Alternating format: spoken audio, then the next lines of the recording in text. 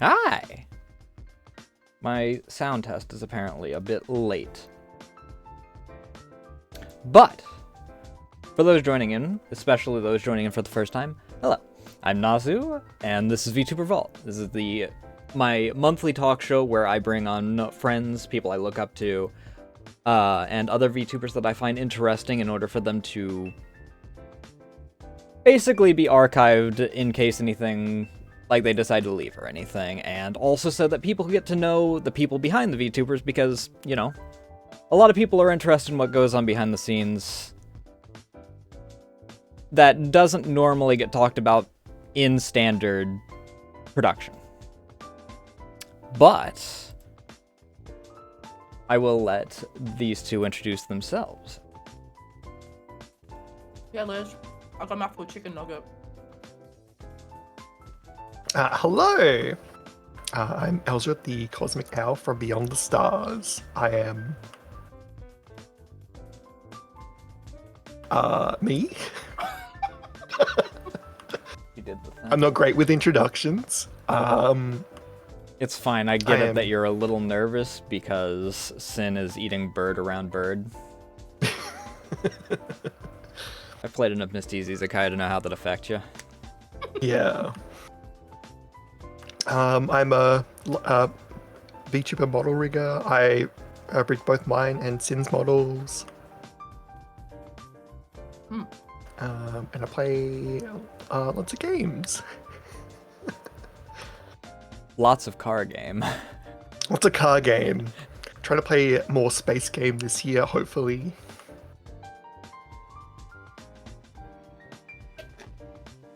Me? Yep, your turn. Hi, my name is Boisyn. I'm a visual novel sticker at VTuber. I'm a cat. Nothing else with big ears. I'm not a fox. I'm not a wolf. I'm a cat. I'm a variety streamer. I play a lot of indie titles, a lot of spooky games. I do art on stream sometimes. This year I'm kind of moving into doing retro. Mm-hmm.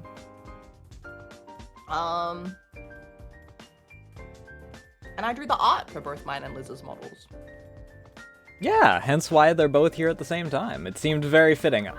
I was debating on double dipping, I'm gonna be honest. At first I was like, should I double dip and invite both you at separate times so that I have two different episodes set up? Should I bring you on at the same time? And then I'm like, well, if I double dip, then it'll seem like I'm doing a little bit of favoritism if I just have you right next to each other, or people will ask why I didn't just bring you on at the same time. And then it's just like, at this point, I might as well just bring you on at the same time because it makes things easier. It also means that some of these questions can just cover both the aspects because people know my point of view from my community because I do both the parts, but obviously you two have a different flow state than I do from that.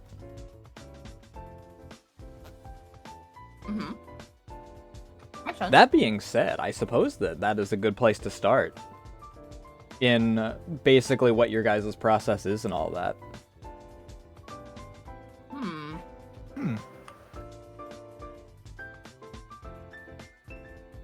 I mean, so if we look at my model and Liz's model, my model is a lot simpler than Liz's.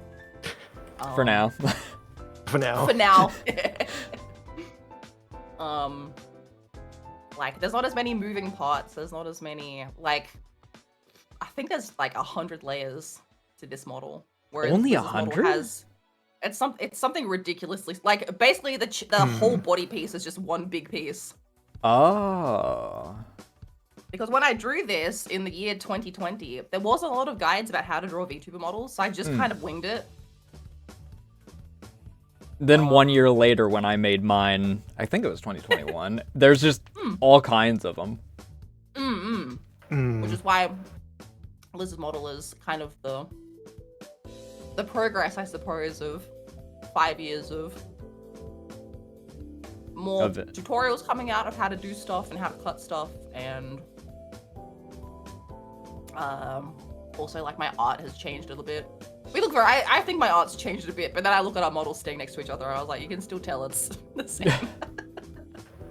But from what you said, 2.0 is going to be a bit more standout as far as different styling. Yeah, it should be. It's not gonna be like. I'm not fully rebranding, but the style change I think will be. It'll look more significant when you put this model next to my new model. I've been sending some screenshots to some friends of like 1.0 versus 2.0, and I'm like, they're just like, what the fuck? I'm very interested based off of some of the ways that the reactions have been as to like the gap in difference. I think because Liz is working on the rigging at the moment, so once she's moving, I think it's gonna be like I think the art's harder to tell. Like there's a style change there, but you can't tell from just looking at a model how many layers there are. Yeah. So like, I think the biggest difference will be once it's rigged and we see it moving, because Liz's rigging has also like massively upgraded since Liz basically. What did you have? You must have had a guide to follow at some point, but like Liz started rigging in 2022. I mean, at the very least, with the V-Bridger upgrade, he did mention the guide, which is the way that I found it. Yeah, just like basic rigging. It's so long ago, I can't remember where I like learnt to like start really. I can remember. I think they were called Sciafire was one of them. And then there's two others that I did for like more special things, like mouth shapes was from one specific person that I don't remember their name. I could point them out in a group of VTubers, but I couldn't remember their name off the top of my head.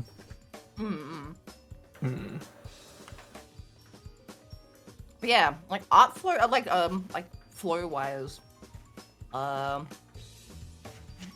I'm guessing you'd probably do it the same way, Nasu. I'm guessing you don't draw the whole like art and then cut it. That seems so insane to me. I've seen people do that, where they draw the model and then they like backfill everything after. Yeah. And that seems insane. Ironically, I was just talking with Coldy about that the other day because she mentioned it. That she's found someone that is like, oh, I draw the whole thing and then I cut it, and it's like, yes. And especially because that person apparently has like 100 layers for their hair alone, and it's like, why not just cut it as you're going? Right? So yeah, no, I do it the sensible way, just cut it as I go. Liz and I have a little bit of back and forth after the art is done, but most of the time, I just get all the art done and then ship it off to Liz. And then because, like, it's just us two working on our own shit. I don't feel like self-conscious about like sending off stuff and being like, hey, if this sucks, just send it back and tell me what you need changed or need fixed, which is nice. I feel like if I send it off to a random rigger, I'd be so self-conscious about like the naming of my layers is kind of insane. I don't know if I could ever send it off to another person because every single model I've done, even ones that are just small updates, I'll like go into it and then I'll wind up being like, oh, I need to change that in the actual art, and then have to go back and then come back, and it's like I'm sure there is back and forth between artists and riggers, but like it just seems so nerve-wracking. I don't need anybody to see the mess behind the scenes that is all of my layers and folders and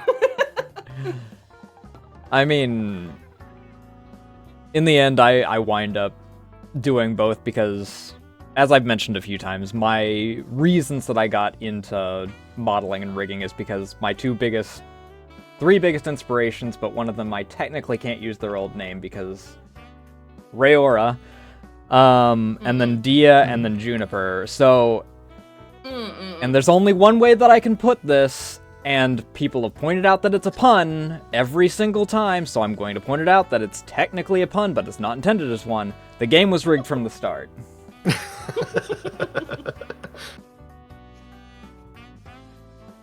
How did you, decide that you were going to do the art and rigging for yours, though?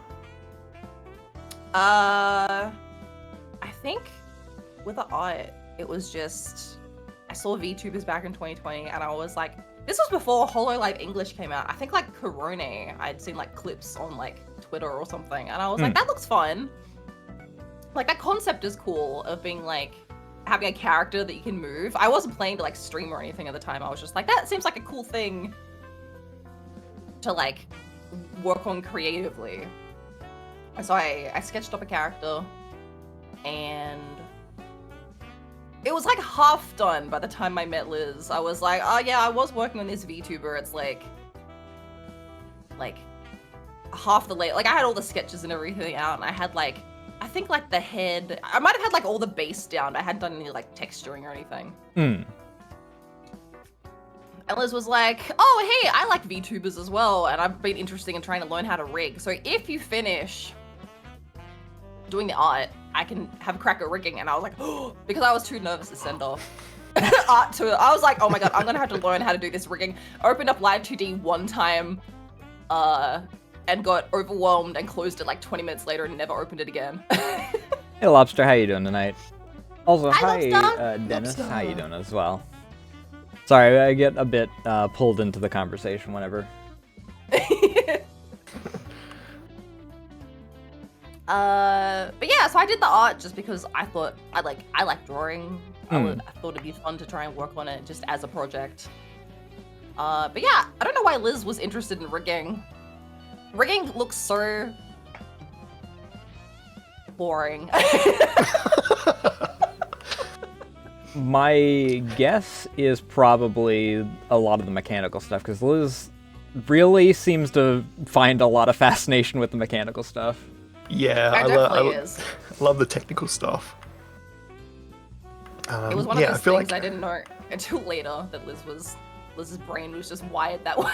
Yeah, I mean, Summer Car, I don't remember what the previous thing was, but StreamerBot and all that stuff, you get really deep into a lot of the gadgets and whatnot.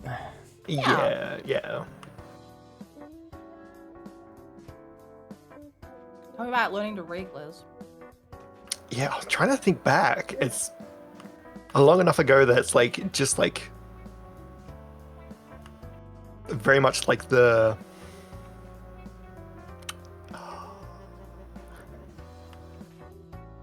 where did I start with it? But it's Can I help? I know, I just like the technical aspect of it. I was like, I can do this, and the moment I moved something and it clicked, I went. I remember being at work, and you was like, look what I did today. And you sent me a video that you took of your screen on your phone of the legs bending. And I look back at that now, and it's not good. But oh yeah, we at gotta the start time, somewhere. it was so exciting, and you were so excited, and I lost my mind. I sent it to all of my friends. I was like, look, it's moving. I think that's so funny because it's just a very slight leg bounce. The knee moves a little bit. We're just like, I think that's how everyone is with their first models. It's because I have the texture, the way that the texture bends and whatnot with my OG model is so goddamn scuffed at this point. But I was so excited for it. I mean, that model lasted a week, and then I got my freaking art brain back, and I made a character sheet, and then from that character sheet made a whole new model, and I was like... But... yeah, you just wind up being so excited for the first bits, and then you look back on it and it's the sheer difference is yeah. Mm. But that's fun. That's growth. I love looking at what this model looks like and then what the new one's going to look like. I just like that's exciting. Like Let's even talk just about this model updating the being like rigging. 100 layers, and it's like you can tell the front of my hair is like made of Yeah, like the hair's 3 pieces. 3 or The 4 entire pieces. back of the hair, including all of the little loose strands, is all just 1 piece. I think Meanwhile, that- Liz's hair, I think, is like 100 layers. I think that like a lot of people do the back hair as like one solid piece, unless they're specifically trying to get like a big flowing animation for it. See, I think Liz's back of the hair is 2 big pieces, so that when he turns, the like dip in his head moves. Hmm. And then like every little strand is like its own separate piece. And then like obviously all the shadows and everything are all separated as well. So that's why it's so big. I'm a little afraid of, because as I mentioned, the model for this year's anniversary is going to be completely different. I'm going to do one of those belly line models with the legs up in the back. Oh yeah! Yeah. Because I fun. got the little brainworm for it, and the first original idea was that I was just going to make a cross-legged sitting position. And I'm like, but what if I go farther?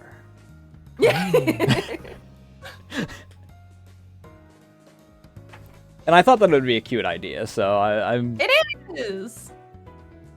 I'm learning several new things when it comes to it, because I've never rigged from a 3/4 perspective. Mm-mm. Yeah, I wouldn't know where to wrap my head around starting doing that, so... I sort of did that with Glitch Sim. Oh yeah. Because the Oh yeah, because Glitch Sin's kind of on an angle. yeah. Mm-mm. Is the head start at an angle, or the head's No, the head's straightforward, straight on. but the Yeah. torso and everything else is at varying angles? Yeah. The head was going to be on a 3/4 angle, but we kind of ran out of time to like wrap my head around it and Liz's head around it. It was really, that model was done literally the day before October that year.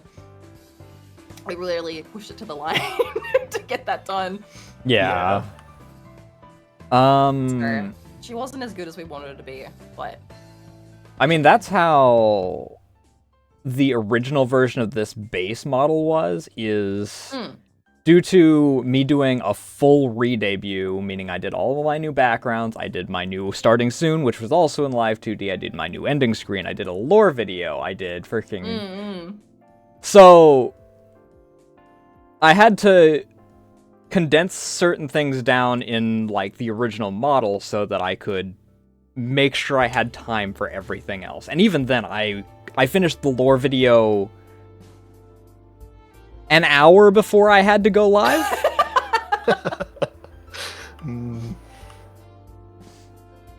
Also, Lobster, if you want to pick some bits of brain, feel free to ask questions, but I also do allow for like a designated question thing near the end of each of these.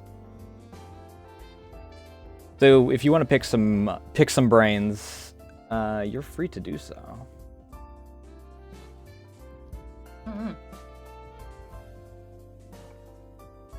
What was he talking about? Let me see if I missed anything else in particular in chat that stood out.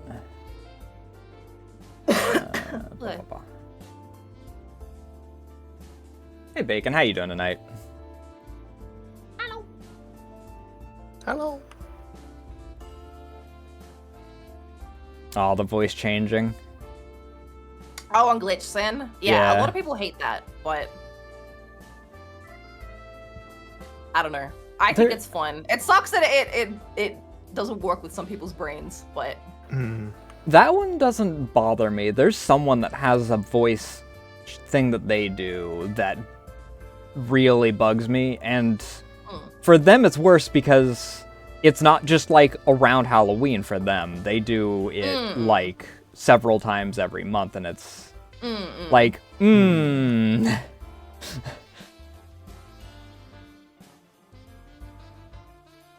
The sound really messes with me. Yeah, I've heard that from a couple of people. I don't know how to fix her without breaking what she is. So Yeah. I think that But, for me, yeah. the main reason that it doesn't bug me is because it's fitting for the character. yeah, I think it's just like the actual sound like grates on people. I know Maddie, I think, has said as well that she can't really do glitched in streams because the sound irritates her. And I'm like, that's so fair. I feel bad when people come chat and they're like, oh, glitched in here, I've got to go buy. I'm just like, I'm sorry. I've had that with specific games that you do, like, because there's a lot of horror games that decide to use the same types of sounds because, oh, baby crying is scary, and it's like, no, it's just grating, dude. Yeah.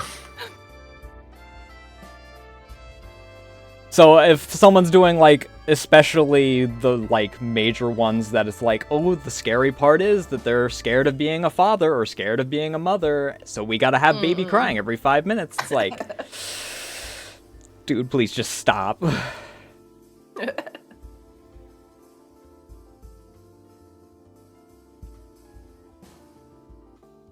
I don't know if there's any other tropes that stand out, though, as far as games.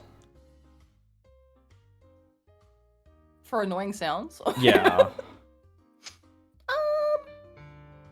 If we're going overall tropes in games, I can think of a few that are, like, really annoying.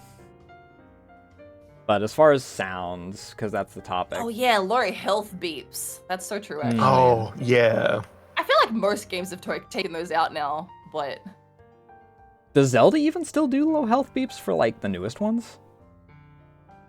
That's the one that stands out to me the most. I always think of Pokemon doing the doo-doo. But actually, I don't know if Zelda does. Or if it does it and then it goes Yeah, like away. for a beat, and then it's gone, yeah. I feel like it doesn't do it until you heal, which is... I don't know if anyone could get away with doing that now. It feels like it's so insane. Hey, Stars, how you doing tonight? I don't have as much problem when they do the heartbeat, unless it's a game that is, like, deep survival game where your time between health kits is actual hours. I find, because there are some, like, horror games I play where, again, horror is kind of trite with this, I suppose. It's like, they'll have a heartbeat sound, but either it's, like, way too bassy or way too loud. And it will just play until, like, your health goes back up or the monster goes away. Like, I do hate that. It does grate on me when I play those ones. I'm just like, all right, I get it. Or when a character is just like, into the microphone, I'm just like, please, I don't need that. Especially when it's like, and no bashing to, like, people doing for passion projects and whatnot, but it's, like, very indie, so they don't have the pop filter on there. Yeah. They're like, I don't need to buy a breathing sound. I can breathe on my own, and they just huff into the microphone. Yeah. One thing in particular, because speaking of the heartbeat and the fast breathing, sanity effects that, like, don't do anything. Yes. The newer Call of I say newer, this is like 10 years old at this point, but that Call of Cthulhu game that came out a while back, freaking it was like, oh, Dark Corners of the Earth had a sanity thing, we need a sanity thing. And they're like, in the tutorial, oh, you'll start to have effects on your psyche and whatnot, and then they don't touch it at all. You occasionally get, like, little wobbly bits around the edge, but you're not even, like, forced out of your hiding spots or anything if you do it. I was gonna say I hate, like, low sanity, but, like, when you've got sanity, but there's no tells, but before it gets, like, I suppose I'm specifically thinking of Escape the Backrooms that I played with Liz. And there's a sanity thing in that game, but it basically doesn't tell you that your sanity's low until you're about to die. Like, if your sanity crashes out, then you get eaten by a monster and you die. But there's no way to know that it's getting lower unless you, like, stop, open up the menu, check how your sanity's doing. So it'll basically tell you like 10 seconds before you die. So you've got like 10 seconds to quickly rip out an almond water out of your bag and have your tasty brain juice. Just play the entirety of Amnesia, never get a single effect, and then just drop dead from a heart attack occasionally.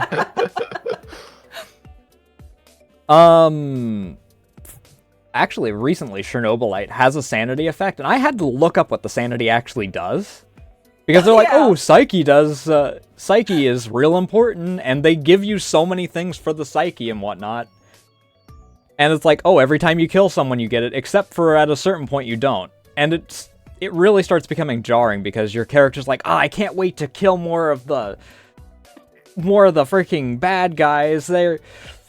They've really crossed the line now. They've got my wife. That's not actually my wife. It's fiance, but he treats her like it's his wife. And it's like, but then it's like, at a certain point, it's just, okay, you guys are in my way. Pop, pop, pop. Oh, I lost a point of sanity for killing 5 guys. Whatever. Mm-mm. And then I had to look up what it is, because at max drop sanity, you apparently have like a 5% increase to your weapon sway, and that's like it. Oh. I was trying to think. There was a game I saw. I could be wrong on how it works. From what I remember, I think it was Storebound. Yeah. Just like a co-op department store escape sort of thing. Mm-hmm. It looks interesting. I think one of the like sandy things on it is like textures start getting replaced with like very fleshy meat looking things. So the more like insane, like the more your sandy drops, the weirder like the same like map, but like all the textures start like getting weird sort of thing. It's like a visual sort of. Yeah, I do like that. Yeah, Eternal Darkness did it quite well as well, where it starts playing different things. Unfortunately, most of Eternal Darkness's sanity effects don't work now, because they're all based off of the same pattern of TV from back then. So it's like, hey, that's not how the volume bar on my TV works. Why is the mute button say green?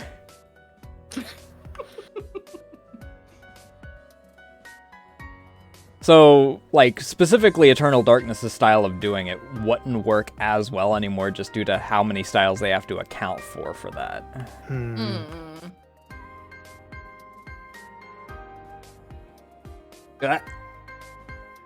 I hate when people freaking mention how old something is, and I freaking just take psychic damage from it.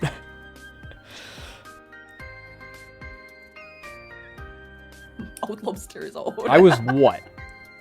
4?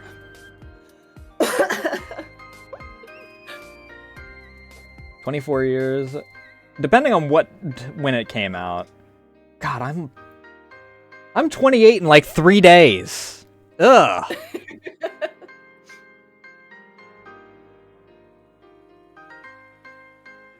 Yeah, I'm 28 in 3 days.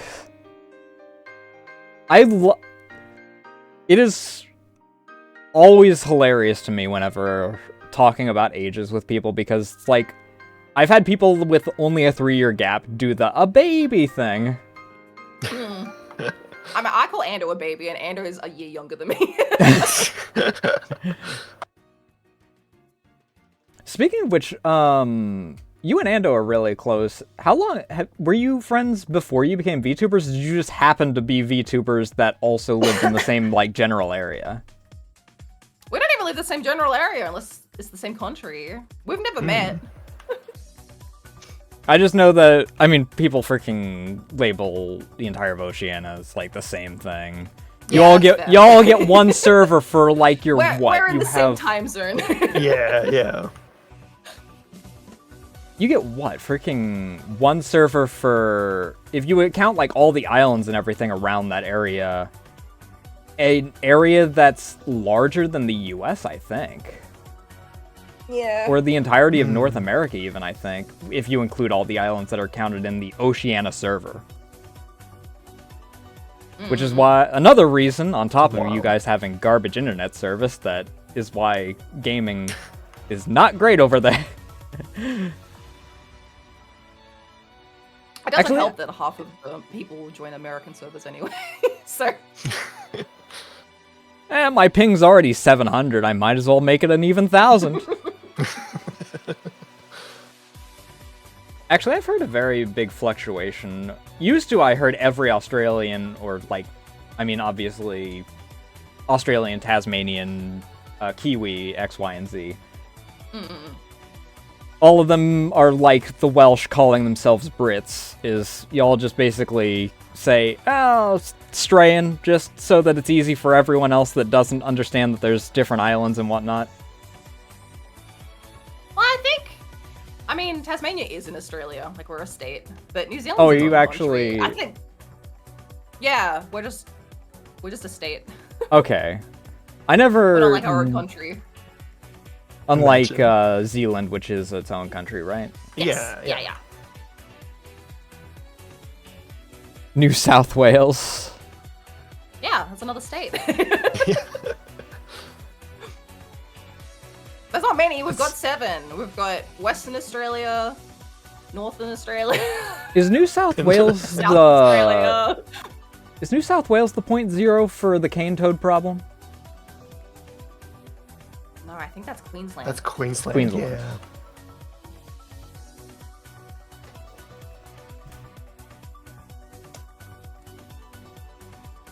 Which state is it that has the famous elephant seal?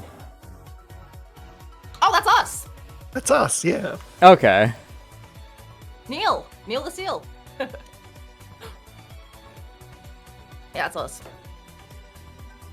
Australia likes to co-opt him. The mainlanders trying to take our seal. They won't talk to us the other, like, 11 months of the year, but the 1 month that Neil's here, they're like, yeah, we love you guys. Yeah. Because, I mean, I used to know a decent amount about Australia, and then, you know, like every American, once Crocodile Hunter stopped being a thing... That's so fair, yeah. Yeah. It's like, I occasionally hear it from friends that are over in that area, but aside from that, I don't know the day-to-day goings-on. And then now, what's his name, Pars? Oh. There's an Australian guy that does nature shorts. Which is how a lot of people are finding out. Yeah, I think I know who you mean, but I don't know his name. Liz, you would know him if I showed him. Okay, so yeah. Yeah, okay. Bacon says it is Pars. Glad I at least remembered his name.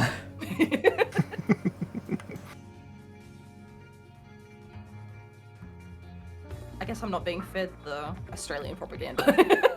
Yeah. YouTube's just like, oh, well, you're already close enough. We don't need to... You already know. We don't need to push it on to you. However, the US, prime real estate. I was gonna say, it will feed me US propaganda all day, every day. Giving them Tim Tams? Is that like,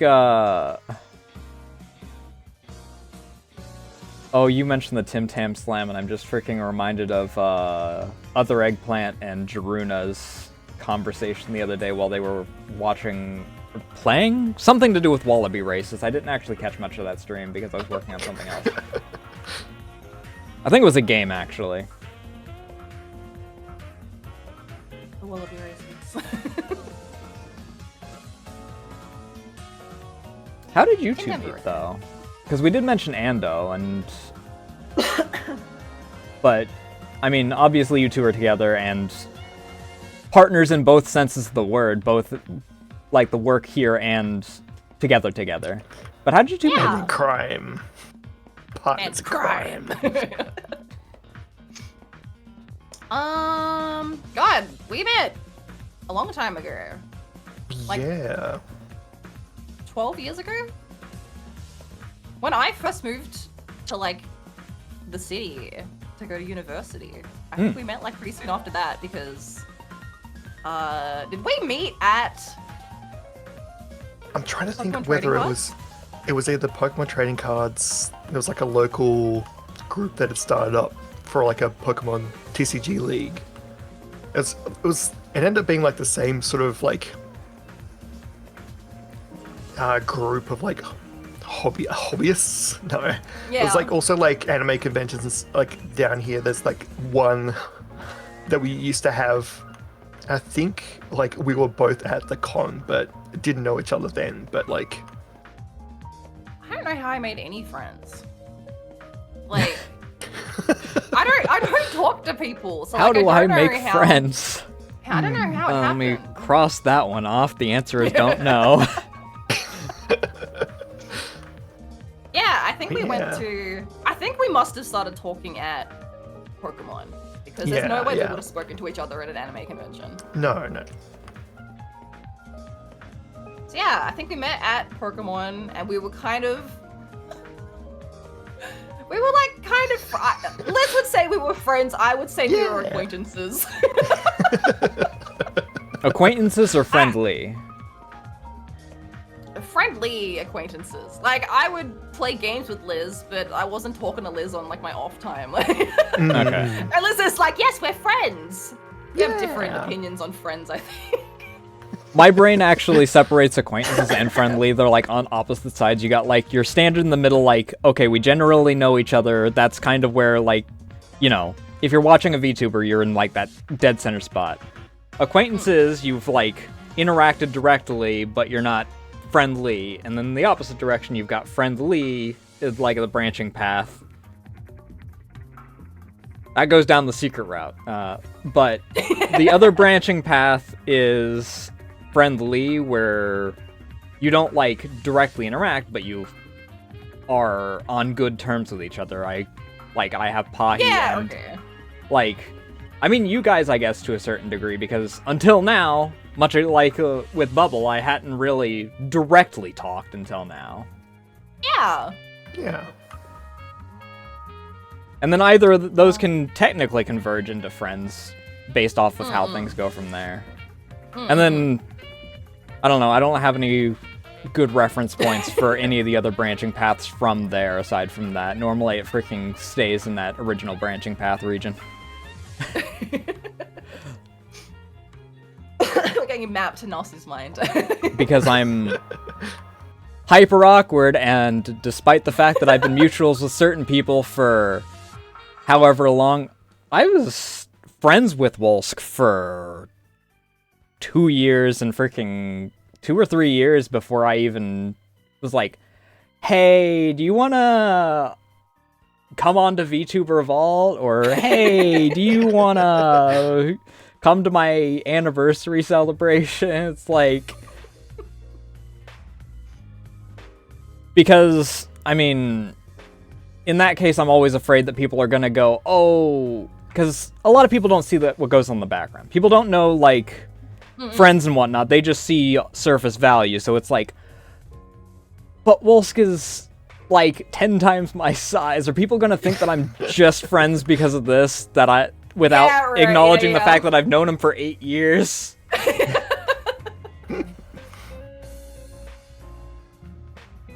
And it's always just like, I'm afraid.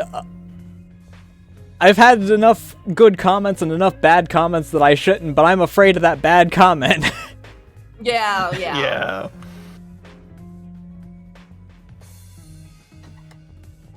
But yeah, that was how we met. But we didn't start dating till. What is it now? But our anniversary's coming up soon. 20. Yeah, 5? 21. So it's 21. gonna be 5 years this year, bitch. 5 years. You didn't start dating immediately after meeting each other? What the fuck? Hey, you should talk I to was in my... another relationship for 10 years. Liz didn't have a chance. Yeah. You should teach my bio brother a lesson or two.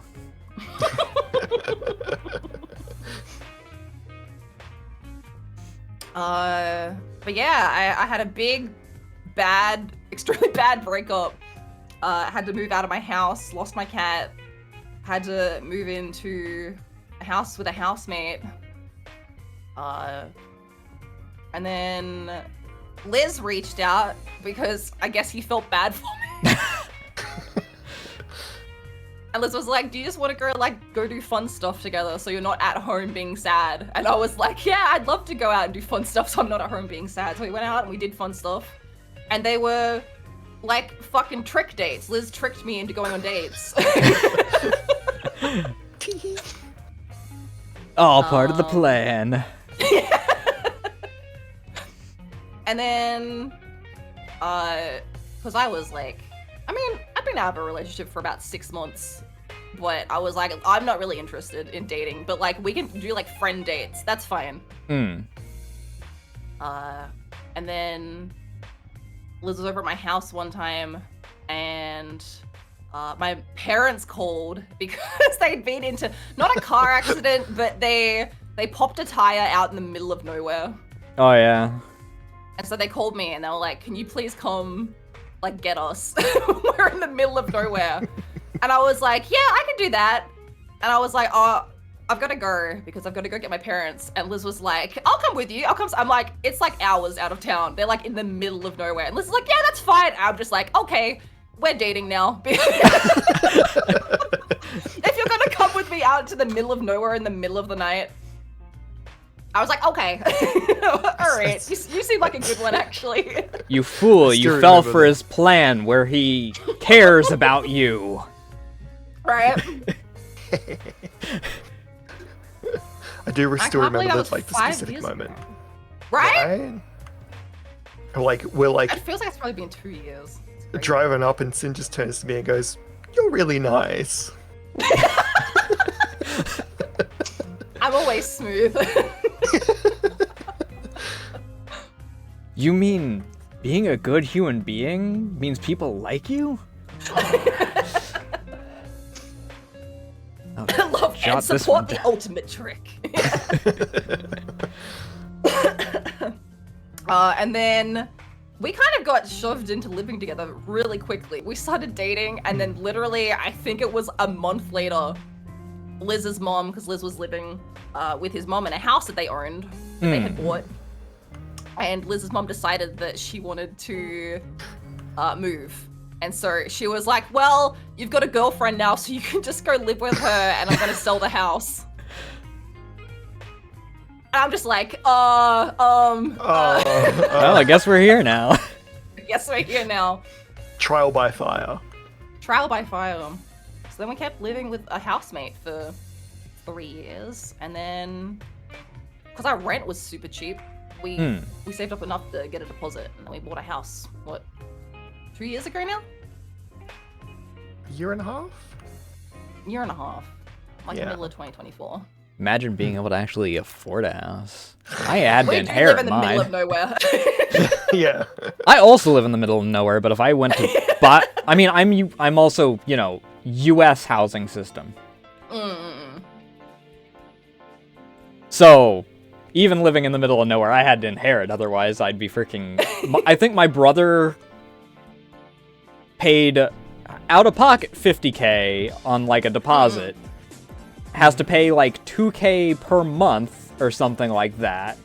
And the house is still has had, in the 3 months or so that they've had it, has already had to have $35,000 worth of repairs. Oh no. Ooh. They had to call a specialist out there to get rid of black mold. Oh no. They had a I don't remember what the infestation was. It wasn't cockroaches. He was smart enough not to get the cockroach infestation. I think it was stink bugs. Which is arguably worse. Oh no! Oh no. Stank bugs. Yep, stink bugs.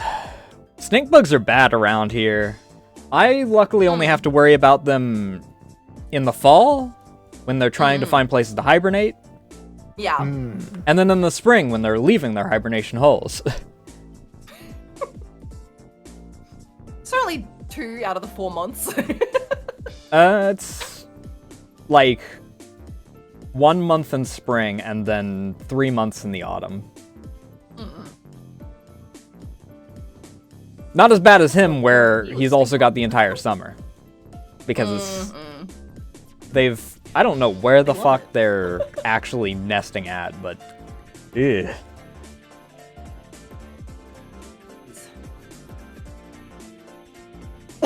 Yeah, we only had money for a deposit because, yeah, Liz owned his last house with his mom, so when they sold the house, he got some of that deposit money back. Yeah.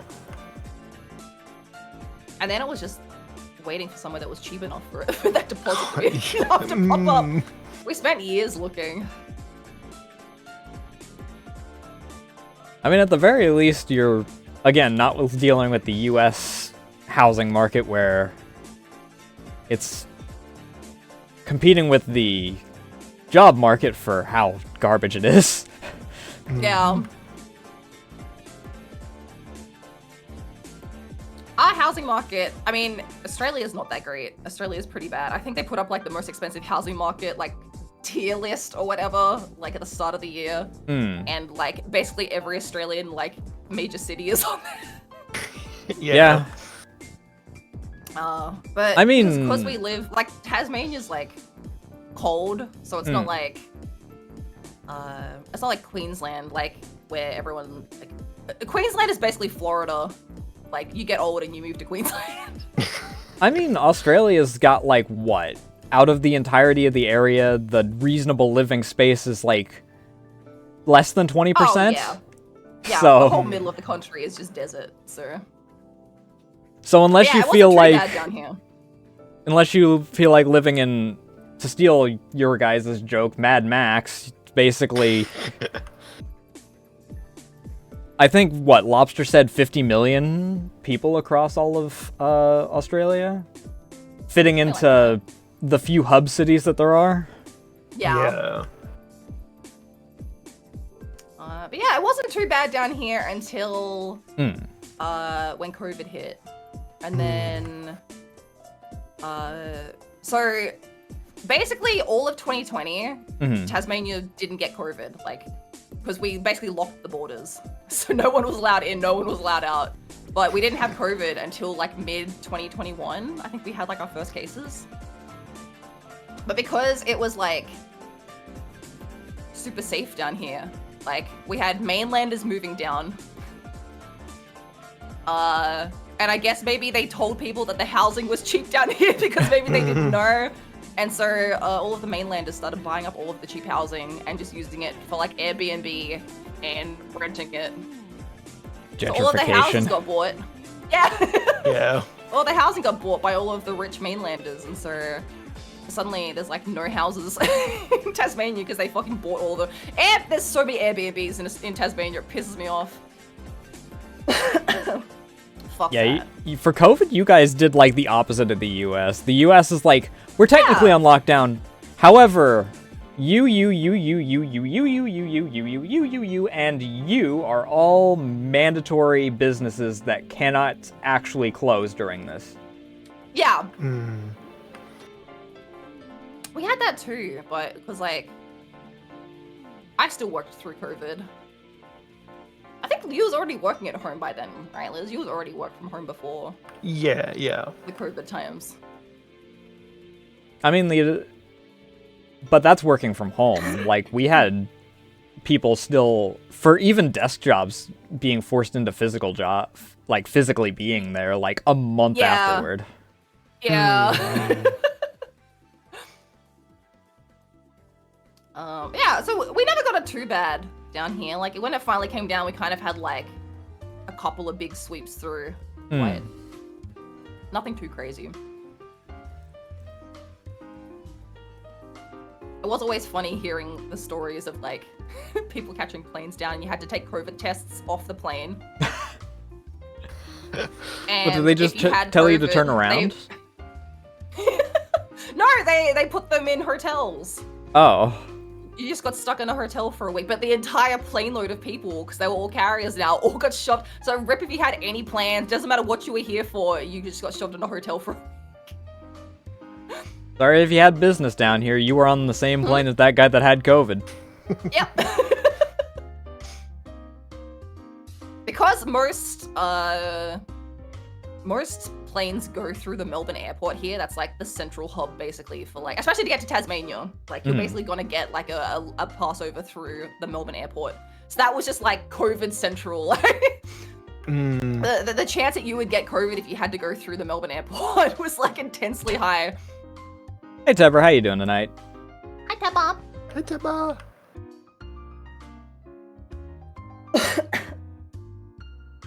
I suppose going back, continuing down the line of, also down the line of this because they're like right next to each other. But how did the first part of the question is how did the MIP gives VIP like tradition thing start?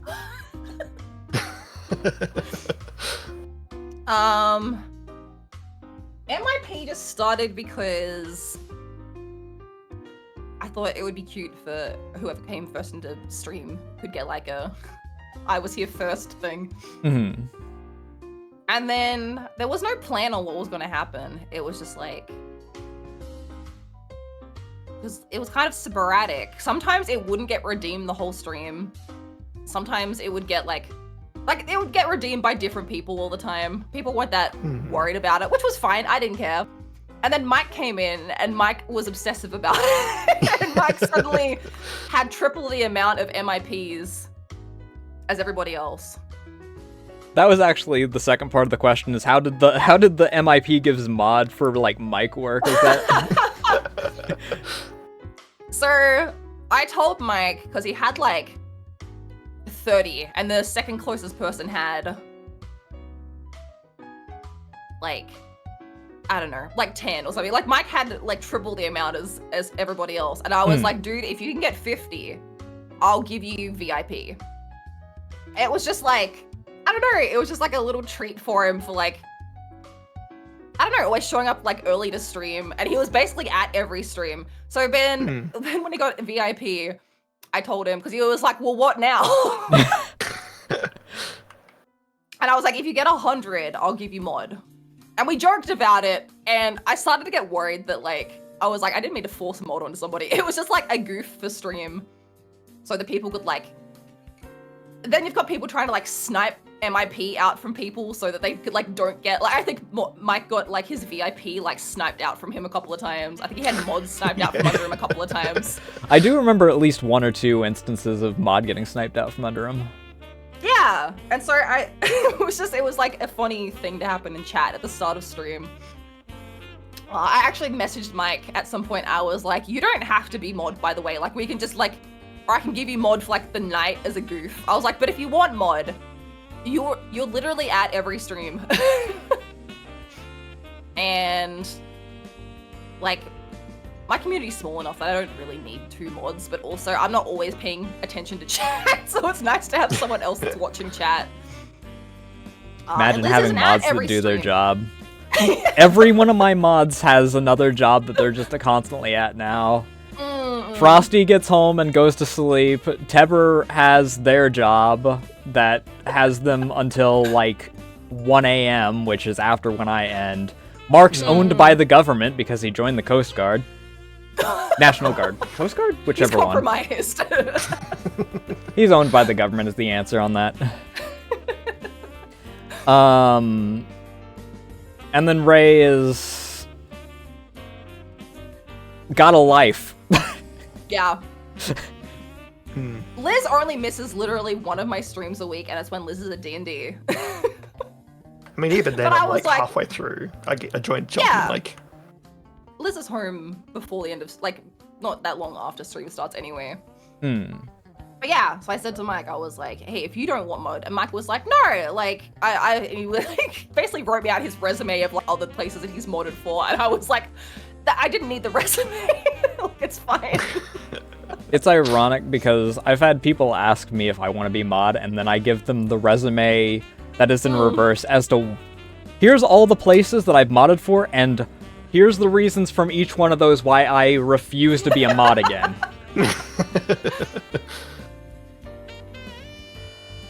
Like, I have had so much less parasocialism being a VTuber than being a goddamn mod.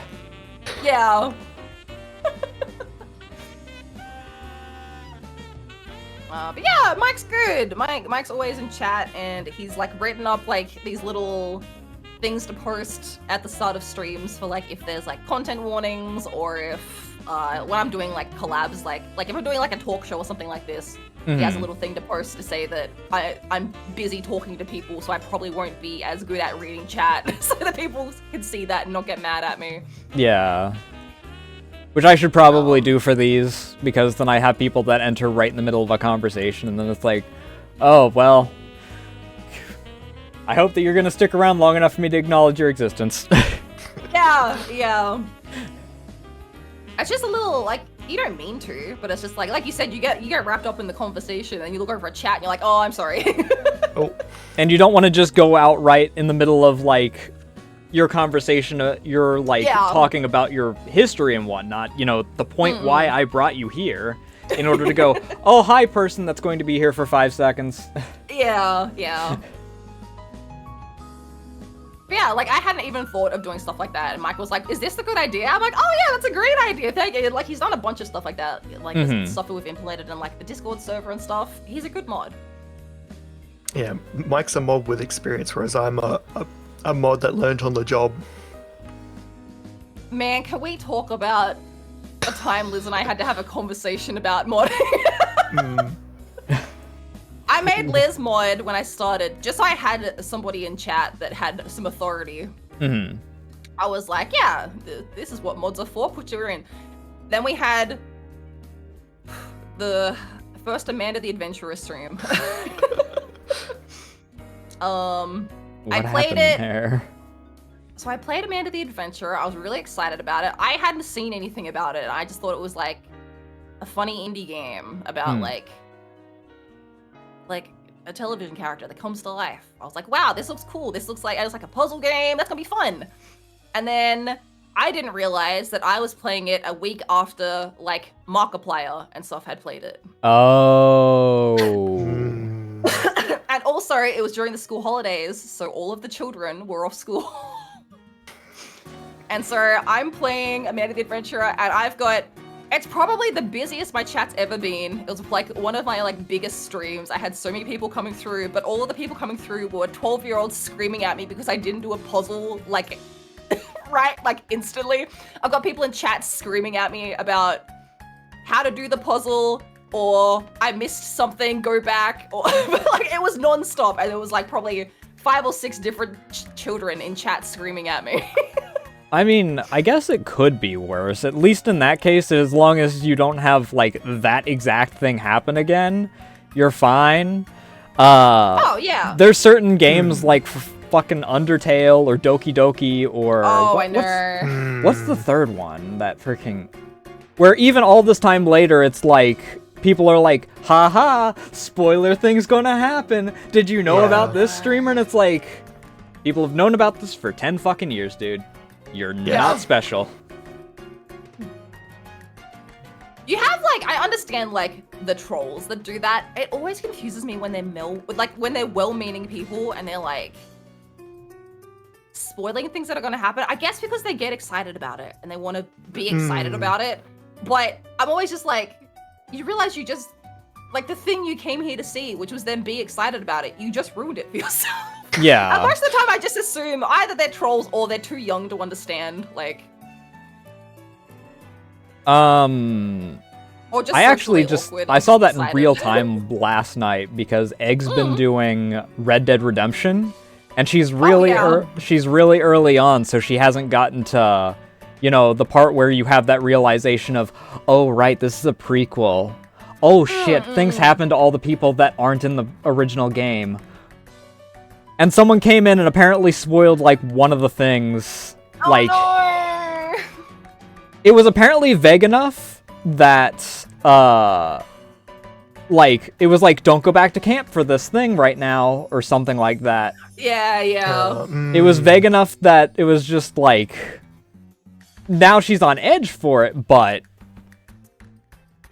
it wasn't like, oh haha, now main character is freaking going to spend the rest of the game with a limp arm or something like that. Yeah.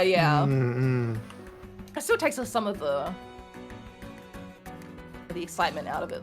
Yeah. Right? Like, Yeah, there's like a very like fine line between having like that viewer engagement and everyone like joining in and chatting, but them also skewing like the player experience kind of thing, like saying too much that'll like make you go, oh, maybe I shouldn't do this thing, whereas you probably would have done it like naturally. Yeah.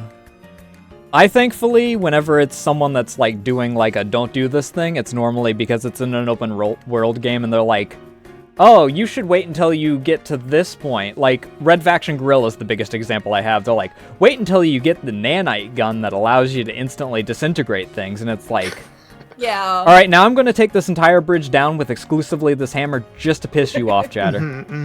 Just And do I the did it. opposite of what they're asking for. But yeah, after the abandoned damages, I had one of my like VTuber friends message me after because I had been in chat like telling the children to shut up, basically. Yeah. They like messaged me and they were like, "Hey, if you need like a mod, I can mod if you want." But also, I know that like basically they're normally at work when I stream, so I was like, "Well, there's no point in taking you as mod because you can show up to maybe 1 out of 30 streams." But I had to talk to Liz, and I was like, Liz, I know it's scary, and I know that you're like the nicest person, so you don't want to make anyone sad, but I'm sad when the children come in and yell at me, and I need you to ban the children when they make me sad. For a chat like that, just due to the sheer number of bans, that's one of those ones that like just set up StreamerBot exclusively for that stream, for bans to have like the gunshot kind of thing going on. Don't freaking put their name up because they'll just come back with an alt account in order to freaking get banned again, but like just the gunshot for each one of them. I don't think it's ever went that bad again. It was like a once in a lifetime learning experience. I think that like I said, the only two that you probably wind up having that with is like either if you're playing a game at the same time as like everyone else's, like Tebber mentioned Code Vein 2. I can definitely understand not wanting to do that at the same time. Or people coming in like Monster Hunter release week and going, hey, have you gotten to this monster yet? It's a real doozy.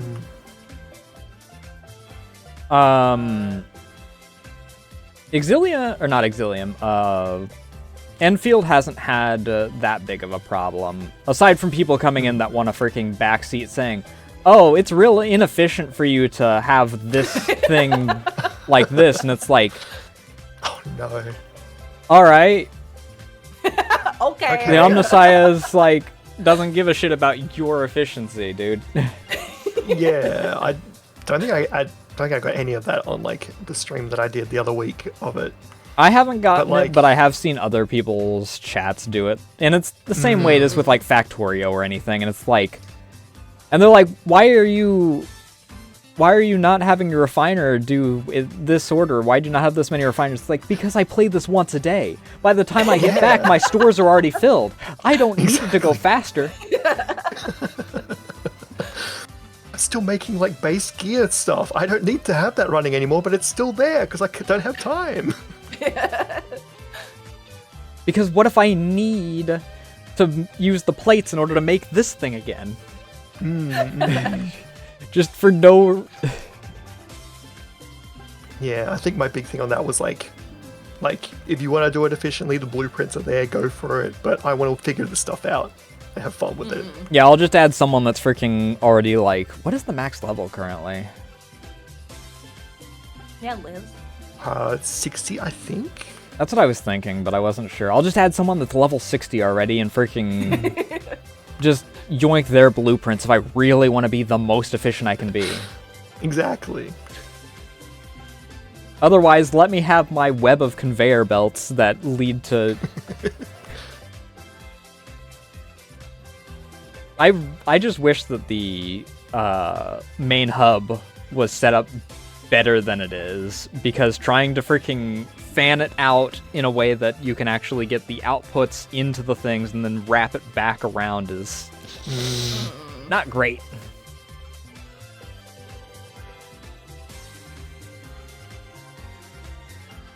But you have to do that for the first bit until you actually have the ability to expand or get the buses or whatever.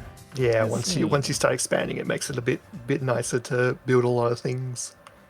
That refugee camp with the panda has such a tiny area for the start. It's like I could fit like three things in it until I expanded it. I haven't played Satisfactory because I don't own it because money. I also just plain have too many games. What am I sitting at currently, actually? If we go by the unsorted stuff, exclusively 1,219.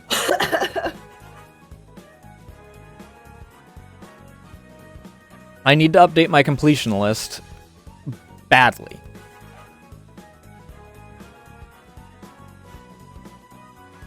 And something like Satisfactory fits into the same spot as RimWorld. Yeah. Where I'm like... It's just banned for, like, 5 months of the year because those are my freaking I gotta be productive months.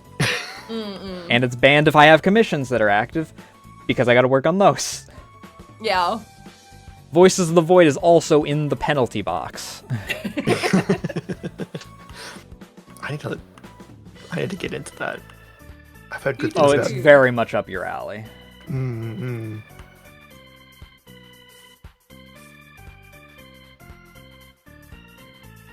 One of those games that I could play, but I'd probably get more enjoyment out of watching Liz play. Hey, Mike, how you doing tonight? It's Mike. We were just talking Aw, about Mike. you. Yeah, you missed all the nice things I said about you. Oh well. Oh well, he's here now. Oh well. Now we say mean things. Pack it up.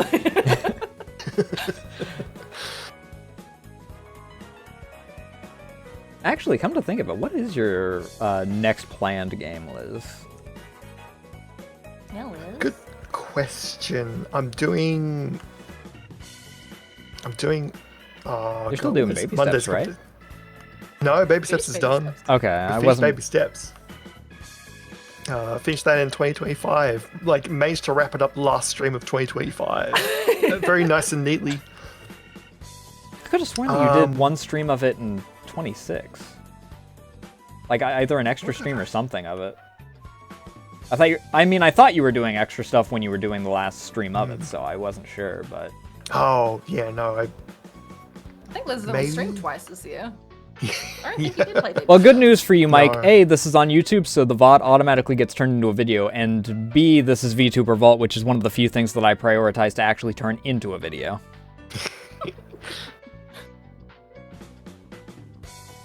Don't worry, Mike, you're safe. Yeah, I've done like 2 streams this year so far. It's been a busy month so far. Yeah. But yeah, I'm doing, I'm playing with Bionicles on Monday. I'm doing a hand cam stream with Yay! my Bionicles on Monday, reassembling them all. Deconstructing the big monster into all the individuals. I do remember you mentioned that at the end of the Exilium. I keep saying Exilium because my brain's on Girls Frontline for some reason. Why do they both start with E? Enfield. Enfield. Yeah, I've got that on Monday. Deadly Premonition is there as well. Yes. That's one of the rewards from the Jingle Jam from last year. Yay! I know there's a bunch of games that I sort of want to do like a series on, but it's also only having the time at the moment to stream on the Monday. Means like if I want to do a long series, it goes for a couple. Like if I do like 4 streams of a game, that's a whole month's worth. So I sort of want to plan things out. But yeah, I do want to play more sci-fi games this year. That's part of why I put Chernobyl Light on a marathon thing, because it was short enough that I knew that I wasn't going to be going an entire week for it. But it was also one of those things where if I do my standard streams of 4 hours a pop, it's 6 streams rather than just 2 gun through it.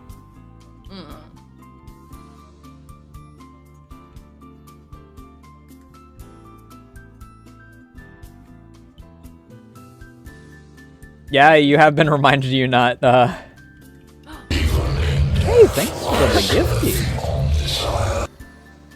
What, What? A classic Mike skip sub. Listen, it could have been Clock and Ball Torture. It could have been Saba. Could have been Saba.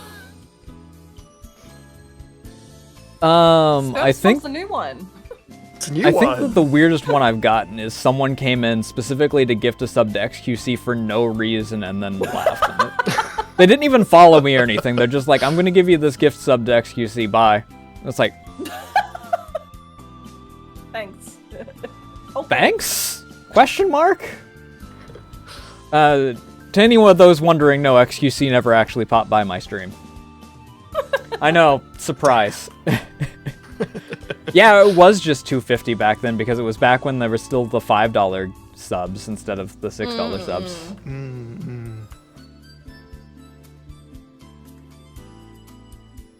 Imagine paying $6 for a sub. I know, I was just thinking that. Which countries are covered by the freaking, like, even more expensive ones? It costs $9 Australian for a subscription. That's why I only sub to Ando and Liz. 'Cause I'm like, There is, I think it's an Asian country that has it like 14 of their dollars a sub. Like it translates to 14 USD for them, which is very funny. Not for them, but because I don't see any of that extra money. Yeah, right? Thanks, Twitch. Thanks, Twitch.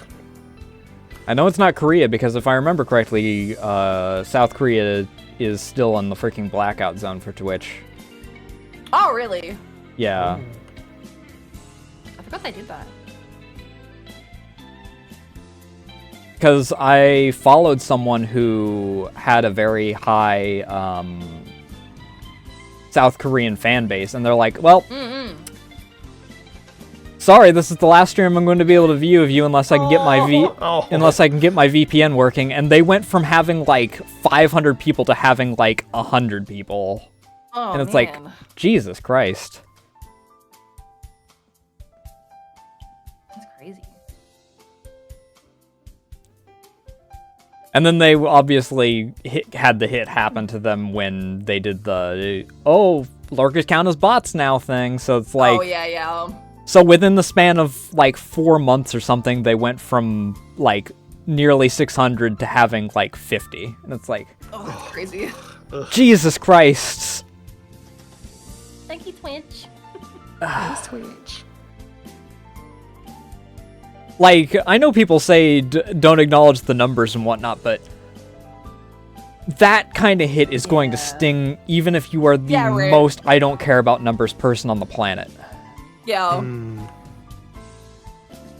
Especially because, like, in the instance of South Korea, they're active chatters, so they're just...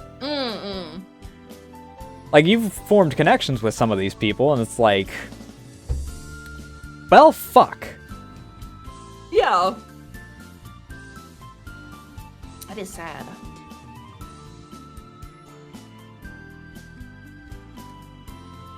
Which, certainly makes some decisions. I certainly do. Did you see, God, what's his name? Zach? Zach Asmongold? Bussey? No. Oh, Zach Bousset, or whatever his name is. Zach Bussey. Bussy. Yeah, that's what Zach everyone calls Bussey. him. He was, like, crashing out about something Twitch did the other day.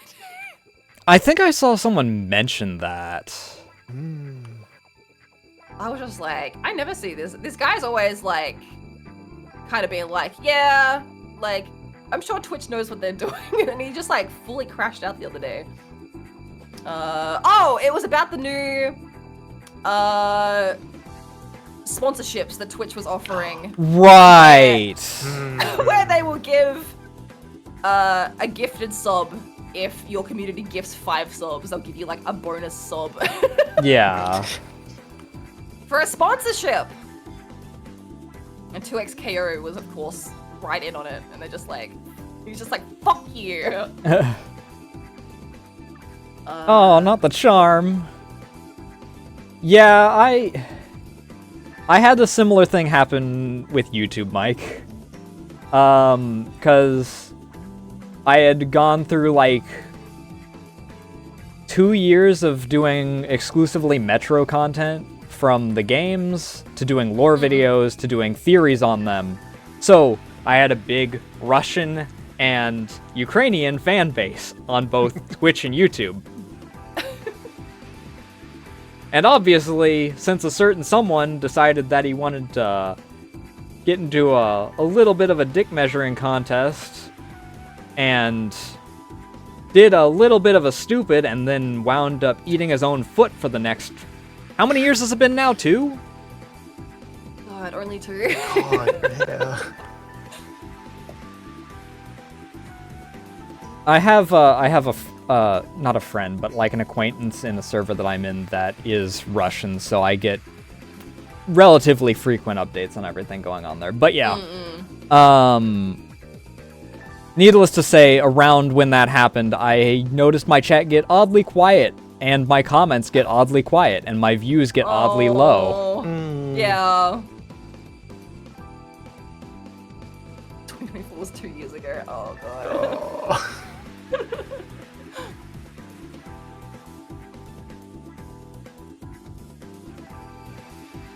It's too early in the year to feel old hearing about how long ago a certain date was. Time hasn't existed since 2020, to be honest. Yeah.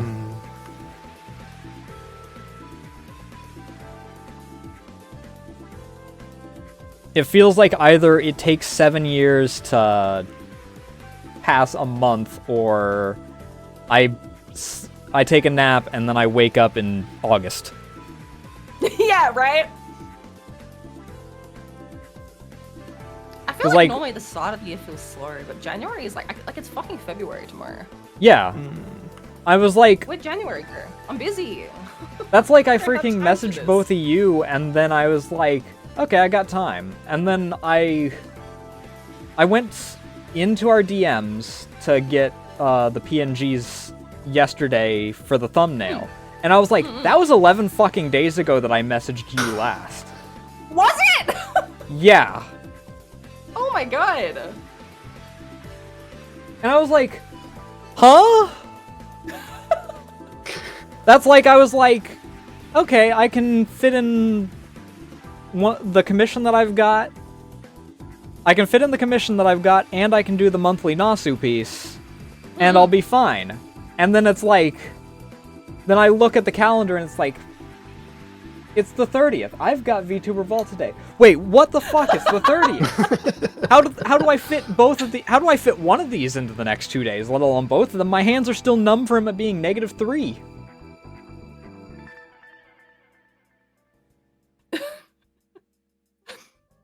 Yeah, Tebber and I've talked like twice this month because it's the month has gone by so fast.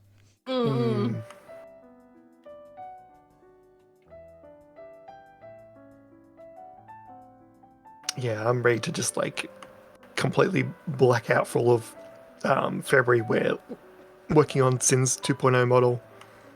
I'm just gonna disappear and wake up and be March. That's what I'm Trying to afraid get- of, is I have a few things that I want to do. Because obviously I want the model before April. I want to update some of my freaking backgrounds, because I want to finally get around to doing a designated VTuber Vault background instead of just having my standard background with the... I swear it's a table, guys.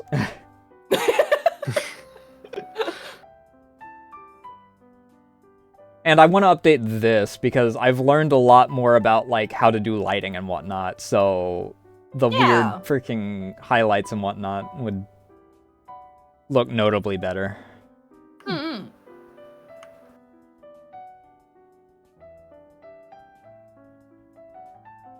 Yeah, we had a lot of Discord call time last year.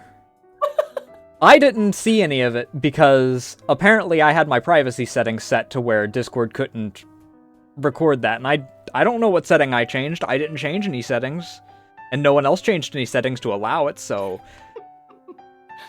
maybe it's just the fact that it was a setting that existed at a certain point in time that got auto-turned on at a certain other point in time when people made their accounts.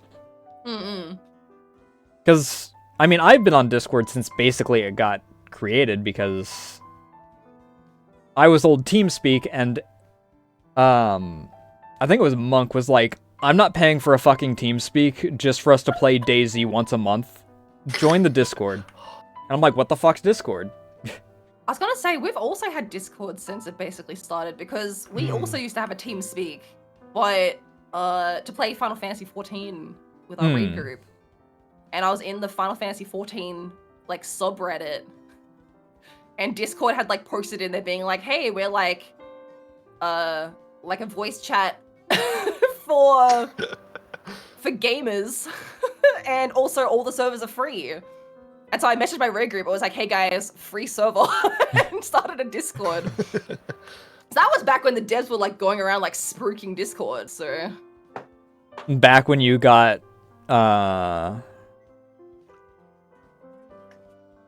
global emotes for free just for having a big server. Yeah! Yeah, whatever happened to that being grandfathered out, by the way, Discord?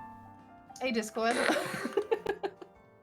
Because they're like, oh yeah, everyone that already has their global emotes, you'll keep them indefinitely, it's fine. And then like 2 months later, it's like, well, I guess I'm leaving these 4 servers because I was only in them for the emotes and I can't use them now. And I'm not paying for fucking Nitro.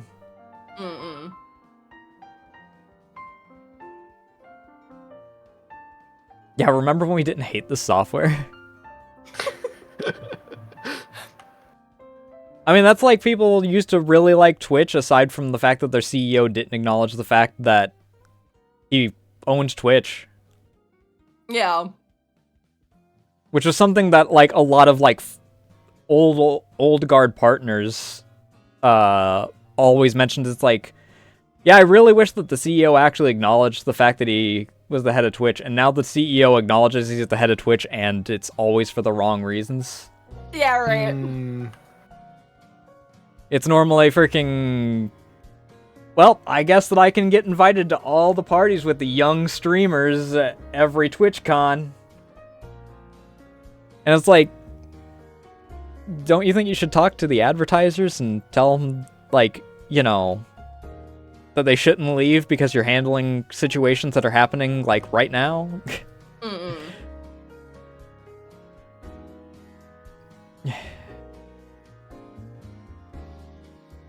I don't know. No, so I've got to do a classic bit.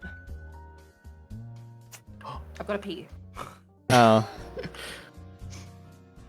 Oh. Well. Oh. I mean, we did technically miss first break. I also have to pee, so we can reconvene in a hot minute. Perfect. And remember, like, otherwise I'll just slip out. remember what is in your script after first break, kids. I still have my water because I was drinking tea for the first portion. I should have made a cup of tea. Oh, well. I've been going through a lot of tea because it's like the only thing that keeps my hands somewhat warm. Yeah. Like I mentioned at the beginning of all this, I am wearing gloves during this. Meanwhile, we've just got a nice, warm, cloudy day outside.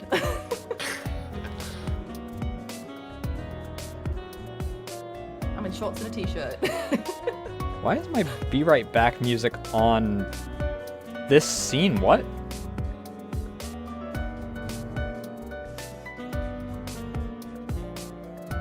That's not supposed to happen. That's not on. It's not on the scene. What the fuck?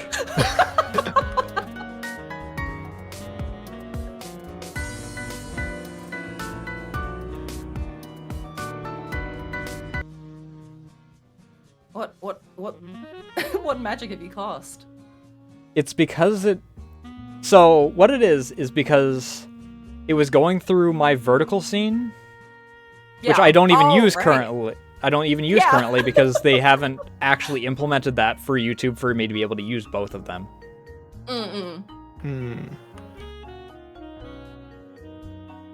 And the vertical scene doesn't have a VTuber vault scene at all, firstly. Secondly, I manually do that because I don't want to hit any keys that shift me around because I don't want to have to readjust my position at all. Yeah, yeah.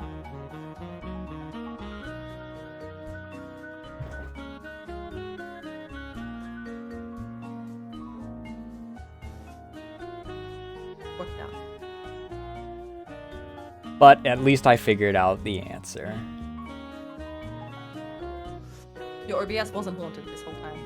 Well, it is still very much haunted. It opens up windowed, but marked as full screen. Well, at least someone remembered the script. Yeah, remember how It's like, again this wait. model 100 layers? I Yeah. cannot take the jacket off. It's glued to me. I think we can, but it's terrifying. Yeah, Oh, is okay, there- Liz, tell my secrets. Tell my secrets, Liz. I can turn the jacket off. But guess what? My arms are scarily skinny because when I drew the art, I drew it with the jacket first. And so then I had to draw the actual arms underneath because I was like, I suppose I should draw the arms underneath. And so the arms are so skinny so they could fit inside the jacket sleeves. And that's my dark secret, okay? I've got really skinny arms. I don't want anyone to see them. So That's why Sin 2.0 is absolutely jacked. I've got huge arms. Nasu 1.5 has a slightly similar problem. Or what? Did that? It's 1.0 and 1.5 because 1.5 is just the fix to the eyes and the lines. Because 0.5 is the half body, but I didn't draw the arms when doing Nasu 1.0. I just did the jacket and stuck the hands up in the sleeves. Yeah. So Nasu's neck just kind of goes down into it, and the reason that the first 3D model was such a pain to do is because I had to proportion things based off of how they should have been without having an actual reference that worked. Because Nasu 1.0 has no torso. I tried drawing over it to give a torso for a reference. No torso fits into there.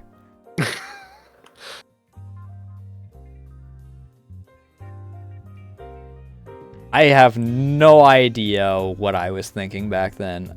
The answer is I wasn't. I was freaking... Yeah.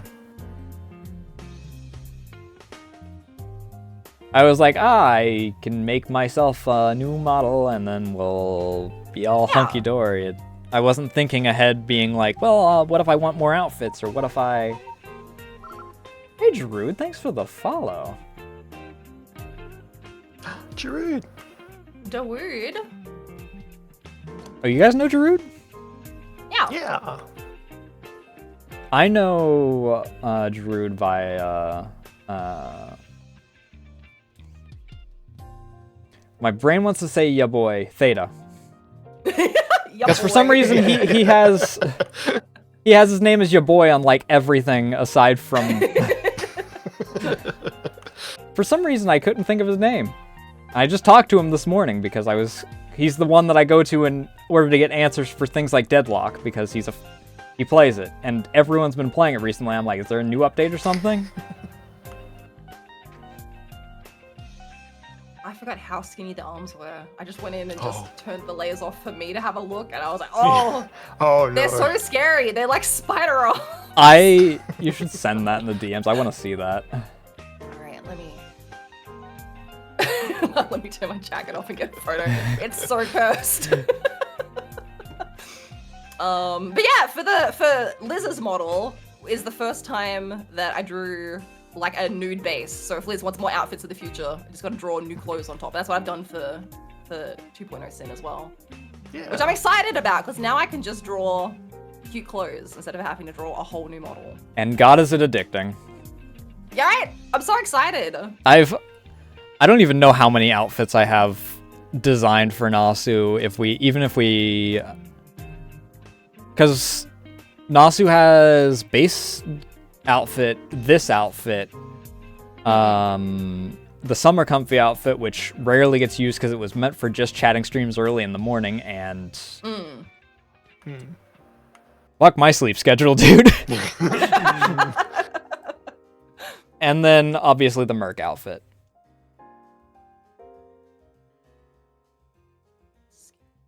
Skinny little bitch arms.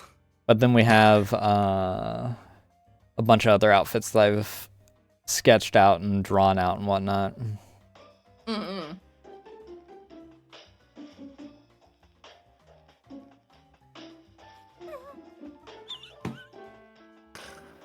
Sorry.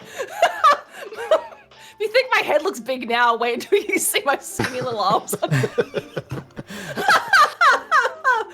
don't know if anyone's ever seen this before except for me and Liz, because Liz was like, oh, you can turn your jacket off. I turned it off one time. I went, nope, never again. Nope. What was I thinking?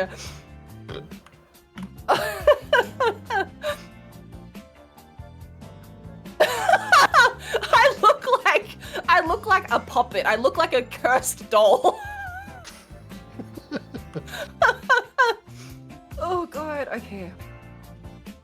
I've only turned off one half of the jacket. I almost pushed that Liz's server. What the fuck are they doing out there? Oh jeez. It's so scary. What are the proportions? Oh, I forgot how bad it was under there. It's so bad under here. Also, the vest, like, does not go around the... Yeah. I think that the funniest thing is that it makes it look even weirder because you don't have the absurdly large hands to go with, like, the scrawny arms that you normally see. So I can't even say that you look like a Woody doll or something like that, where it's like... the weird proportions, just... What the fuck? Wowie zowie. This is the version I should show you next to 2.0 Sin when I'm showing off the differences. I'll be like, look. See how she looks like a person now and not like a cursed doll? Alright, let's just turn all of that back on because I still have to look at this. Jesus Christ. Oh, it's so weird. It's so scary. Alright, there we go. I feel better. Hide my curse. The jacket just doing so much heavy lifting there. It's doing so much work. It's an integral part. That's why I glued it onto my arms. Can't show off your strong arms. Yeah, no one can know how beefy I am under here. Anna keeps asking for a Boisyn model. Little does he know we've already got one. Yeah. I mean, compared to that, 2.0 doesn't have much to work for in order to get there.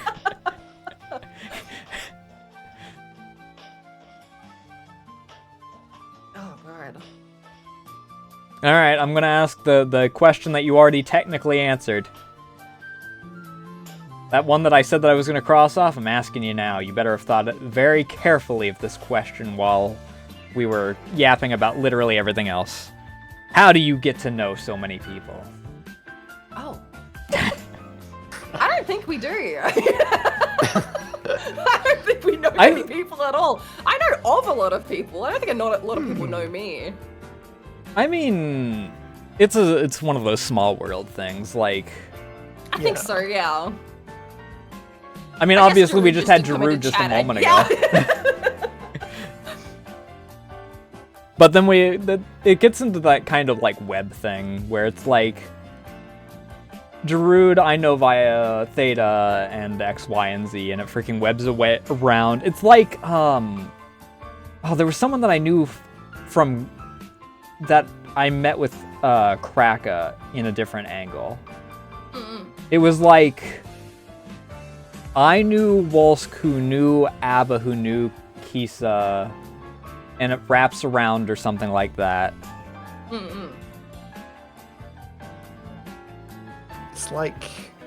It's like with Mike. Like, we know Mike from Enya's chat stream community. Like, he was like over there, I think, before like coming and hanging out with us. But then we know Enya because Sin made like the we made plushy arm props. Yeah. for Pokemon Scarlet and Violet.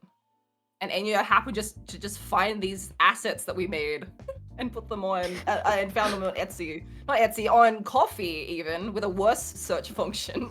I don't know how she ever found those. And then for some reason I had linked my Twitch to my Coffee, and so she was like, oh, this person also streams, and so she came and checked out and rated in one time, which freaked me out because I was like, Just like a I don't know who little this person is, baby. and just rated in with like 100 people. And I was like, who the fuck is this? I have a few different weird ones. When it comes to Twitch, my weirdest one that's exclusive to Twitch is like a week or so after I debuted, Maka followed me. Oh, yeah. Oh. So I'm mutuals with her, and she's like one of those ones that's heavily in that I've known her and we've been mutuals for ages, but Yeah. that freaking gap there is like, Yeah, yeah. I'm afraid, like, even if we hit it off like the best freaking ever and we're like dead friends for like the rest of it, it's like people are... I'm afraid of the comments. Yeah, I get it.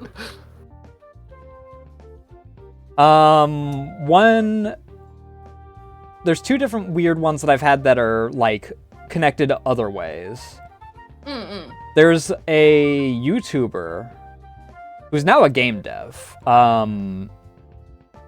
Shades, who, if you know any of his stuff, the game that he's most known for is Shady Loot Cart, which you might have heard of, I don't know.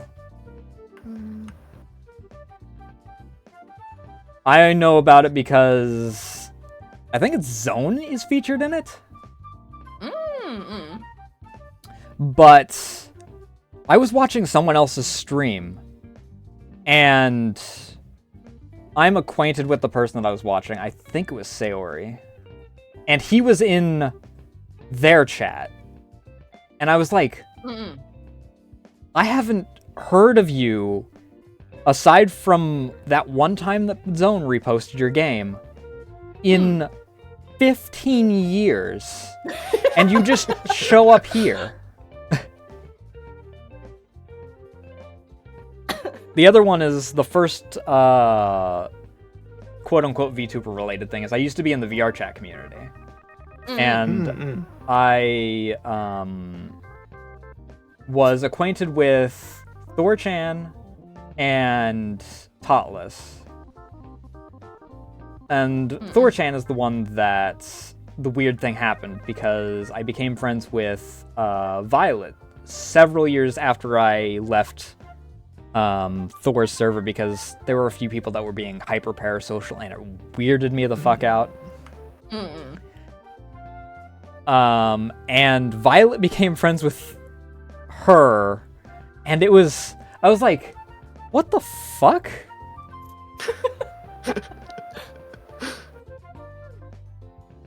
Like 2 to 3 years apart, met through completely different paths, and here we are running into each other again. It is a small world.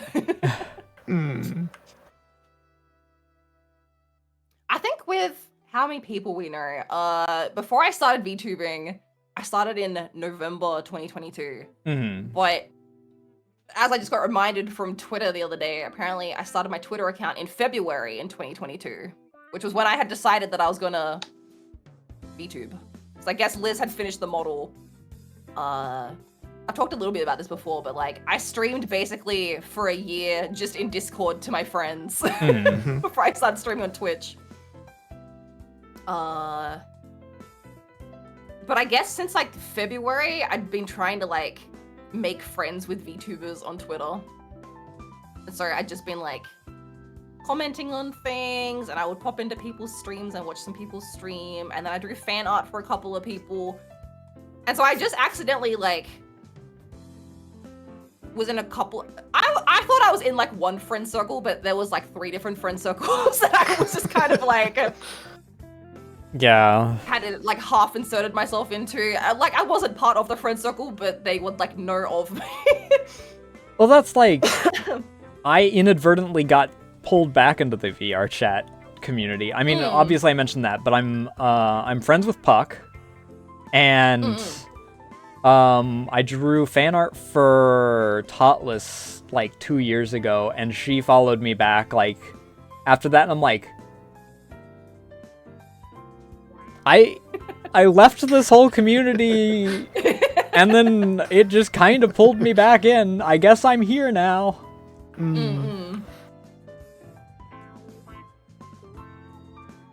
So yeah, I guess I just do the same thing I've done my entire life, where I just draw art for people and hope they like me. It worked when I was 10, and it works when you're 30.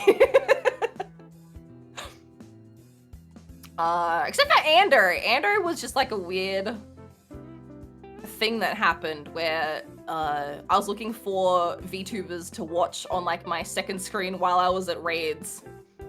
All right. Ando was doing Someone art. clipped that and send it to Ando. Ando was just a weird thing that happened. I mean, he'd be like, yeah, that's right. Yeah, yeah. Yeah. Yeah, I'm pretty weird.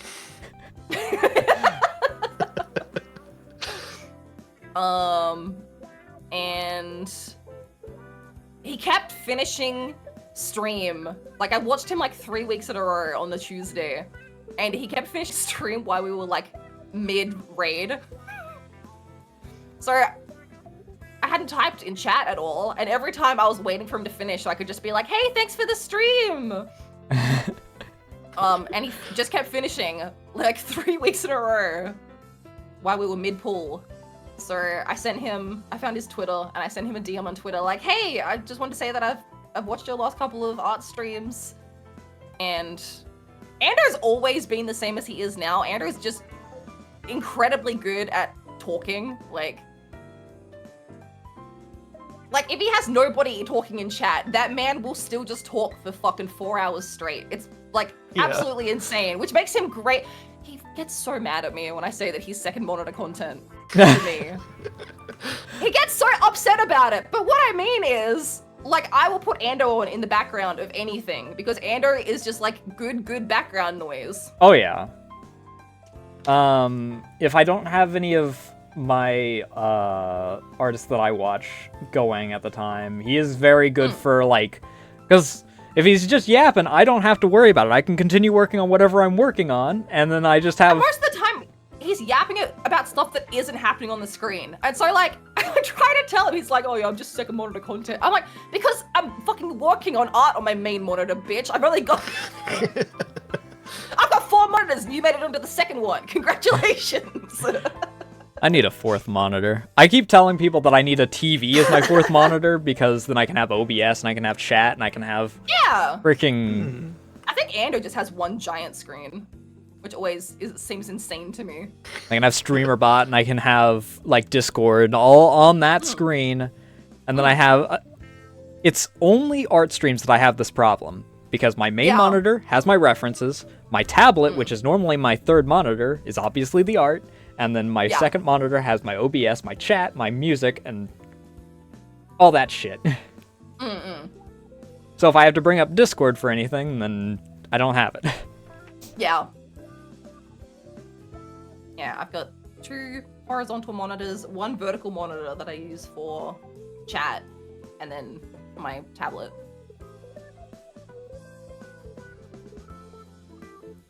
I just need more Everyone made fun of space. me when I got a vertical. Huh? Yeah.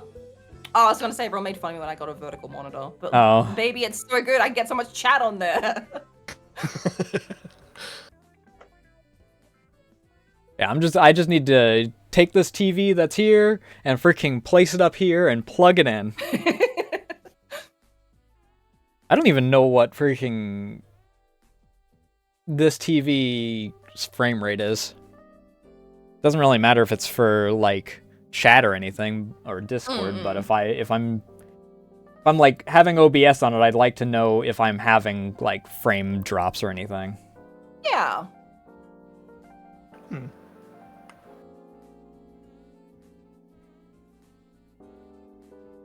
Yeah, that's how. And then I think Liz just knows people that I know, which is always so funny because someone will come in or like come into Liz's chat and Liz will like talk to them by name or like whatever their nickname is, and they're like, "Oh, how do you know me?" And Liz is like, or they're like, "Oh, like, do we know each other?" And Liz will be like, "Well, you know Sin, so yeah." Just I know that you by proxy." just the ending of Clue. How do you know my name?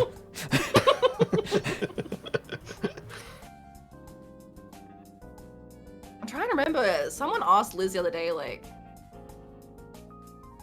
how Liz knew of them or something. I can't remember who it was. Was it Maya? I think it might have been Maya. Maya and Giroud were That's right. collabing. Maya was. I popped Maya in. was like, you were like, "Hi." Maya was like, "How do you know Giroud?" And you were like, "Well, Sin knows Giroud." So.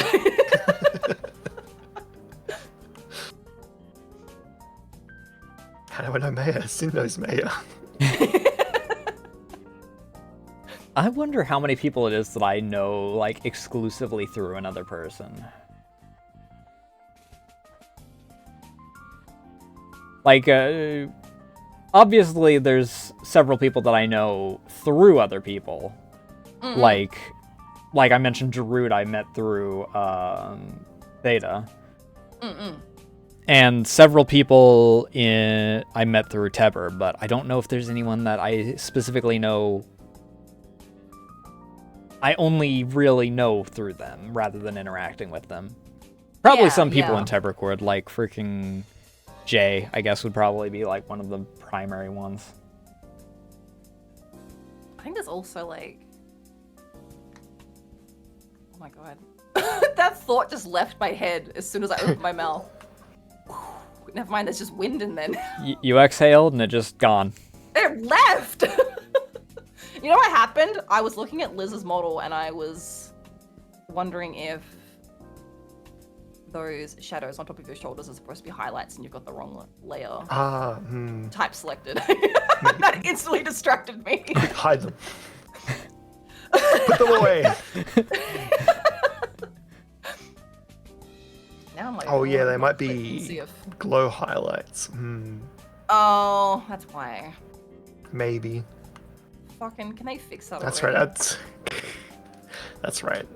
I need I've got to look stuff to fix, through so. all the types of layers that are available for Clip Studio now. Because Oh yeah. I was using Clip Studio like 3.1 until partway through the list model, I think. So I didn't have on now. I'm up to, what is it, 5.1 is, well, they've got a new version out apparently, because they like, "Oh, do you want to update?" And I'm like, "I don't know." But I didn't have access to blend shapes until I updated, which was real fun trying to figure out how to, you know, do all the V-Bridger stuff without blend shapes. I only had access to multiply. I didn't have a lot of the easy remeshing tools, like the drag and whatnot. I didn't have several options for the whatever it's called, the deform brush. Those are like just the four things that come to mind off the top of my head that like I didn't have, and then all of a sudden it's like, oh, hey, imagine being up to date means that I can use half the shit that's in these tutorials. I can do things now. Just waiting for probably going to be like another like couple months before VTube Studio's like compatible with the 5.3 stuff. So seeing at a point between wanting to rig Sin's model in the new 5.3, but also not wanting to in case it, you know, VTube Studio isn't ready for debut of that. And yeah. Rough. Liz, I've just found like 3 things wrong with your model. This is what happens. I can see you concentrating very hard over there. I've got things to fix anyway. It's not clipped. What? You've got a fucking shadow on the side of your vest that isn't clipped to the vest, bitch. Oh, I see it. Oh. Look, this. See, this is why I don't point it out.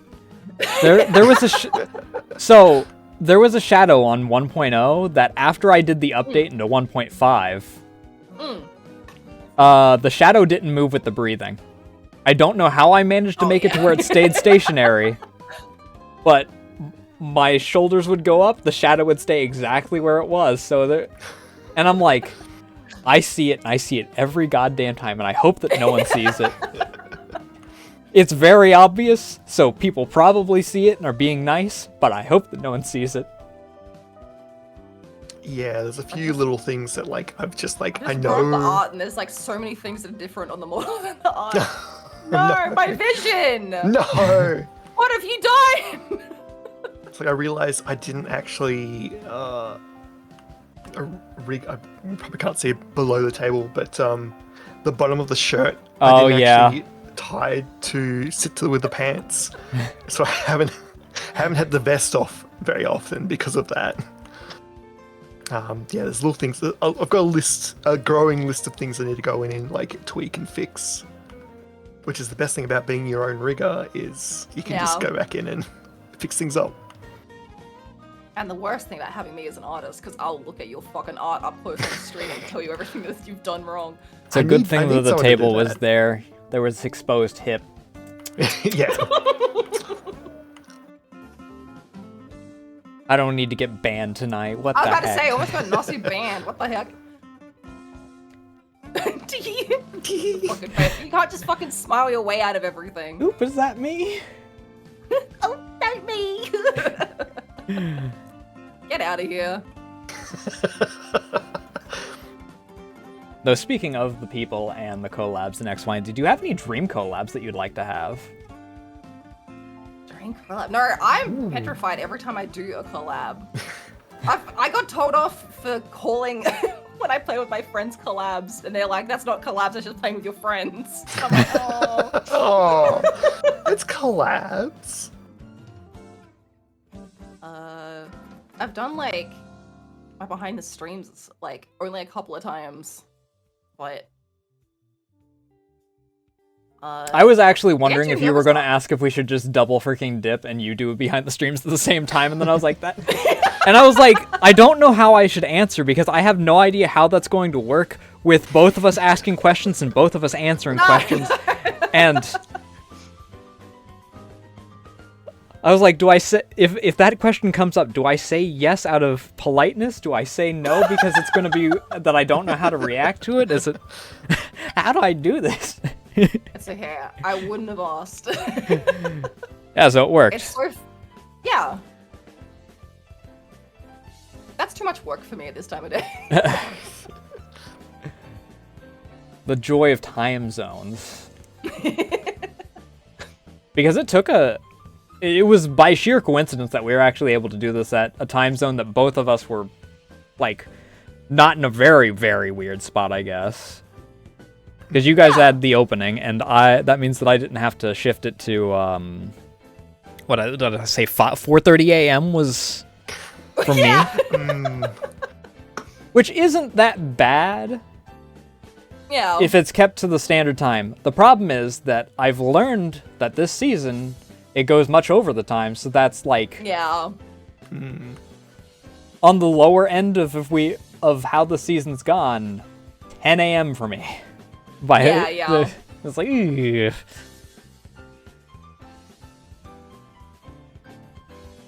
No, yeah, I just worked out. This was my weekend off, and I just didn't have anything on today. I was lucky.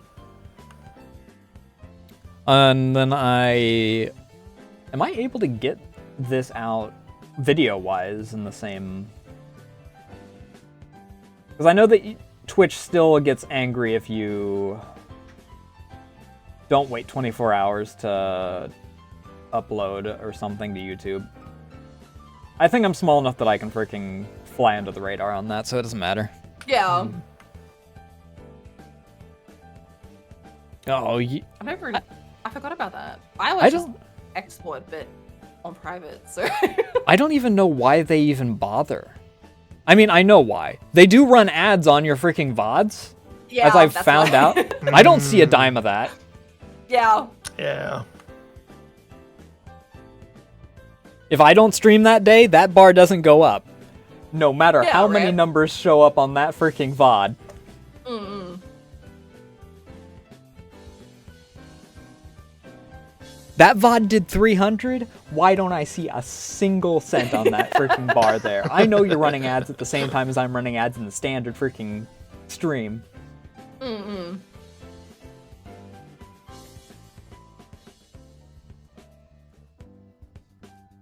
Twitch is certainly a platform that exists. Yeah.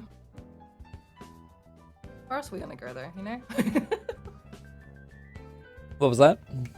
I said, where else are we gonna go there? So, I mean, most everyone's multi-streaming at this point. yeah. Unfortunately, where I do think that YouTube is probably the best as far as, like, all the features, Mm-mm. they are far from perfect. Yeah. Yeah.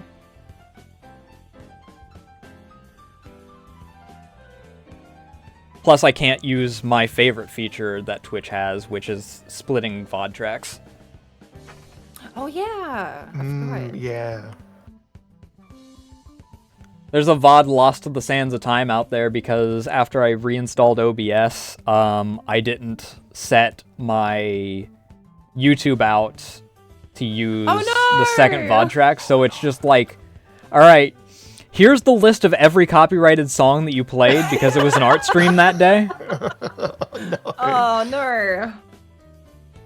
And I'm like, fuck. At least you only lost one. That's not too bad. Yeah.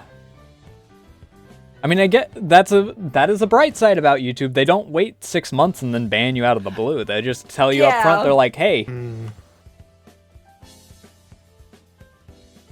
you better fix this, otherwise we are going to...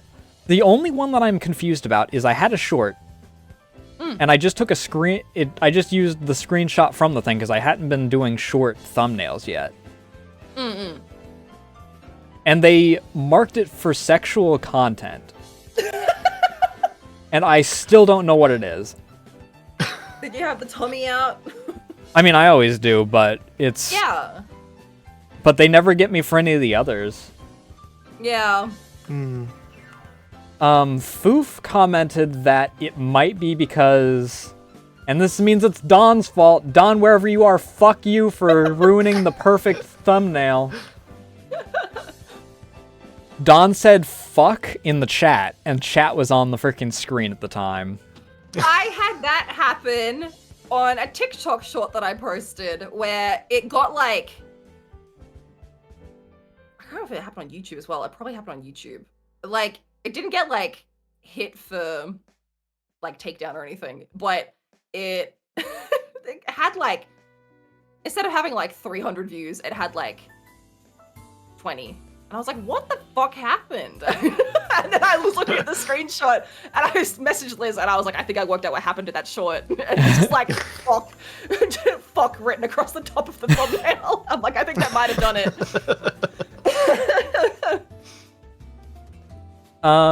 The only TikTok problem I've had, aside from just dying in views when I had to switch from uploading from mobile to uploading on desktop for some reason, I don't understand why it does that. I heard the reason is that if you post from PC, it'll push it to the PC algorithm instead of the mobile algorithm. Like it'll push it for people on that same platform to watch. And oh, so it was just that I was changing audience. PC. Yes, yeah. Okay. That's what I heard. I don't know how true it is, but that's I don't know. It's a better answer than I've got, which is none at all. Do you mind? Hmm? Don't put your goddamn claws in my goddamn chair. He's just stretching. No, she wants attention is what she wants. Yeah. What? Don't you start freaking getting into play mode. Fight ya.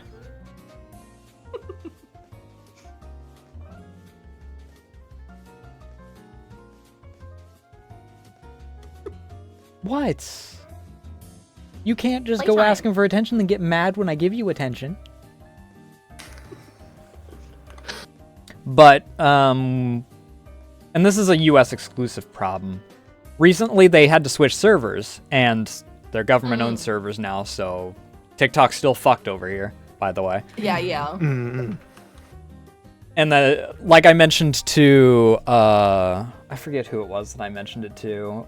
TikTok, as a freaking, like, cultural thing, is going to be dead over here by the time that it's actually got the infrastructure, because it's now government shit. Yeah. But I don't know if they just, like, marked everyone as no for that whole day or whatever, but it came back the following day, and it's like, your video that you uploaded yesterday is not available. And I'm like, why? And it's like, community violation. I'm like, okay, what did it violate? Massive shrug. Yeah. Because literally nothing else had the problem. And it's like, at first I thought it's like, okay, it's because of the music, because it's the music that was used for the Warthog scenes in Red vs. Blue. And someone mentioned that that's heavily copyrighted because it showed up in Cursed Halo 1, I think it was. Yeah. So I'm like, okay, maybe it was that. But YouTube didn't flag it. And if anyone was going to flag for copyright, that's the place that's going to do it. Oh, yeah. So I just got a massive shrug, and there's a hole in my perfect score on TikTok.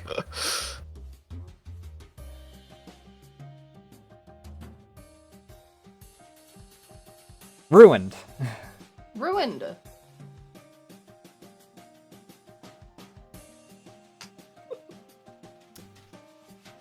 Thanks, government. Means it ruined Phlox's perfect score, which is even bigger than my perfect score on there. Because she's been going since August of last year, I think. Yeah. Oh my god. I don't know how she's managed to keep a daily upload for that long. Yeah, that's crazy.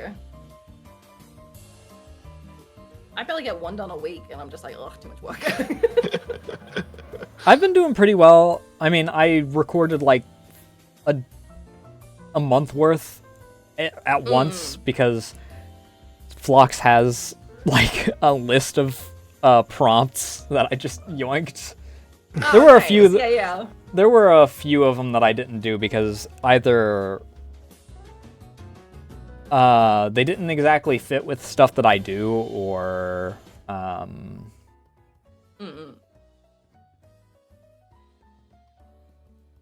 or because I didn't have the mental passion to freaking actually talk about it.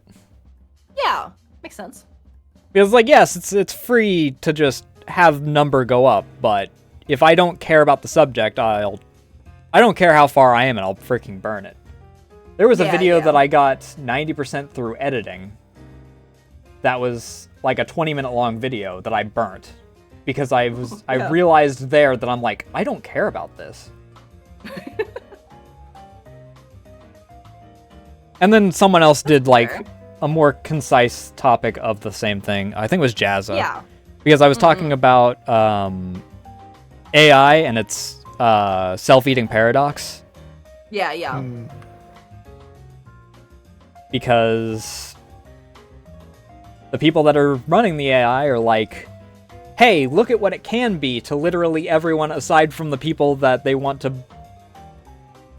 Aside from the people that they're like, we need you to pay us in order to use it. Why? Because in its current state, it's not as good as it can be unless we get funding. And it's like... But the problem is that the people that are running the companies are just accepting at face value of, oh, what it can be? Okay. And then they're firing people. Yeah. So people don't have jobs in order to pay for getting the AI that they want to freaking push onto them. So the AI But the AI needs the money in order to be able to do the jobs that is being taken over, and then it's eating itself. Yeah. The bubble's gonna pop. It's already. I don't even think that it's popping. It's what's even the word?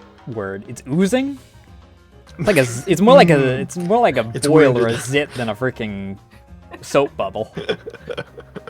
Because I think that I've seen 4 different articles posted over the past week about investors pulling out because they're like, well, we're not getting any returns, so.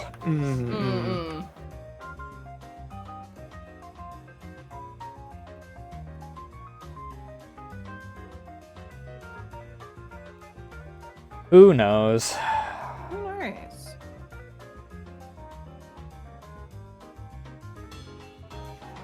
We talked about a lot of the the background stuff about how you got into working on stuff, but how did you get into VTubing like itself? I can't remember, like, because I know that I drew my model before Hololive English dropped, which I thought that I'd started at the same time, but, well, at least gotten into it. But it must have been like Corona or something. I mean, definitely Kiz and I back in the day. But I don't think there was any particular, like, push for it. I kind of just liked the idea of it. So, I did used to face cam stream, and I stopped doing that because I was too scared to look at chat. I would open up stream, I would start the stream, and then I would like minimize OBS. And then when I was finished, I would just open it back up and close it. I was a voice streamer. Because even before VTubing and whatnot, I already had weirdos that were. I mean, they were people that I knew from high school and whatnot that were being weirdos and just trying to be like, try and keep up and whatnot. And it's like, I don't like any of you people. Please don't engage with me. So I wasn't going to freaking show my face because then they're like, I can confirm that it's you. Okay, now I'm going to. Yeah. And I've still had people that are trying to this day. I have people that try that shit from 3 different things at this point. I've had people that recognize me from some random indie voice acting thing that I did like back in 2021 where I was freaking pedestrian number 3. I've had people from when I was doing stage work, because I also did because it was event stuff, so I did ground stuff when I wasn't doing shows. So people recognize me from that, which is weird because every single one I had various accents and voices that I was doing, so I'm very surprised on that. Granted, one of the voices that I'm most well known for is also the goblin voice, so whenever I'm doing list stuff, I guess that it does give it away a bit there. And then I've still got people from like school that'll occasionally go in and be like, they try and prod and they're like, hey, did you happen to go to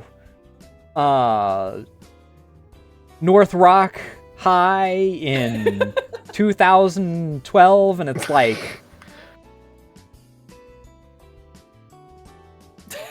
for obvious reasons, yes, that is a fake name.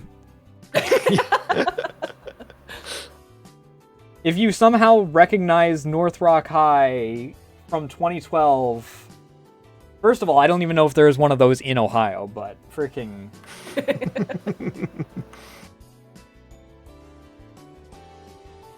If you recognize this voice, please introduce me to that person. I'd really like to find my voice doppelganger.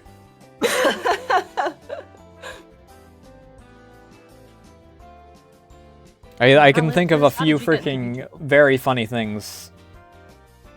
Yeah. But they'll do that, or they'll be like, hey, so do you happen to remember this thing happening with this person? And the worst thing is that if they're trying to dox me, they are the worst at it every single time. Because they give everything short of their like home address and freaking social security number, and it's like, okay, with all due respect, firstly, no, I don't know you. Secondly, stop fucking doxing yourself in my chat, dude.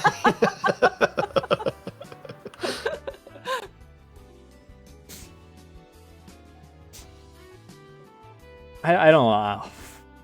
People are fucking wild. I'm gonna be sneaky and try and figure out about Vtuber. Oh shit, Vtuber knows everything about me. Uno reverse.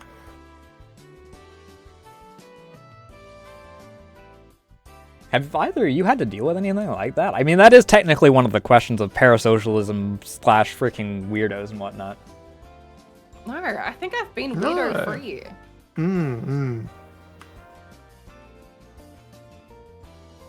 I suppose I'm far enough out of school that, mind you, I also think that you're far enough out of school at 28 that no one would bother you from school. You'd think so. You'd think so. But yeah, I think I'm far enough out of school that I don't have to worry about any of that. I haven't told anybody that I work with what I do. Actually, I guess people at work know that I stream, because I dropped hours at work for my second job. Yeah. But they don't know where I stream or what my username is or anything. And they'd never find me. They'd never think to look for VTuber. They think like everyone else does. You say online entertainer, they immediately think that you're on Fansly. Yes, definitely. That's almost definitely what they think. She didn't want to admit exactly what she did. She must be one of those. And then my friends and family know, because I told them before I started streaming, because I was like, you better be there. You better show up. But no, I haven't had any. I've been very lucky. I've not had any weirdos.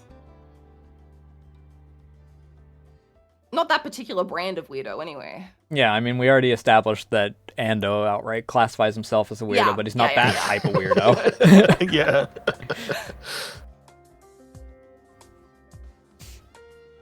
And Liz doesn't stream enough to get weirdos. Yeah. I'm too small time. I'm just a little hobby streamer. All right, Liz, I'll be the weirdo for you. Don't worry, you won't feel left out. Liz gets weirdos in my streams instead. Yeah. How do you get weirdos in someone else's streams? Well, I guess being a mod, I'm all too familiar with people being weirdos toward the mods. When is Liz on Synth stream next? Where's Liz? Why isn't Liz here? Because this isn't Liz's fucking channel! It's weird how often that happens. I think it was, Vex had to freaking outright do an announcement about it. Hey, it really feels shitty when you're only asking for my husband every time I stream. Yeah.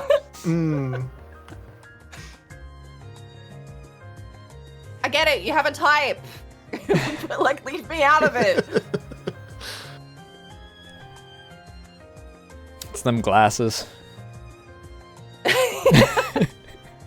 It's the fucking little smile he does. Look at him.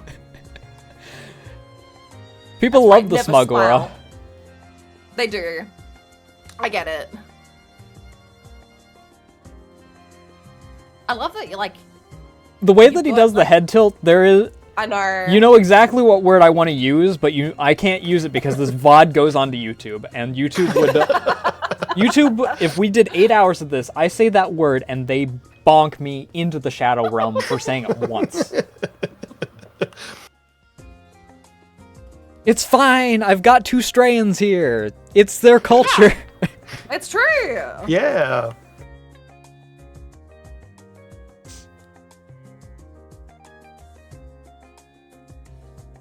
Everyone knows what word I'm referring to, though. It's fine.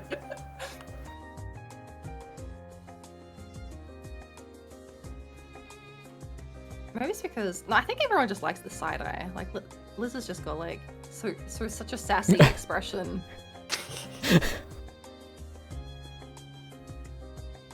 The more I see it, the more I want to freaking go back into the mines. I mean, I'm going back into the mines once I get all the drawing done for the new.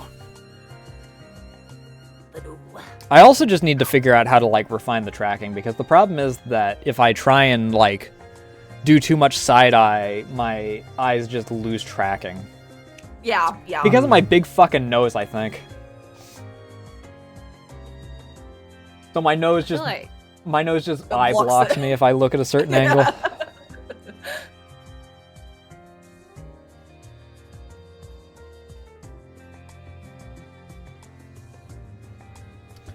I already know one of the answers to this next question, but any big plans in the new year that you guys want to announce? I mean, obviously there's the 2.0 that's coming up. Yeah, soon. I think that's TM. literally my whole year. Yeah. It's also Liz's whole year, I think. I was aiming for like July, and then I've been like looking at all the stuff we have to do, and I'm like, I don't know if it's gonna be done by July. I feel like either I have to scale back a bit or be okay with it being later in the year. I mean, I had to scale back mine. Mine was supposed to have the talons were supposed to be able to articulate. No one would have ever seen it, and it never would have been used. But I saw one person that had the freaking rigging for it, and I'm like, that's sick as hell. Yeah, and I right? really want to do it for no other reason than I want to know how to rig this. Yeah. It's like how I learnt. This is basically like this model was like my test model for Sims 2.0. So I learned like how to do like the lean. Like doing like a very subtle version of that. Oh, I just realized that's the first I've noticed that you also had it to where the shadow darkens a bit when you lean in. Just to help like add to like the depth of like. I really like that. I can lean back too.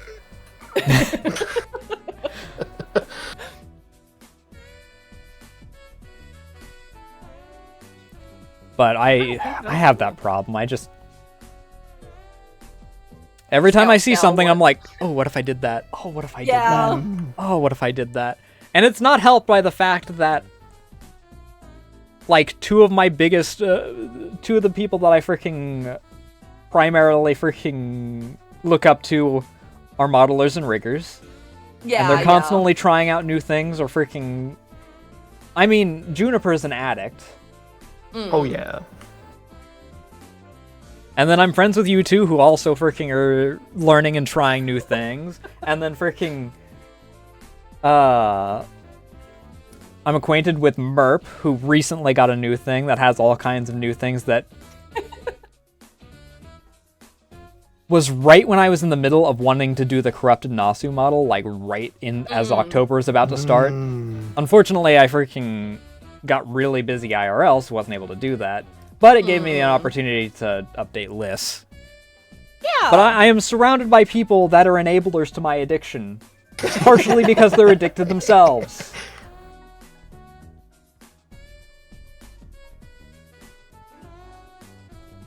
I don't know. Liz, do you have anything planned this year? You've got like... When's your affiliate anniversary?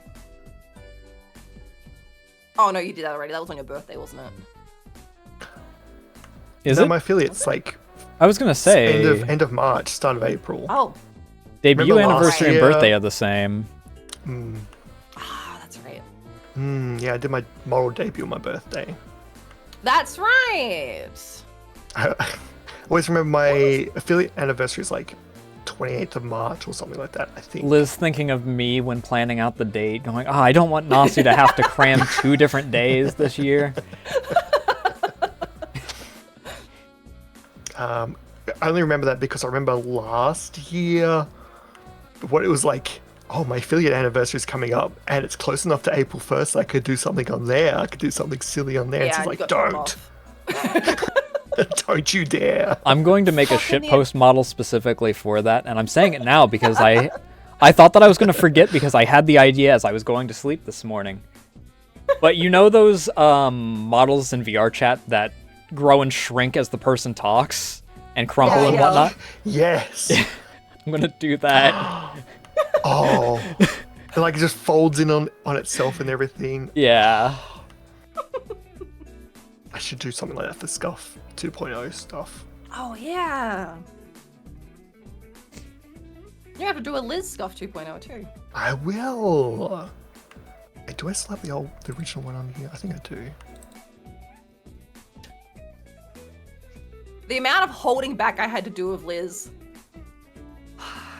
before his debut, he got the model and he was like, I don't think I should do a debut. Oh yeah, I think I you should just stream. Yeah. you kept having to Maybe freaking publicly shame him in town square about it Yeah. because he was like, "Oh, what if I just cold open?" Yeah, what if I don't need a debut. I'll just start a stream and I'll be like, wow, look at my new model. I'm like, don't you Wow. fucking I'm like, I worked for like 6 months on this model. You've worked for 6 months on this model. You're not throwing it away. And the debut was sick as hell. What if right? Thank you. What if I do something silly on April Fool's Day? No! Teber's primary comment was that he isn't able to catch many of the streams, so he doesn't have as much connection to that model, and he still nearly cried in Yeah. the send-off for it. Oh. Yeah, I should get an old model, but I need to update probably my 3D model to match this one now a bit more. Yeah, Liz had a slight redesign. Not much, but a slight redesign. Liz sent me... God, what's the difference? Because, like Like the tie you are. and... I was like, do you mind if I Shepherd the change coat. some things? And I'll ship it. I'll show you, and you can decide if you like it or not. Yeah, the coat's different. I think the vest is different because it's got like gold and stuff on it now. You're not the one I expected. You find that mouse, or did Bean beat you to it?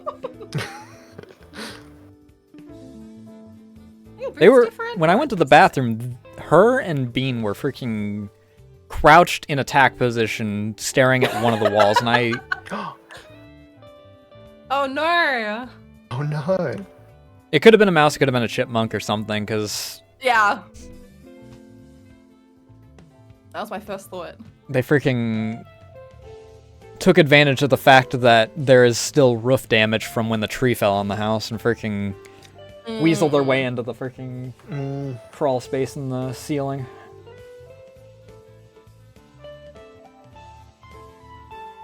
That does open up a perfect opportunity to talk about how you like came up with your designs and whatnot. Because I know that Liz talked about it a bit during the Enfield stream, the Arknight's inspirations. Oh yeah. Yeah. I was like, this is like, I'm gonna play Arknights on stream, and I was like, everyone's gonna know your secret, bitch. Everyone's gonna know. He's like, Yeah, 'cause fine, I won't let you hunt for it. I'm gonna hold up the sign. Here it is. Hey, Upper, how you doing tonight? Like, you prank. E-Prac. Oh, you back. Yeah, mine My was... brain forgot how you tend to pronounce their name, so I said Epric for some reason. There's no I in there.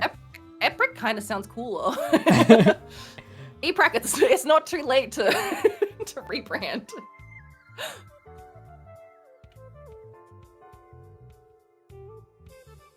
Go, Liz, tell me about you wanting to be silenced from Arknights so bad. Well, I sort of had like, it was... Like my old design was very much less owl. Hmm. Oh yeah, I actually forgot. Trying to find if I can... I've got art of us together. Liz used to be a Yeah, lot I'll more drop it in alien. here. Yeah, I had like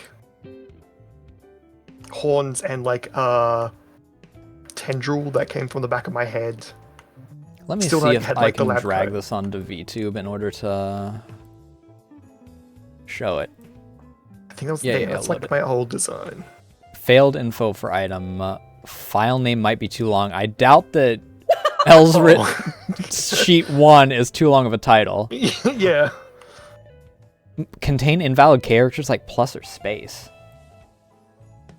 What'd you do? Is it because of the Oh. underscores? Whatever. Well, it's freaking temp save and downloads and see if I can drag it over from that.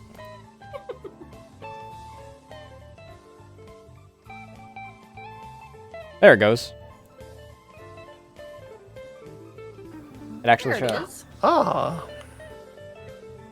Yeah, this is It's covered like, a bit by chat, but. Oh, you Like, also had this is- more of like a sweater going on too, instead of the. Yeah. Yeah, actually, do I have a version of the coat on? No, not really. I do actually, miss the kinda pink and green boots. Mm-mm. Yeah, yeah. I The also colour scheme was like very much the. neon green and pink. I can't call it that. I can't call it the chocolate vanilla like I did for Tebbers because Tebber was actually the brown and cream color for their little accents on the sides of their hair for their old design. Mm-mm.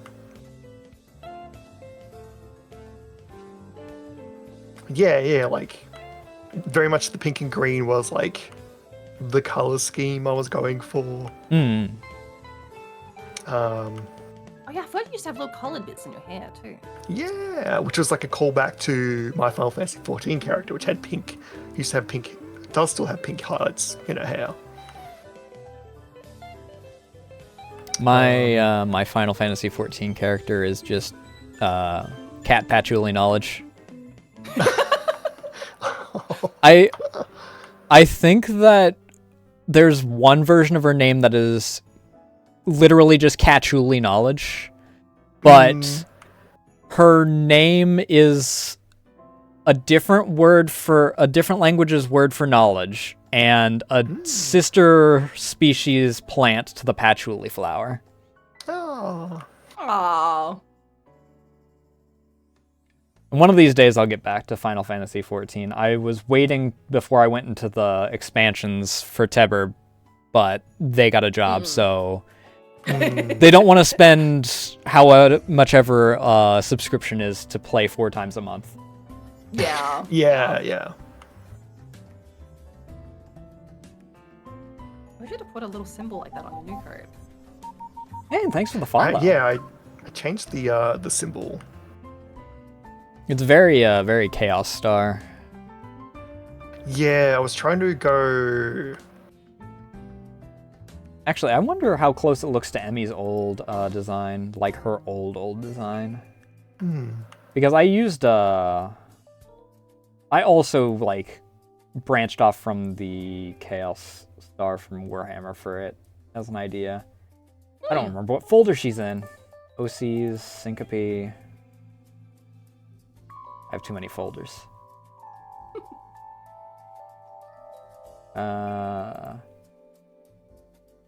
This image is like 6 years old or something. Okay, it's not quite the same. I see it. Yeah. Yeah. It does have the little bubbles on it though. Please get out of the way. I Yeah. don't need extra controls for that. I need to actually redesign her and like actually make a proper sheet for her. I did redesign her and made a token for her for D&D because I was introducing her for that after her original creation purpose, which was for a contest, and then she didn't get accepted for it. So I was like, well, Syncope exists now. Guess you're going there.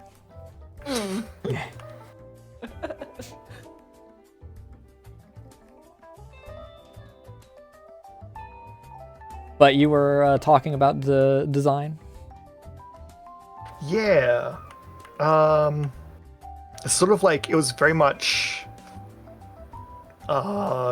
having made like a 3D VR model for VR chat and stuff like that, and sort of going between like what I had made there and my Final Fantasy character, and sort of like trying to blend like the elements there, and sort of went from that to I think seeing like this was like getting into VTuber stuff and like seeing VTubers and going, maybe I kind of need like a thing. It must be so when- nice having a design that's actually reasonable to make in Vroid. Yeah. Yeah, and then I went overcomplicated the design trying to replicate like Arknight's designs. And had that like in between point, and then went more sort of owl and like space designed, like the shape of like the outline of like my head and my hair is supposed to replicate a black hole with the accretion disk. And just little like callbacks to like old designs and stuff like that, and yeah, that's where we sort of ended up here. Yeah, I gave Liz a tie. That's how I contributed. Sin took my very like basic like drawing design. I'm like, this is kind of what I want to go with, and she went, all right, let me make you fancy. Let me fancy this guy up. Just a montage of trying on different outfits in the changing room. Yeah. I was not gonna say if I had from the sketch phase when you had like realistic owl wings for a second, Oh. but I think I've got it. I think it's in the clip file. I feel like I remember a design for Harpy Liz? Was that ever a thing? Oh, I drew that. yeah. Yeah, I drew that just Oh, as yeah. Ooh, I grew. I forgot to click off of V2 when I was scrolling through my folders. Nasu's growth spurts finally happened. Damn it!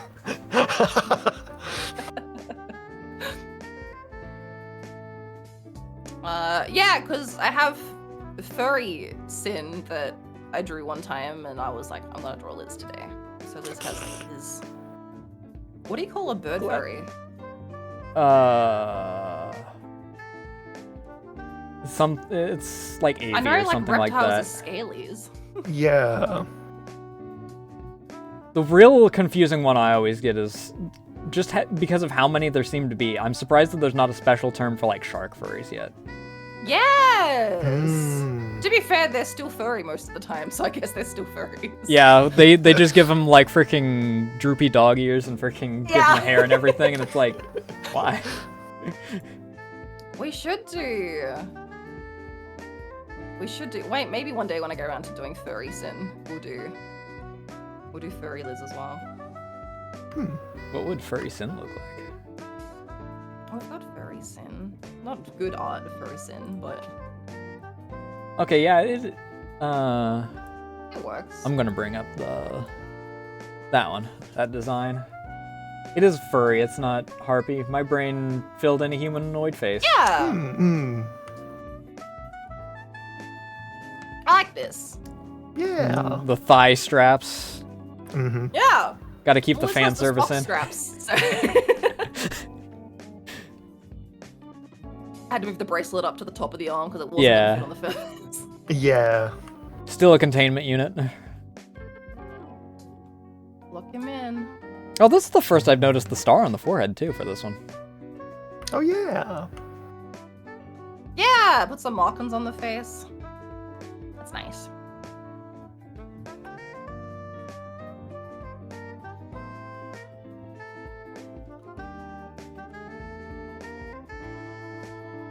What were you hunting for? Before I found that image? You were hunting? Oh, I found furry Sin. Okay. That was all. Nothing important. Well, it's important if I don't have this for my reference folder. I don't even know why I call it a reference. I mean, some of them are references that I freaking have, but a lot of what I have is also just art that I like of the characters. Yeah. Yeah. Which at a certain point I gotta admit that I just have a problem when I freaking have a folder like the Okayu folder or the freaking Juniper folder where... Let me actually look. I just sent yesterday to Ray how many files I have in my Juniper folder. Because she sent me a TikTok about someone talking about Juniper.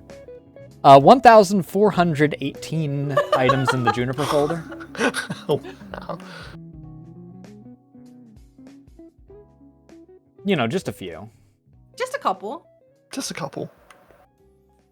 But there is Furry Sin. There she is. Very cute.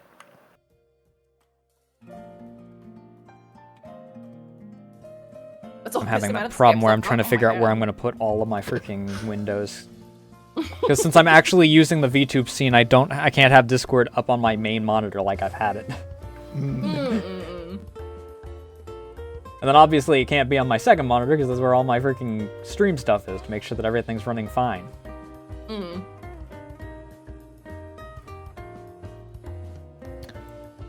now all you gotta do is have a good old design stream in order to make sure that everything's up to date for the 2 furry designs. Yeah. I was like, I'm probably having to update Furry Sin after 2.0. She needs a couple of changes. I am excited for 2.0. Me too! Yeah. I wish it was now! I wish it was done! I have photos of her on my phone, so when I'm at work and I feel sad, I can look at her and just pat the screen and go soon. I'm constantly tempted to ask, but I'm like, no, I want it to be a surprise. What the heck? Oh, that was you freaking losing tracking for a second. I thought that I accidentally resized you. No, I was talking to Liz. Oh, Liz just snapped all of a sudden. I looked off to the side.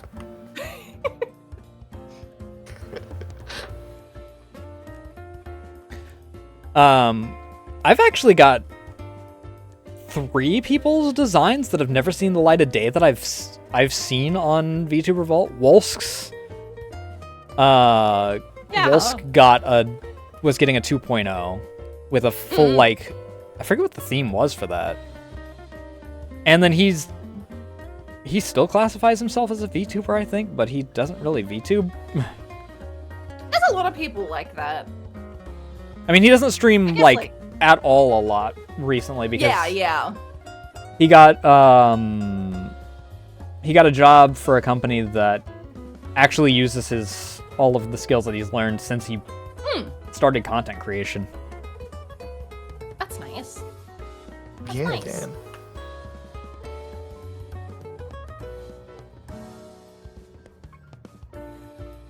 Imagine having a life.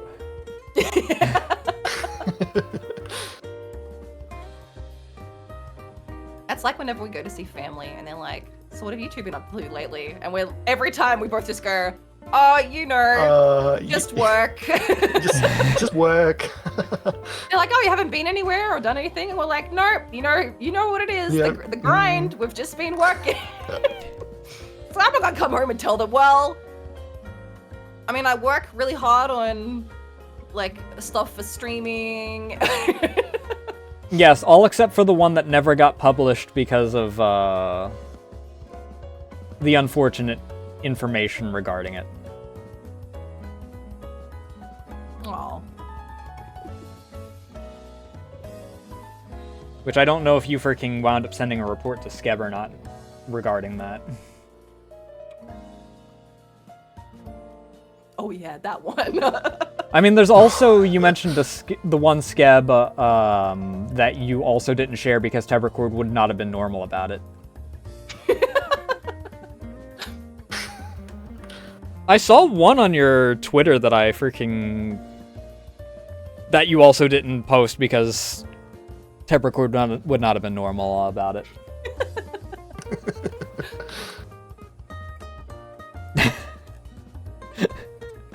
Just kill him. You have the power. You've got them all in one place.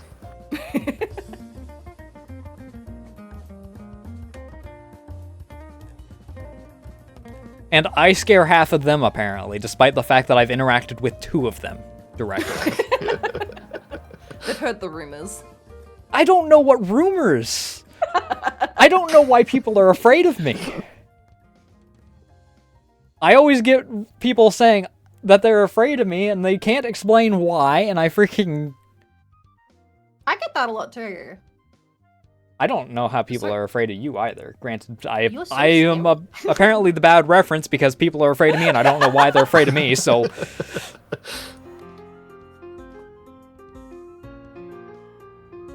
I know why people are afraid of me because I've arrested No one's bitch afraid face. of you, Everyone's just like, bitch. Little baby. Oh, it clicked me. People are scared of me. No one's scared of you. No one's ever been scared of you in your whole life. you were scared of me for most of our friendship. Okay, no, I wasn't scared of you. I thought you didn't like me. Hey Sam, how you Liz doing is like, tonight? yeah, we're friends. And I'm like, I thought you hated me for about 10 years. Liz is like, no, I did not like you. I was scared of women. I was afraid Yeah. of Liz for all of 2 seconds because Liz had the mod badge and Liz's model had the permanent scowl going on. And then Liz opened his mouth and I was like, oh, okay, he's chill. Oh, never mind. Oh no, he's gonna kill me. Oh no, he's okay.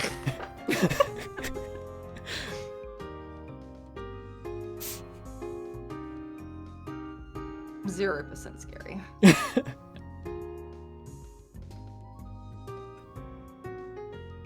But I don't even have like the freaking like first exposure thing because I don't have the that.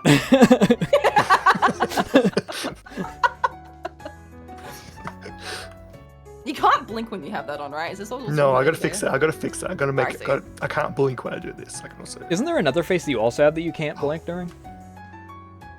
on this one. Crying face? Oh, this one. Yeah, that one. And also the I need them blind to one. blink so bad. Yeah, me too. I realized You after I look so goofy. toggle them on.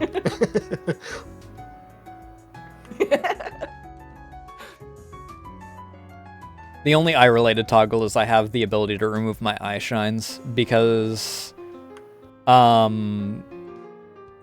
left the eyes to be able to stay highlighted because of the night vision that I have in the lore.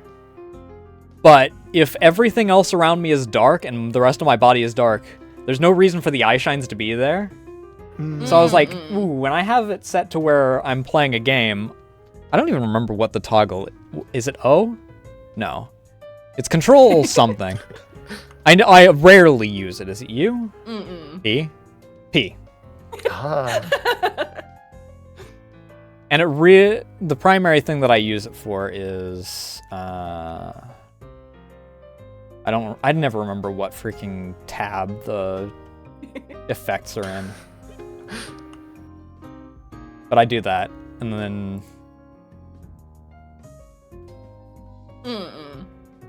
oh, you guys also have. we have now set up. Yeah. It works perfectly. The lights just go out, just 3 pairs of shining eyes.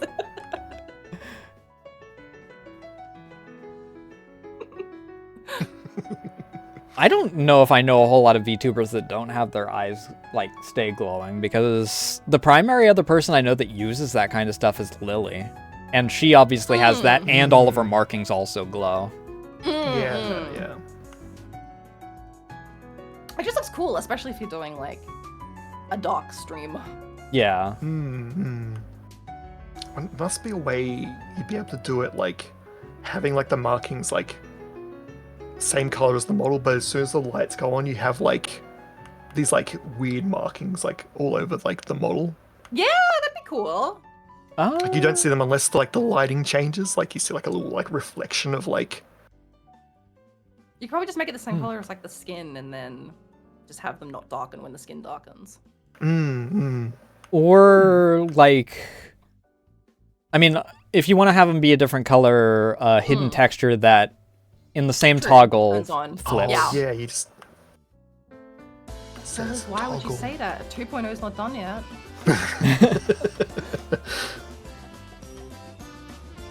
Think about my 2.0. Already making plans. See into the future. Good luck. Good luck. I'm booked out for the next 3 years with my own shit. I have the base now, I can make it myself. Yeah, all you need is a symmetry ruler and you're good to go. I went to do that actually the other day before my Enfield stream. I was like, maybe I can make like an N-Min mask that I can like rig onto my face as part of the model. And I sat down to start doing it. I'm like, I can't do this. I don't have enough time. So I just got a PNG and slapped that on my face. It looked fine, actually. It looked good. Yeah. One person I know of that, and this isn't like full custom stuff, but Jaruna will get like the from the neck down model asset things. And yes! I had one of those for Valentine's Day last year, I think. since she knows how to do like the background stuff and whatnot, being an artist and whatnot, she can actually make it match your skin tone because she's sea slug, so she has the grayish white. But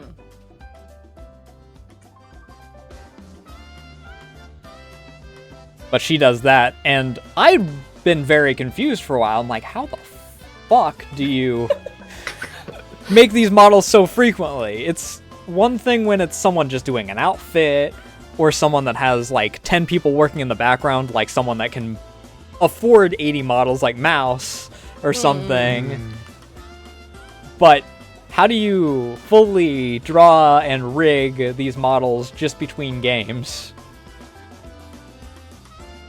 And then she's like, oh yeah, I just find the assets and then I freaking adjust the skin tone. It's like, Yeah, it's cool. There's a bunch of them now. Like, they kind of got really popular. Which is cool. It is nice to just be able to put on a different outfit or like a different, like, because a lot of them are in like cool positions and stuff as well, instead of just like standing straight on.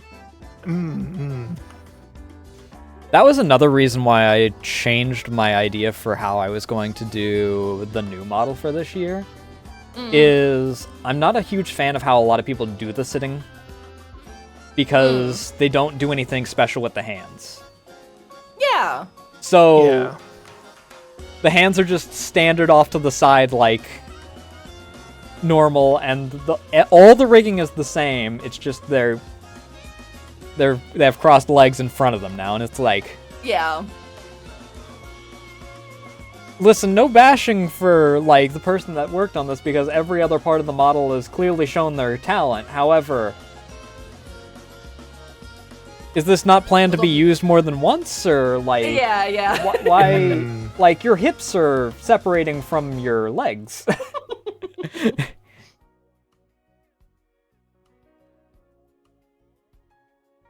And I don't like to call out freaking issues like that, because I know the amount of work that goes into it, obviously, and it's a lot of freaking work for everything else, and it's like, I don't want to... I know that if I comment on one thing, the artist is going to take it to heart for everything, and I don't want that to happen, and it's like, everything's really great, it's just that one thing that is... It's not even bad, it's just kinda mid. Yeah.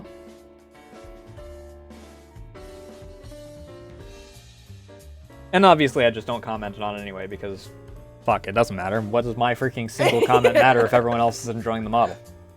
Yeah. It doesn't take me out of the content of the person. If I'm here, it is because I am enjoying the person's personality.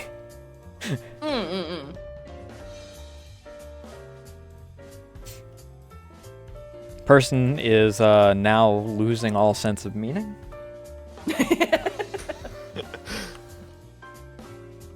Said that one too many times there.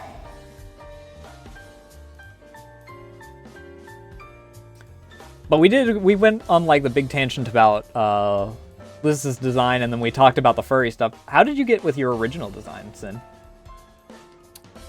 Mine's even more boring. I've had like a version of this name since I was like 12 on Habbo Hotel. So I've just always been Sin of some descript, so. Wait, Liz, how did you come up with your name then? We didn't talk about names. Yeah, Liz. Oh, yeah. Mine's from my Final Fantasy XIV character, whose name is Elizabeth. Okay. So my Elzrit is a combination of that and Eldritch. So it's like a mix between both Elizabeth and Eldritch, and so like wanting to keep the nickname Liz because that's what all my raid group refer to me as. Yeah, I was gonna say. so Well, funny. that answers my primary question of how do you get Liz from Liz? Elzrit? Uh-huh. The 'Cause I was letters like, are I in there, highly but doubt that Sin has just been doxing you the entire time that I've known you. I know. Yeah, I know. I was like, no one's gonna understand. Like, you're called Liz by everybody, and everyone must just be like, how did we get here? A lot of people that like. And now you can point to this video at the time marker of around 3 hours in order to explain everything. But if you're here from that specifically, watch the rest of the video. There's interesting stuff. yeah. Totally Scout not all just for stuff. me to get more view time.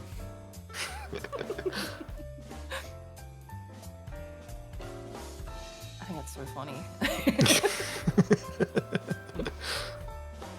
Because people that like half know you will call you Els when you come to chat, like, hey Els, which makes so much more sense. But like, I Yeah. would never call you that. It's too late Yeah. now.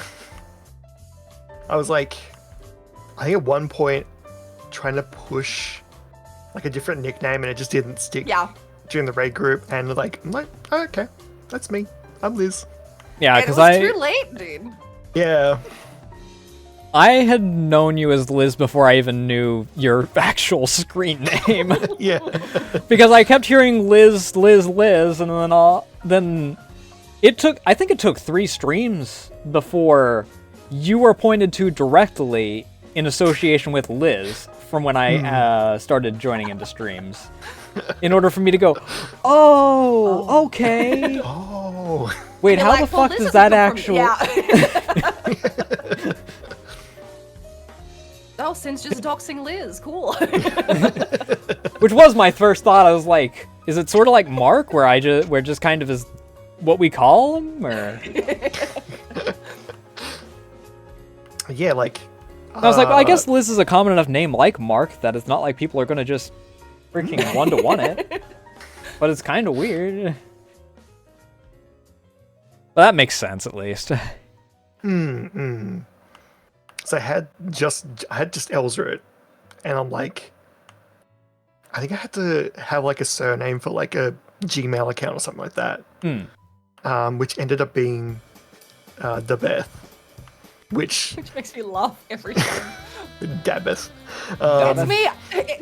Oh, I was thinking like I'm the Beth. Like you're saying the Dabeth. best I'm the with a list. Beth. I'm the Beth. All right, Mike Tyson. That's me. But when you put them together, like Elzrit the Beth is like, it has that same like cadence as Elizabeth, but also Yeah. has like the Eldritch letters in there. Vibe, yeah. It Yeah. exists. It Yeah. works. Yeah. I think you were going to be. You had a different version of a name, but it was already taken. Was it Yeah. Elzrit? Yeah, something like that.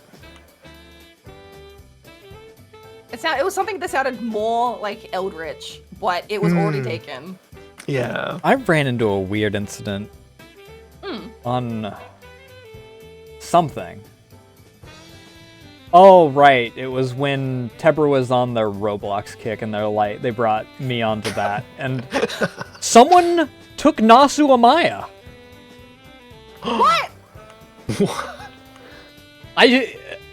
I'm used to Nasu being taken because it's a very, like, it's one of those Yeah. common freaking, I mean, either they're a Fate fan, so they want a Nasu verse, or they freaking like the eggplant thing, or X, Y, and Z. But Nasu Amaya I had never had taken until that moment. Yeah. That actually happened to Maya on... Do you remember when we did Roblox with Maya and Maya went to put their name in and Maya Milan was already taken? Yeah. Is there just someone going around specifically finding small VTubers to just steal their name? Somehow Teber manages... was taken too. Somehow Teber manages to keep their name, which is weird because... I mean, that's the reason why Teber has the underscores, because Teber is taken, and that's why they're Teber Teb on, like, Twitter.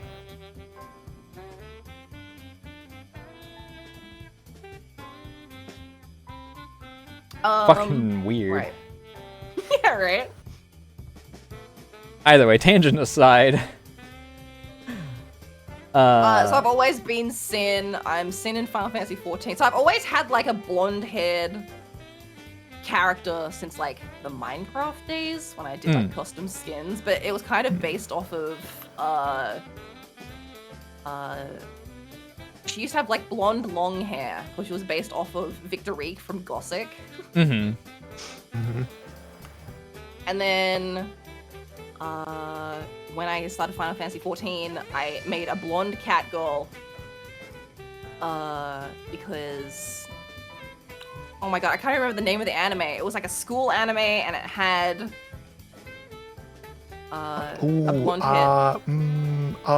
It had what? It had like a blonde-haired cat girl who loved to eat meat. It was like a school anime.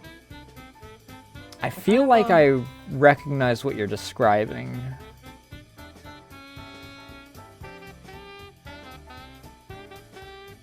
Oh, from Good Job Club. Good job, Boo. Right, because that's why her name's Carrara Bernstein, and so that's why my name was Sin. My name was Sin Bernstein in in Final Fantasy 14. And I was a blonde girl Makurite, and then for April Fool's one year, I fantasied into like my exact character, but as a boy. And so we called him Boisyn. And the rest is history. Yeah, and so then when I made this character, that's why Sin currently has no booba, because I was going for like androgynous. Which kind of changed between when I drew the model and then when I started streaming. I was like, actually, that's not how I want to like present on stream. Hey Frog, and also hi Shark. Hello.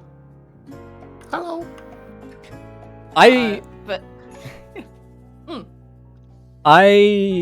It's funny you mentioned the androgyny thing. I and other eggplant, Nasu, work in opposite directions. Because OG Nasu was quite masculine. In the original, like, pseudo 3D model thing.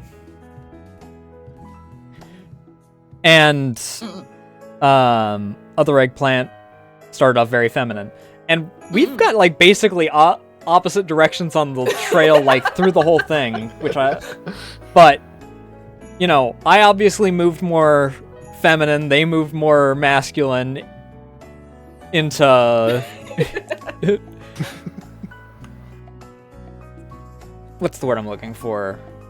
Not expression. I mean, gender expression is, like, the proper term for that, but, like, appearance is the word I'm looking for. Oh, yeah. It's also ironic in our... Because they're also an artist. In our art direction. Because they, early on in VTubing, started off doing lewd art because they're like, oh, well, people like lewd art. Well, if I do that, I get big as VTuber if I have lewd art people like. And then they stopped doing it because they didn't like it. And then I didn't do it for the longest time, and then had the one art piece I did because it was a goal that was reached on one of my first subathons. And then I was like, oh shit, this is kind of fun. And then I freaking go in the opposite direction.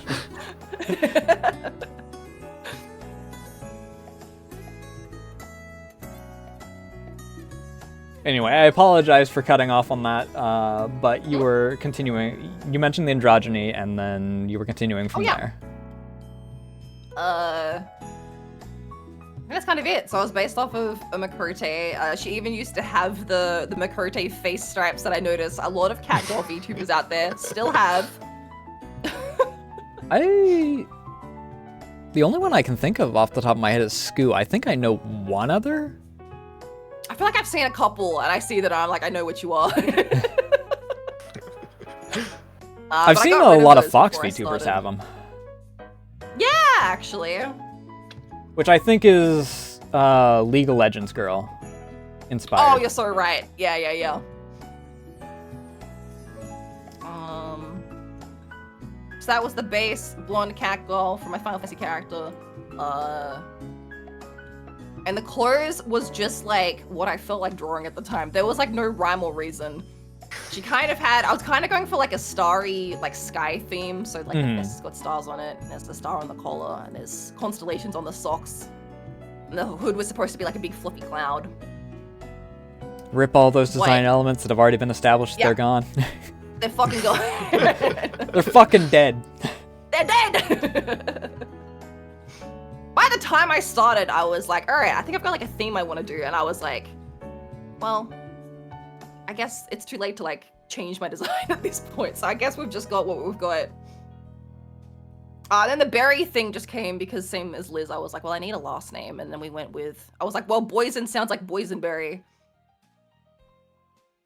And then there's so many berry themed things now. I've got a bit more berry stuff on 2.0. I have people come in and they're like, because my screen name on Twitch is just Boisyn, because I was like, well, it's shorter, so it's better for CEO.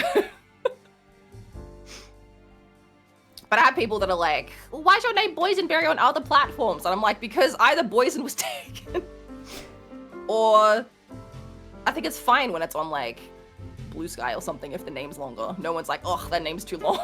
I removed the arts from my Twitter and had to readjust everything for two main reasons. One, because posting art to Twitter. Yeah. So I'm like, well, putting arts in my name probably isn't that accurate, because if people are following me for art, then they're not going to find it here.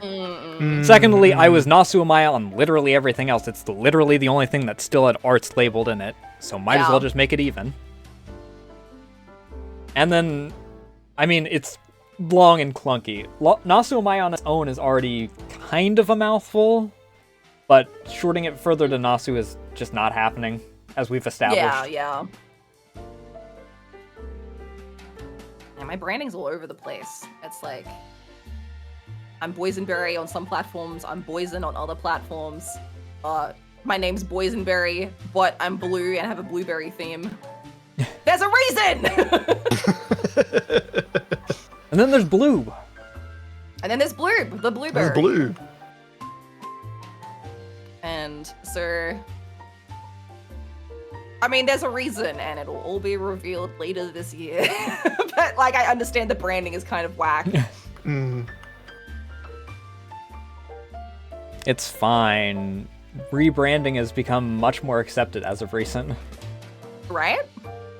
People used to treat that as like a taboo, like, oh, if you rebrand, everyone's gonna leave you, forgetting the fact that we're streamers. That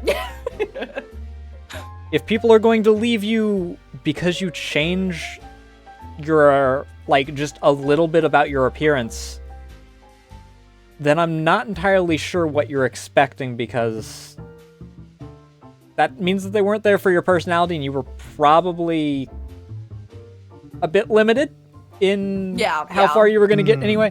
Also, Jesus Christ, this is the first time I've noticed with the bald toggle that my jaw is sharp as fuck. I made Liz and I have little round jaws, because I notice VTubers have sharp jaws a lot of the time, and I'm like, I like a little round face. So poor Liz has just been cursed to have a little round face, because I was like, I'm making our faces the fucking same so that when we stand next to each other, I've made our proportions between like the 2.0 models pretty similar, so that when we stand next to each other, we'll look cute. Yeah. This is the first I've noticed how sharp my jaw is, because normally, you know, the hair is freaking... It's covering. Yeah. So I have the more rounded tone for it with the freaking rounded hair. That's weird.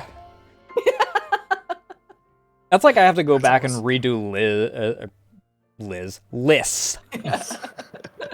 Yes, I'm re-rigging you, Liz. You have no say in the matter.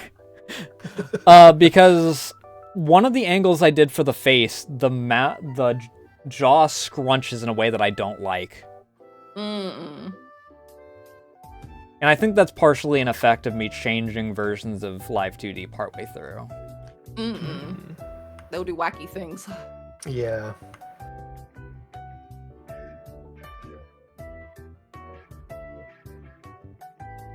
But at the very least, that's for future me when I actually do Liz's base outfit at some point. Mm-mm. But right now, the only mine's work that is in the tube is stuff for anniversary. Yeah. Well, fork us up. I got a When's lot anniversary of... coming up? Huh? Anniversary When's anniversary? is April 24th. Mm-mm.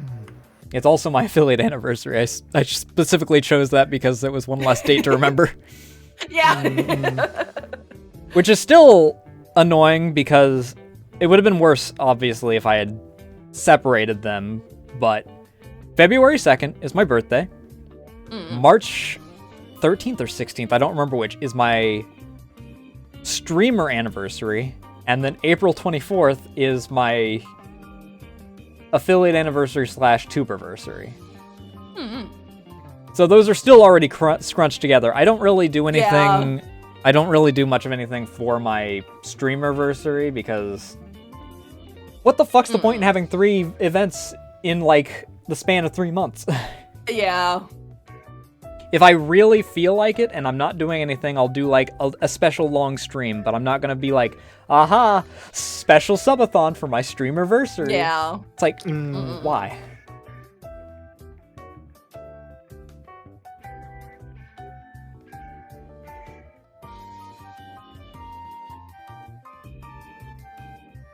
But who knows?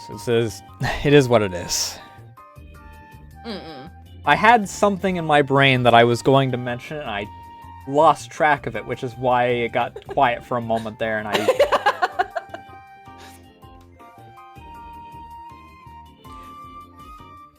Because it came to mind right in the middle of me talking about setting up for all that, and then it's just poof, gone to the wind.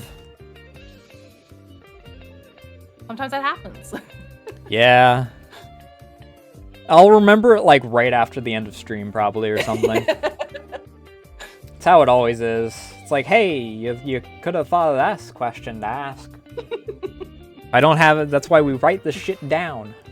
Yeah.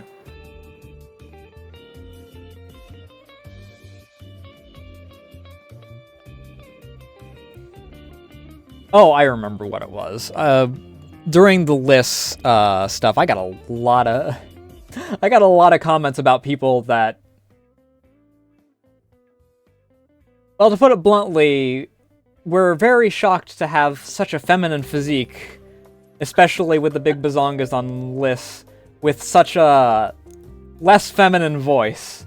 So I got those comments that you expect, and they're and I got the obligatory ones that you always expect from that shit. The ones that think that they're being offensive, like, huh, you'll never really be a woman, and it's like, oh no. Yeah, dumbass. I'll also never be a goblin. It's October.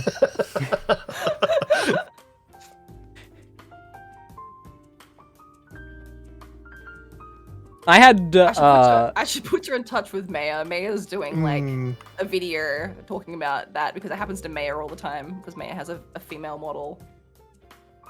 I had like And 2 it's people just, like- in like my first stream with that model when I was with Archie that are like that thought that they were being cheeky and like trying and hurting my feelings and being like, so what's your pronoun, sweetie? And it's like, and I didn't even acknowledge it. I'm like, whatever. You're gone before I even freaking respond. But my basic response for that is like, because I do go by Annie. I don't really care what people go by. Yeah. But I added a little bit of something extra to it. Specifically for the snarky assholes that try and hide it under the guise of actually asking. Yeah, yeah. It's like, well, you can call me whatever you want, but if you want to call me mommy or daddy, you're gonna have to pay for that.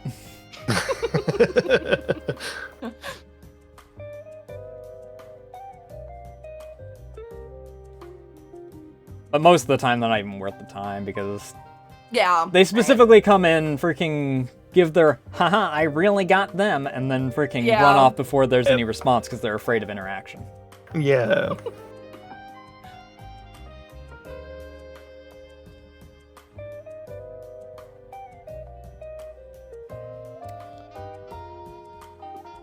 But I said, let me double check to see if we have any of the non-viewer related questions here. Oh! Did we ever talk about the VTubers that you look up to? Did we somehow skip question 2 specifically? I think so. Oh. Because we did talk about the Ando and then you two, how you two met each other.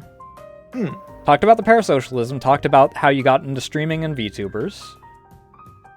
How you decided that you wanted to become a VTuber. Because that was also part of the workflow thing, which is the following question.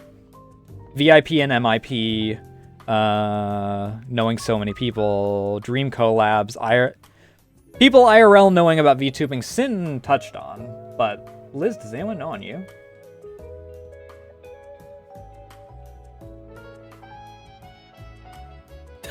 Thinking. Processing. Hey Kevin, how you doing tonight?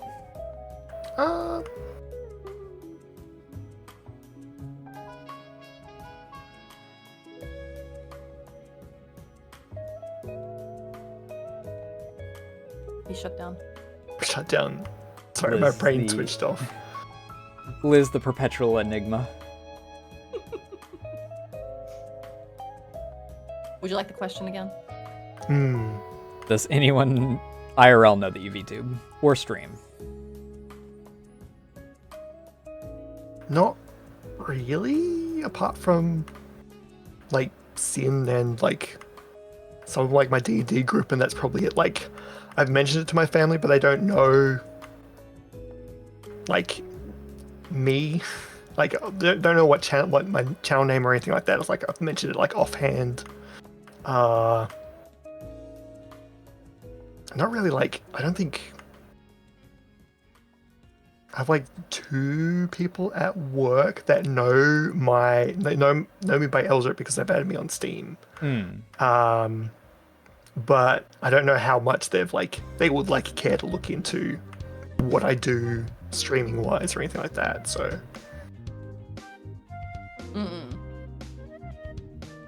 My Yeah, no- immediate yeah. family is like the only ones that know. Some of the people that I worked with previously when I was doing shows know me as Nasu because I got that actually printed on the back of one of the shirts that we got at the end of a season. But they don't really know anything aside from me being an artist that happens to have an OC aside from that. And that I model and rig because Vance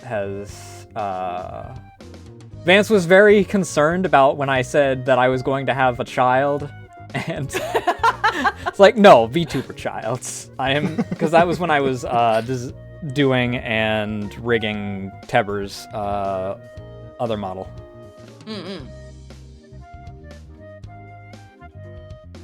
My brother probably has the most interesting experience because he saw my channel trailer, which has Nasu's ass within the first 3 seconds of it.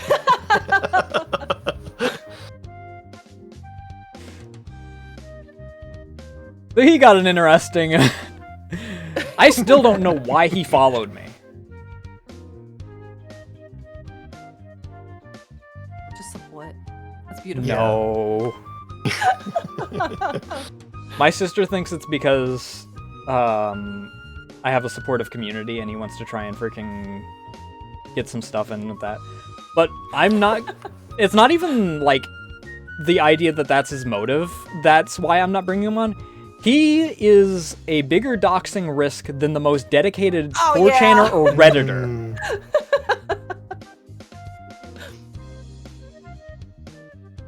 I think about that with my mom. I've thought about bringing my mom on for a stream, but I'm like, what are the chances she doxes me? I'm not even worried about him freaking saying my name. He'd plug himself, and then people would know who I am within like 5 minutes. Through association, yeah.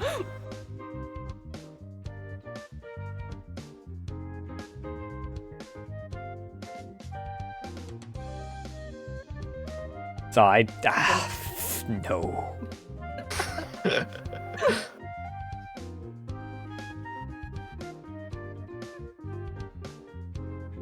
So it's like part of the reason I don't like talk about like my job as much. I'm very vague about it because it's a very specific industry, which isn't a bigger one, but it's also yeah. And also work in a smaller team, and like it would be, I don't know. We go, Not- Liz works in Works in, advertising. yes.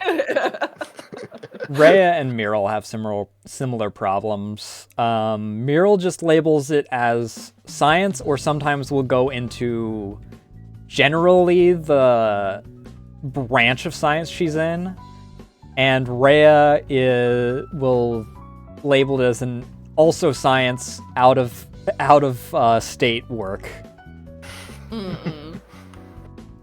Because both of them work for a branch that is, once you get into the specifics, has like 3 things in total.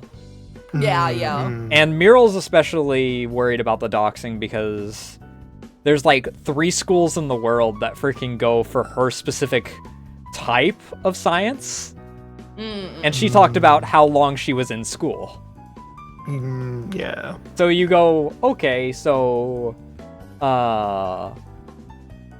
person that was in this school in this country for this in 2021 to 2024.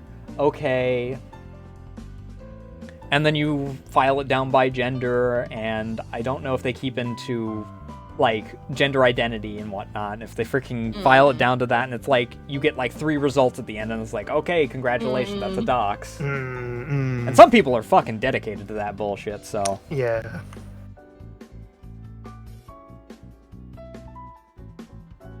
I'm beneficial that most of my stuff is remote, or mine is. So if I were to say what the name of the company is that I worked with, or the specific sites that I worked at for some of the more like some of the bigger examples, maybe they could freaking track it down if... I mean, we weren't even on pay records for one of those, which is part of the reason we stopped working with them. So, you know. But I've worked everywhere from freaking Georgia to Colorado to freaking Ohio in the freaking entertainment sport portion, and then also who knows how many if you go into the remote segment. So it gives me a little bit of buffer room. Plus, even then, I just say generally I was in entertainment. Yeah. Yeah.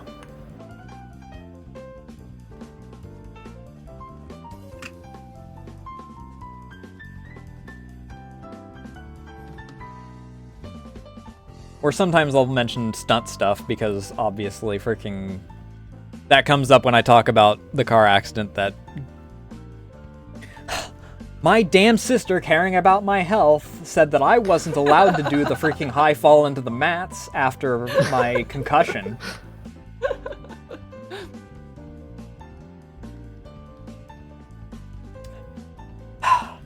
Trained for 4 months for that shit, and then I didn't get to do it. No. Can't light myself on fire, though. Oh my god. I was normally the one set on until, you know, I was forced to freaking take seats immediately after show is due to my knee.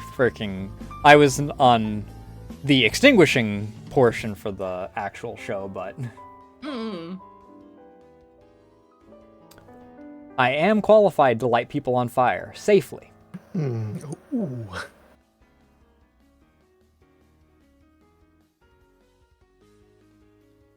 And unsafely, but I don't think you need a license for that one. No.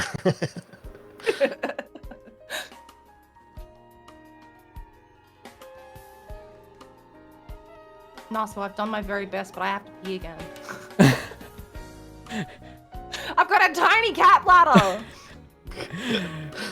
Fine. I've learned my lesson. If I don't let the cat go pee, the cat pisses on the bed. Go on. This does seem like a good time for a bio break. We are at another hour and a half in, so. But we will be right back. But to answer your question, Kevin, I know how to, for stunt purposes, light people on fire. And then extinguish them. Safely. Talks about the small bladders, though always the last one back. Takes forever to empty out.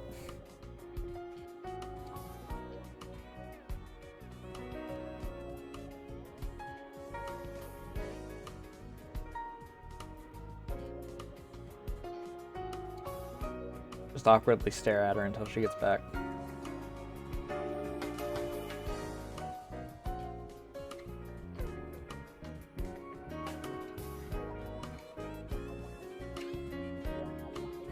She might also be going to refill her drink. It's possible. It's what she did last time, if I remember correctly.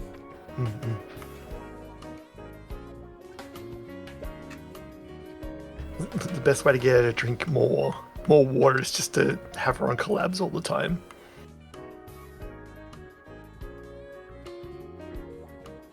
Gets distracted from chat, but will remember to fill her drink. It's the sacrifices we have to make. It's complete. Uh-oh. Did you remember your water? Just get drinks.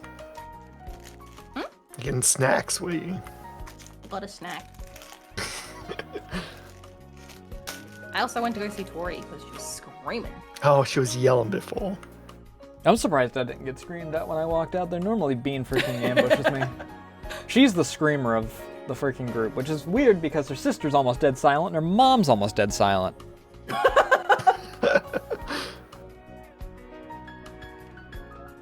Her mom only screams when she gets pissed, which she's been getting pissed more recently because we have a new arrival that is a kitten, so wants to play constantly, and she is an old lady who does not want to play constantly. Yeah.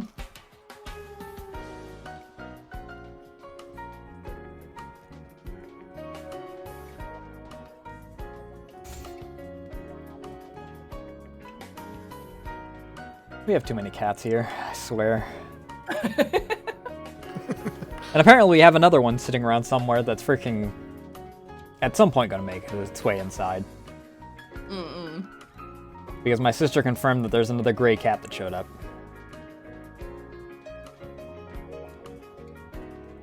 Cold out there. I'd rather it come inside than freeze outside at like -10. Cat popsicle.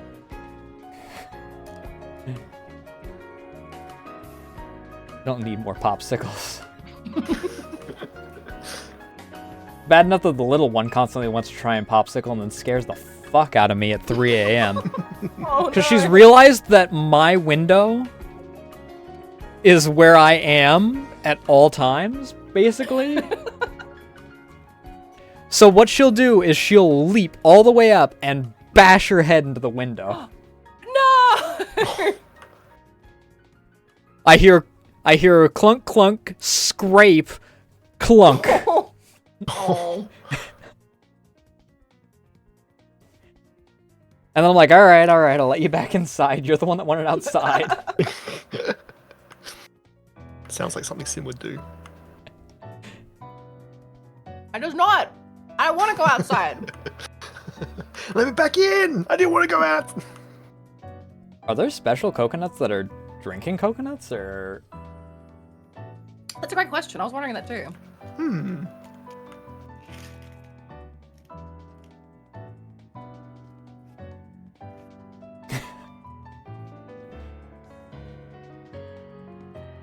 No, she's hard-headed. I'd believe that my freaking glass would crack before her head will.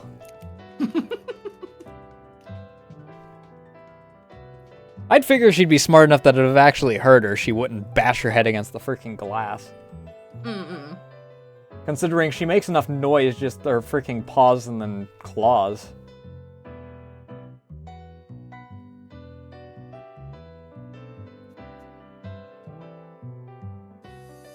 A little dingbat.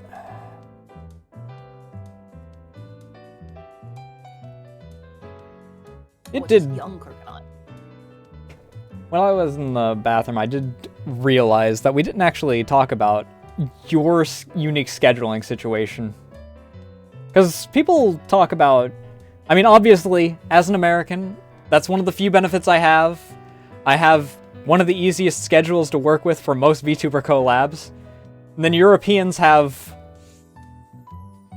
the European schedule, and then you guys have, The Europeans on there. It's like whenever I want to catch someone in the EU, it's always like in the middle of the night for us here, because they're always like, that's like, their like afternoon, evening is like between like midnight and like 8 a.m. I'm like, never. Pretty much every European I know just doesn't collab with people aside from like once every 3 months, because that's like no one's available at the times that I'm actually available to stream.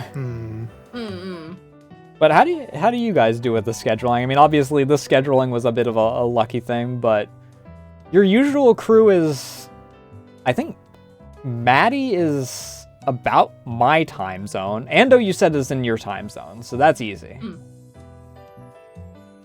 Yeah, we mostly roll with Australians, except for Maddie, who is just up at balls o'clock in the morning for some reason. Yeah. I mean, I can't talk on that one. I'd be hot meat kettle on that one. Yeah. My average sleep Maddie time has a as of nighttime recent has been 10 a.m. I think Maddie has Damn like, Denfield. either like an afternoon or an evening job. Yeah. I think she sleeps through the day. I was Like, one better day she'll get today. a normal job and we'll never see Maddie again.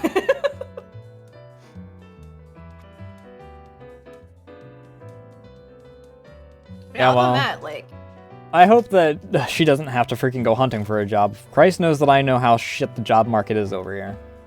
yeah. Because I actively hunted for 4 years for, you know, a quote-unquote normal job.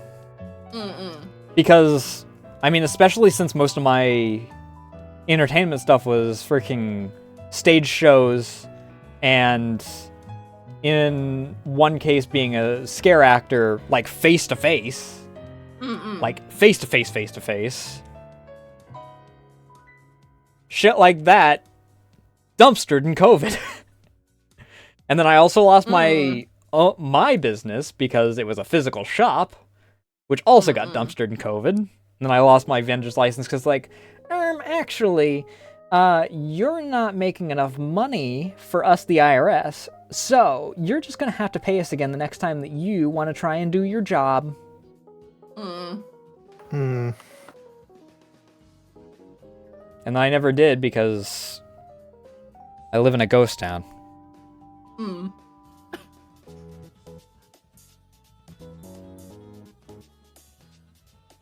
Sorry, my cat's just outside my door going, blam, blam, blam, Wow. blam, blam, blam. Well, clearly the cat wants to speak on the mic, wants to talk about its VTuber experience.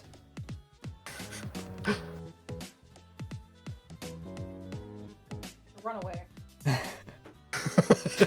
Hi. You see little footsteps. Oh, is your office directly under the hallway or something? Yeah, I'm pretty yeah. much like directly under Sin.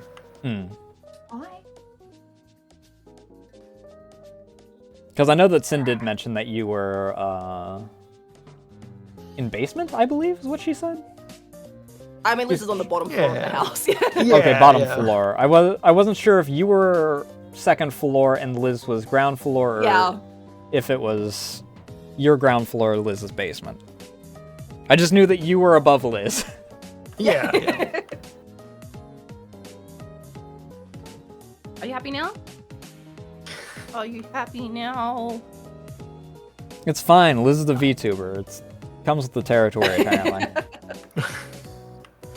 Which is always very funny when someone comes in with only one joke. Right. I had one person that stuck around for surprisingly 2 weeks. Freaking... That was the only thing they'd do, is they'd come in, say bottom, and then leave.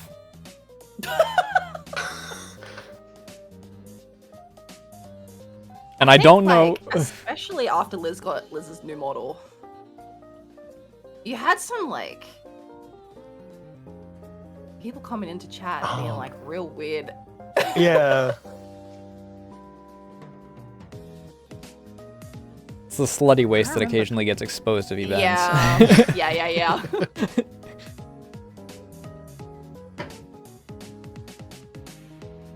I was like, are you annoyed? Because I can ban them. And Liz is like, no, it's alright. Just That's fine. I'll go away.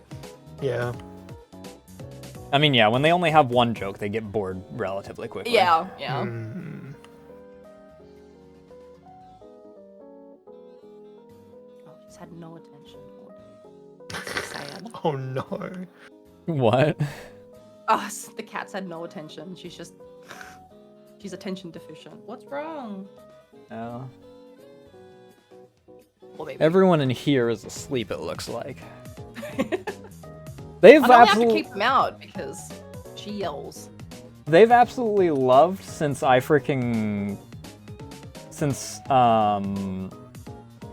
father and sister were able to move back into their house, and I got myself a separate freaking bedroom because I just left the mattresses from my old bed here. So they just love laying on that shit.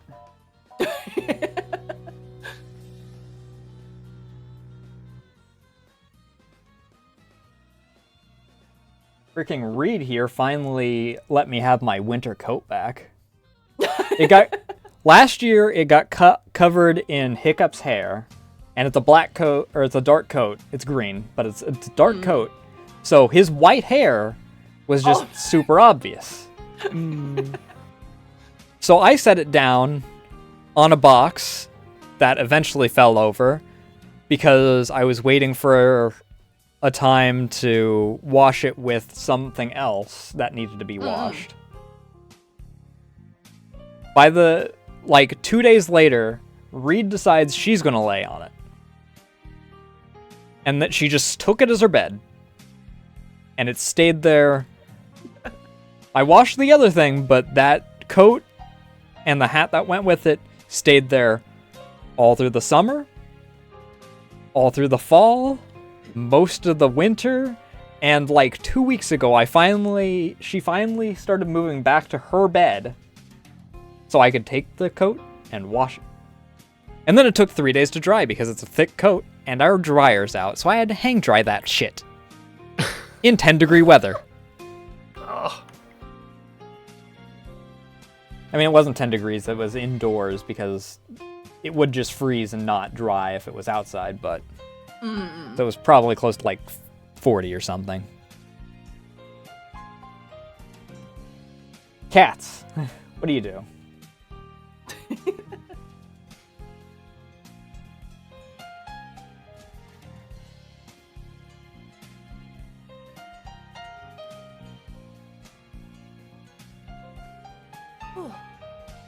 Yeah, I've had those occasionally. Normally they wind up getting banned because they make it clear that they're underage, and then they are honest when I ask. Yeah. Mm-mm. You're like, okay, bye-bye. I had one that apparently clearly disregarded the rules, but when they made it to my Discord, they finally decided, oh, maybe I should actually read the rules for the streamer that I'm obsessed with. Mm. And they're like, hey, I see that your rules are that you don't allow people under 18. Like, I'm 16 and I'm like, then get out. Yeah. I don't make exceptions no matter freaking what. Like, get out. This is none of my jokes are child friendly. None of my content is child friendly. My art sure as hell isn't.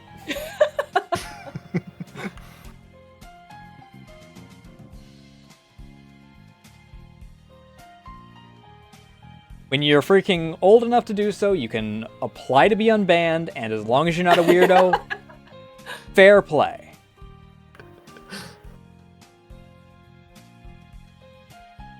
But if you're really that interested for 2 years,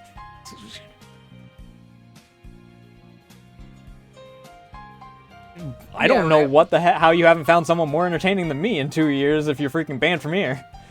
It's not like you can watch me if you're banned. Yeah. That always makes me laugh when you see those unban requests, like people post where it's somebody being like, "Hi, I'm 18 now." It's like from 3 years ago. The only unban requests I've gotten are people that don't understand that they were banned for a reason. Oh yeah. I had one person that thought that they were banned as a bit, and their only response was, "Hi, I'm here the following day," and I'm like. You have proven that you are not trustable for being in my community because you harass and sexually harass my friends, and I don't know how the fuck she deals with that. There's a reason why I don't freaking show up in her chat anymore.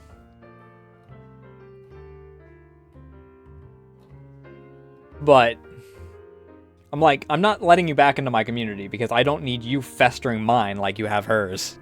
Yeah, yeah.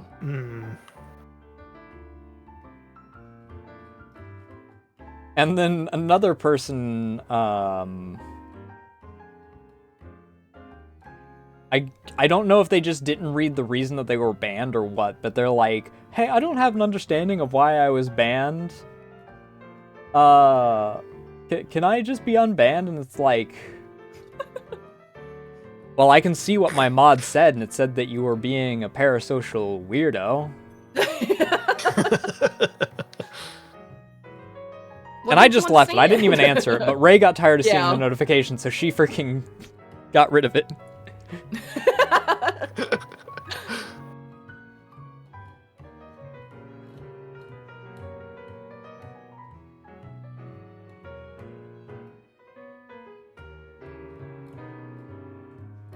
I'm semi-surprised that the person I banned when I was doing Voices of the Void didn't try and have a, I don't know why I got banned. Yeah, rip. They came in, tried to... And I had freaking, at that point, like 80 hours of Voices of the Void, and I was just fucking around trying to do some secrets. And they're trying to freaking backseat me to high hell. Yeah, and they got timed out 3 times during my stream. Oh my god. And then I raided someone, and, you know, the raid and everything says, like, 5 viewers and everything, and the dude goes out of his way to say, no, you don't have to thank the raiders, I'm the only one here, and I'm like... What the fuck? Oh my god. Oh my god. Some people. Pain in the ass. That's crazy. Also, hey, how you doing? I'm sorry, I got really, sidetracked freaking shit talk. Also, thank you. Actually, all of these are all homegrown models. Those two, Sin is the artist for them, and Liz is the rigger for them, and then obviously I am homegrown for mine.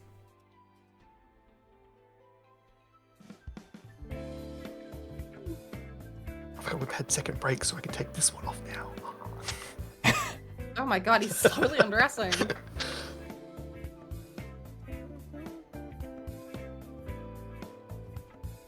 Oh, I fixed the hair because the timer ran out on that. You did add the hairpin, though. I do need to set it to where the timer automatically does, so I don't have to remember what an hour is after the hair goes away. Thankfully, Phlox recently uploaded a video on how to actually set up StreamerBot to automatically do shit like that. I was gonna say, I think you can do like timers and stuff with StreamerBot. Mm-hmm.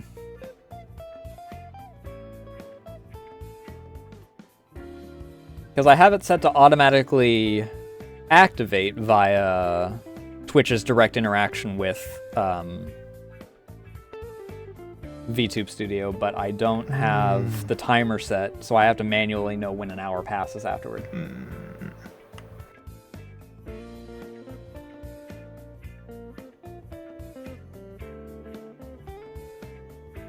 I think it said that on VTube Studio too. That's how I get my cowboy hat to go away after 5 minutes. Oh, is it? Oh. I'll have to look at that Yeah. after stream then. I wonder Yeah, how look that for plays with fate. people having wars over me being bald. I don't think I'll have a war because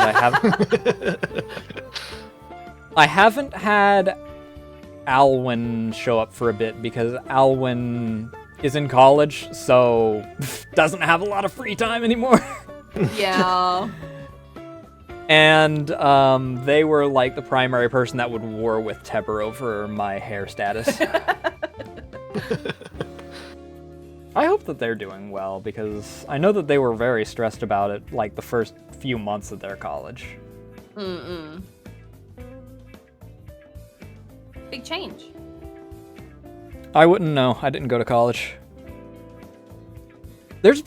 I don't know if you've been contacted by any of them, but there's apparently been a new wave of scammers that have been going around. Oh. That I think that they're trying to freaking, like, scam you out of student loans or something if you're a VTuber.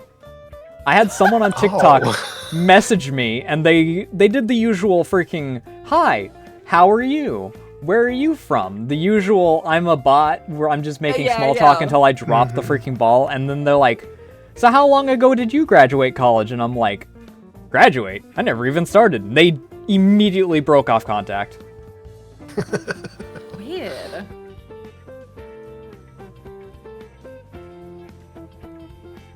That's a weird one. No, I hadn't heard. That's so funny.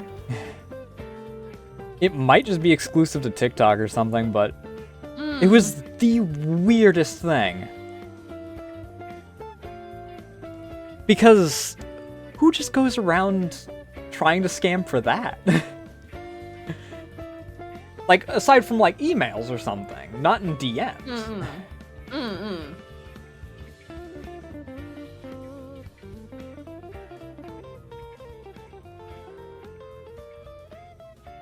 I'm used to the artists and whatnot, and... Oh, yeah. Oh, we really love when we...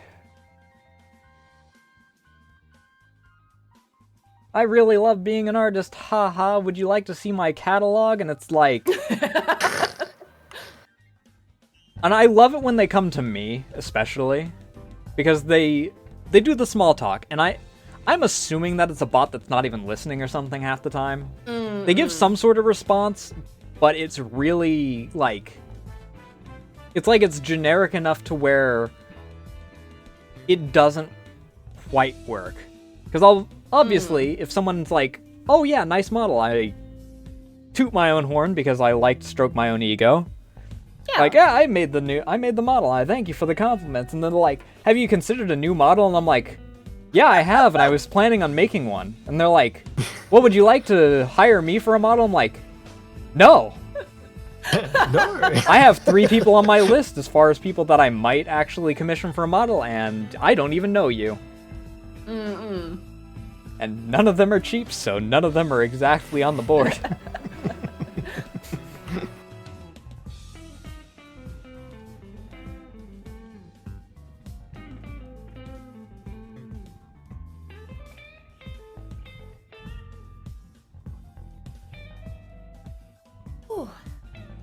I mean, to answer your question, you're kind of, based off of gender, stuck with one or the other. Hollow Stars is exclusively male, Hollow Live is exclusively female. You don't exactly get a choice in which one you're in.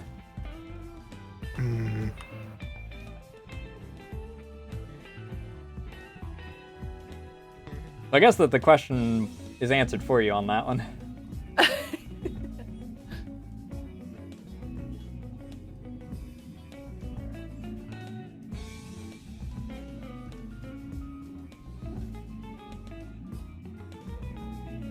Though, speaking of viewer questions, I do believe... oh!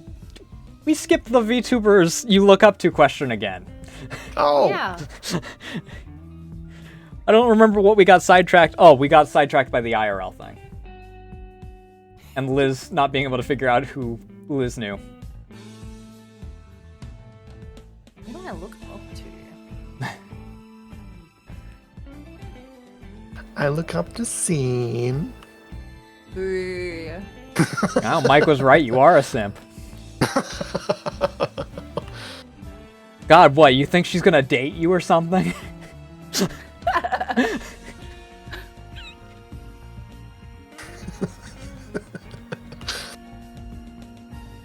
Thank you for the hydrate. I was gonna say, like, for me, I feel like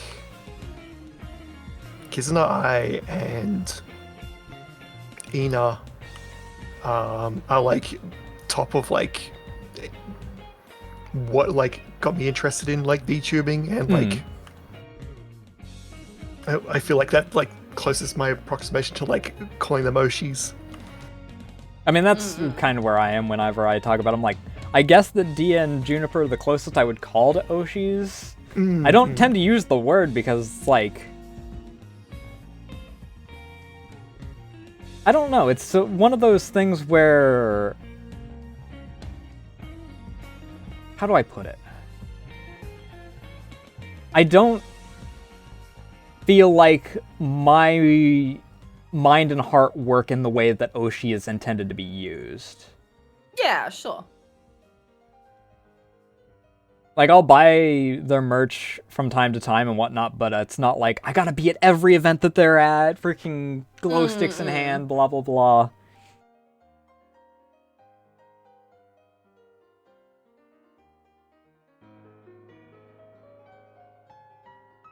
Who do I look up to?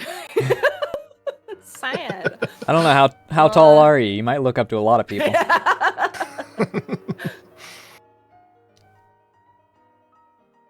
I'm thinking like, yeah, I think the only VTuber merch I have is I have a Pekora figurine and I have some mouse stuff. Not that like merch is equal to looking up to, but I was like, Yeah. whose stuff do I have? But I mean, I guess that, like, it also, who your favorite would be also fits. yeah, right. My problem is I don't watch a lot of VTubers. Because, I mean, my favorites work for looking up to because I look up to and admire their skill with the mediums that I also work with. Yeah, yeah.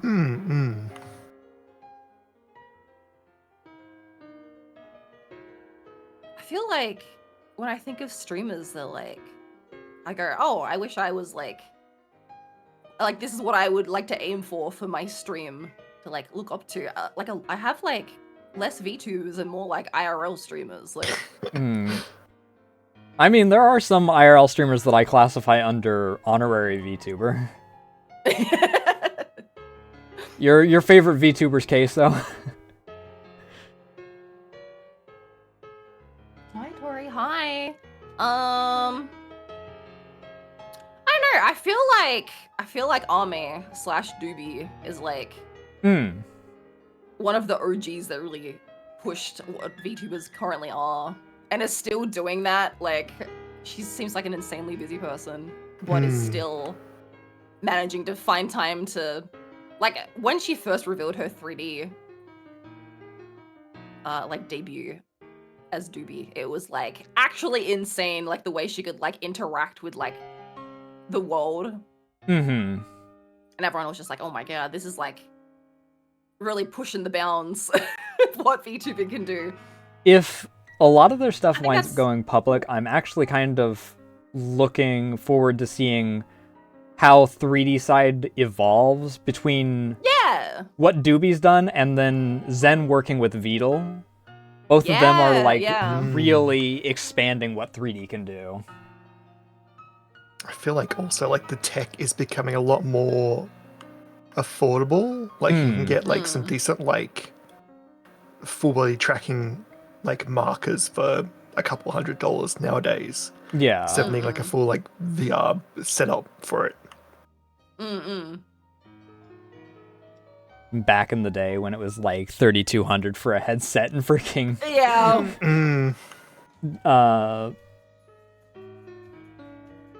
controllers that would break like a month later. Yeah.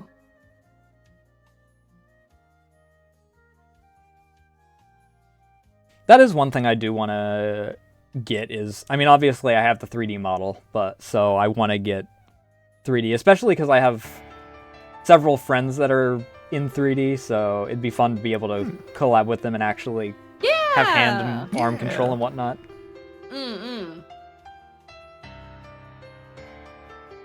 Yeah, 3D seems fun if you can get like the whole setup for it to work nice. Yeah. I'm not like hurting for it right now because obviously this is still, this room is going to need its renovations after I move stuff into what is going to become my office room, and I don't know, I mean, I'd probably, since I'd have the computer in there, freaking have that be where I also do VR. But I don't have the space for VR because, as I established, there's 2 mattresses right there, and they're kind of taken by someone.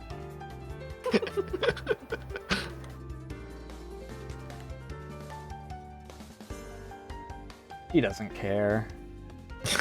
He'll care when the bolt in his leg starts hurting, and then he's gonna hiss at his ass.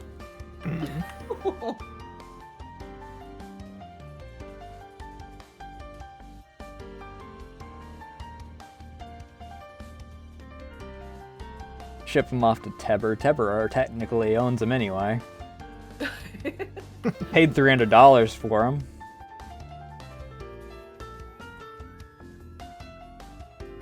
Super expensive piece of metal that he hisses at all the time now. Oh.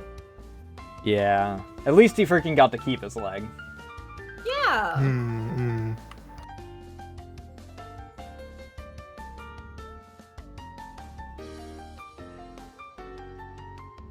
But you mentioned the IRL streamers. Are there any IRL streamers that you look up to? The one I watch the most is called Will Shand. He just has he basically only streams little indie horror games, but his stream is like really interactive. He's got a lot of like, I guess like Cardboard Cowboys like that too, where like his streams are just like crazy interactive. That's what I want to go for. Like, I was gonna say, that sounds oddly familiar, especially with how you get for Glitch Sin Month. Yeah! Yeah, I want like more stuff that people can do when they come to the stream. So I think that's fun. So that's the kind of stuff that I'm like looking forward to working on. But yeah, I guess I'm sure there's VTubers that do that too. I probably just haven't found them, but like I just happened to find these 2 IRL streamers that just have like a crazy amount of like redeems and stuff that goes off and stuff that like chat can like type in chat when like there's like an event happening for stuff to happen on screen. The primary things I know of are people that'll like set up like homebrew RPG kind of things, because yeah, they're always insane. Joel has an adventure style RPG that he has for his chat. Yes. I don't remember what her name is, but she was featured in a VTuber award thing last year? Was it just the VTuber awards last year? She was like one of the up and comings or something like that. But she had like a full-on stage play style D&D thing that she apparently does regularly. Oh, that's cool. Or Yeah, I did love stuff regularly. like I haven't seen any of her stuff recently because Twitch is terrible. I'm gonna be honest. Twitch is terrible about freaking actually informing you when people go live. Right. There's also just a non-zero chance that she shifted schedules. I've had to unfollow a bunch of people over the past few months because they shifted schedules and I'm just asleep when they're alive.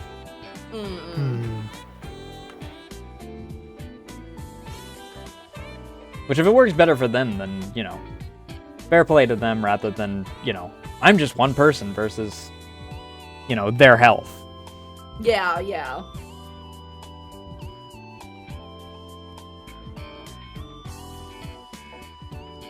I just kind of wish that I could shift my schedule a little bit.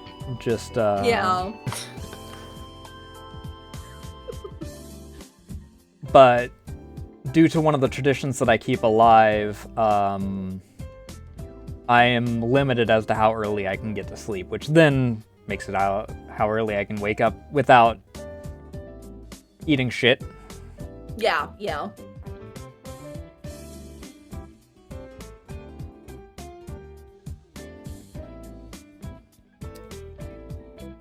But I suppose that unless I miss something else...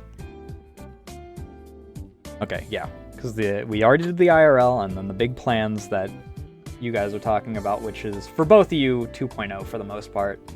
I'm like, surely it's gonna be something else fun I'm doing this year, but... I mean, you always have your... July. You always have your October event. I don't know if We I'm gonna mentioned do that this Glitch year. then. I don't know if I've got time. Oh, is your year that busy? 2.0 is like such a big project. I just thought I could do Glitch Sin, but I like to try and like... Last year it felt like... Not worth doing, but I didn't have anything new to plan, and it felt kind of just like played. So next time I bring her out, I want to have like other stuff planned for it. Yeah. So I was thinking about maybe giving her a break this year and then doing like a big Halloween event next year instead. I mean, it would also give you an opportunity to have a gap year where you can do the adjustments that you said you wanted to do that you didn't get to fit in. I think that's probably what'll end up happening. We'll see how I feel. Maybe I'll get to October and just be really jazzed. But Maybe I'll do something. yeah, maybe Liz will do something instead. Because apparently only one of us can do a thing. I mean, fine. If only one of us can do a thing, I'm laying claim to it. Liz, how quickly can you freaking rig up a concept? I have like something I've been like planning for a while. Like if I can get through all of Sin's 2.0 stuff, like within time to do stuff Good for luck. October. I mean, I've had Corrupt Maybe. Nasu on the freaking idea since at least last anniversary. That was originally what was going to be before I switched to the idea of the Merc. And then I got sidelined for the Merc outfit, and then October happened, and then I was like, well, I do need to get List done. And then now I've got the freaking belly lie, and it's like... I think that the thing is that I know that it's a big model, so I don't know how often I'll be Yeah. showing off the whole thing. Yeah. Because, I mean, obviously it's a lot of work if it's a big model, but also just size-wise, it's like anytime that there's a Kitsune that comes out, and it's like, okay, look at all these tails I have, look at all the fancy rigging in them, okay, you'll never see them again. Yeah, away they go. It's like when I was reading this model, like I spent a bunch of time trying to get like get the feet to like a decent spot, but then I'm like, I'm not gonna see them that often. So like I guess as long as it looks good for like showing off for debut, that's all you're really going to see like of like the feet of my model. Yeah. That was kind of where I was with Liz, because when I have her like move downward, since she stands on her tiptoes as her default stance, her feet actually plant downward. How dare you yawn during my story? I've yawned like, every time someone else is talking and I yawn, I'm just like, oh no. I went to bed at 3 a.m. Yeah, I'm sleepy. Go Riverdale too hard last night. Ah, gotcha. But I didn't know what I would do like when she looks up, because that's like, how do I get more tippy toe than tippy toe? And then I'm like, what's it fucking matter? No one's gonna see your feet 90% of the time anyway.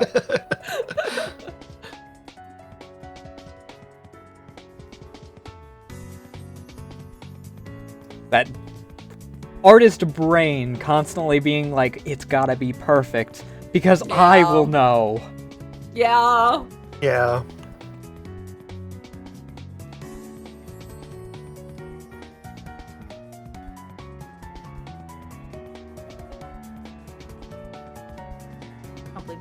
I suppose, though, that we can move into viewer questions. I do have a few that are... I label these as viewer questions, but they're questions that have been kind of adopted over the different episodes because, honestly, I just kind of like them because they seem fitting for more than just one person. The first one's normally the one that is the freaking slap to the face to make sure that everyone's awake. Which Koei Tecmo game would you like to play? What?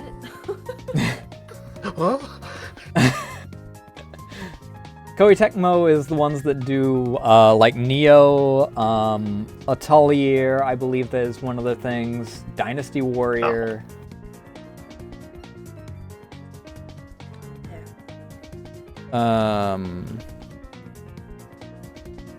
I think that only 2 people have actually known off the top of their head what Koei Tecmo even is when the question gets asked.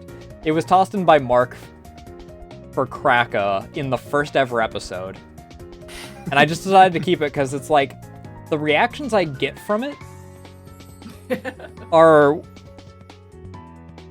a way to make sure that everyone's paying attention.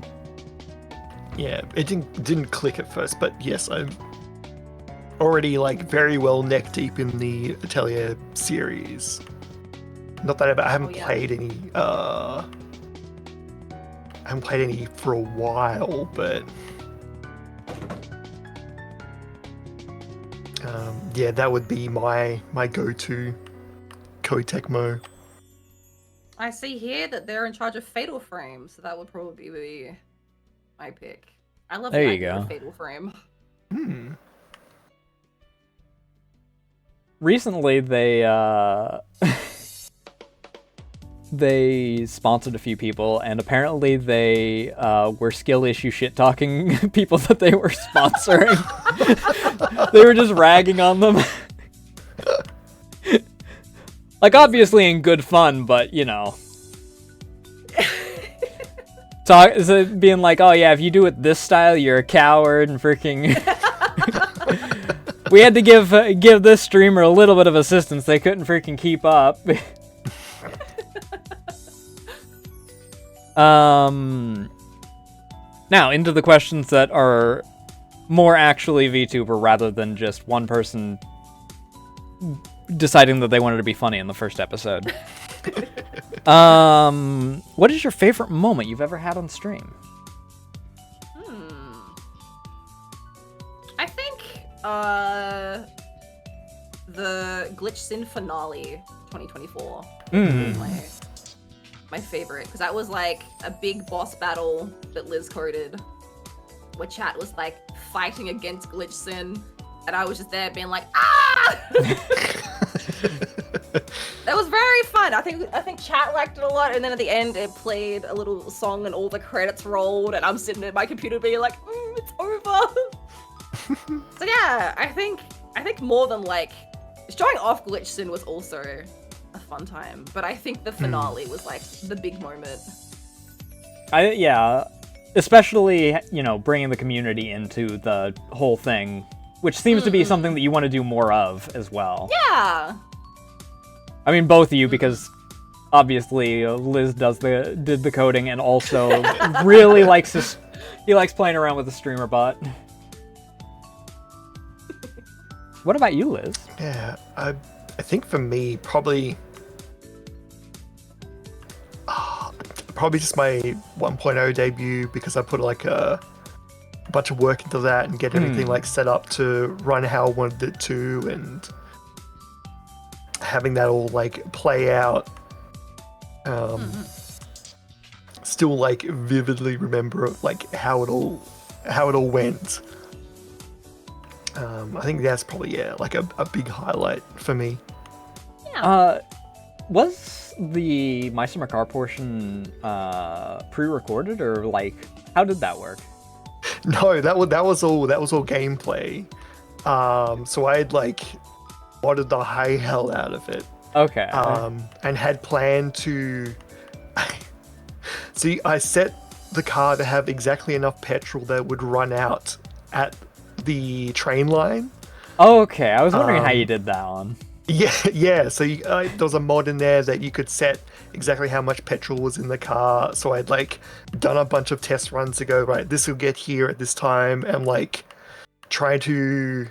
I made sure this game save was like a moment or two before the train got there. But when I went and did it, it was like pretty immediately, which was even better because it wasn't as much time for me to go, oh wow, oh no, I'm stuck on the train lines, what am I gonna do? It surprised me because I was like, oh no, the car stopped. I turn, like I see the train, I'm like, oh shit. No, my scripting. No. But yeah, having like that and then playing into like the rest of the other bits were all like pre-recorded stuff that I'd set up before then, and yeah, I had a lot of fun with that one. Teber also really liked like the falling into the void. Yeah. And it just Liz, keeps how long going did that in take to just a render? tiny little speck. That took a couple days to render. Oh, I'm sure.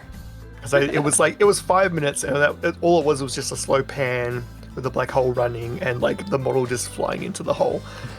But it was like I did it like 60 FPS, so it was like about like, oh god, there was thousands of frames. Yeah.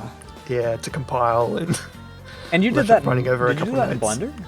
Yeah, that was just in Blender. Yeah, that's why. Yeah. I looked up a tutorial on how to make like a black hole with the accretion disk and everything on it. Had just had that running in the background and just animated my mold just going towards it. My favorite button in Blender is the instant crash button. For those that don't know Blender, that button is labeled as physics simulation. Especially if you tag something as cloth. Oh yeah.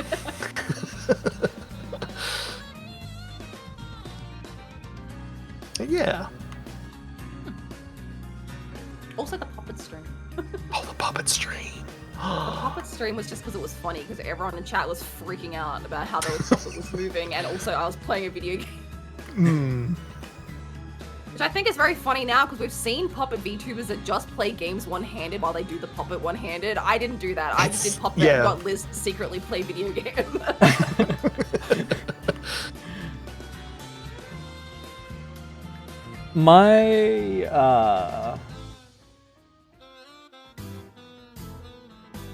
A lot of people seem to do puppets last year, actually, come to think of it. I did like the puppets, because it was just so out of nowhere in the middle of everything. It was like a skit in itself. It's just like, now for something completely different.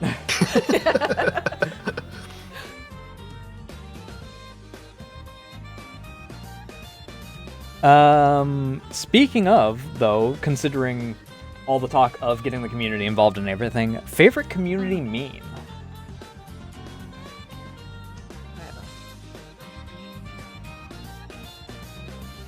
Do I have any? I mix up words a lot. Wait, we have cough of coffee. You have what? Cough of coffee. I meant to say cup of coffee. There's a whole clip where I just can't say cup of coffee for like 30 seconds. I just say cup of coffee over and over and over again. That's probably that. I don't think we have like a lot of in-jokes. Hmm. I don't know if Liz does it all. No. It's fine, Liz. I don't think I have any memes remaining anymore after I've actually finished Skyrim.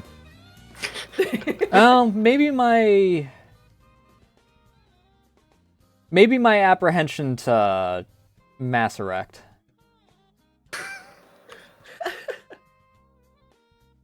I don't think that that's as big of a meme because the only person that even plays into that meme is Eric, because he keeps threatening to freaking buy me all of Mass Effect and then redeem it so I'm forced to play through it.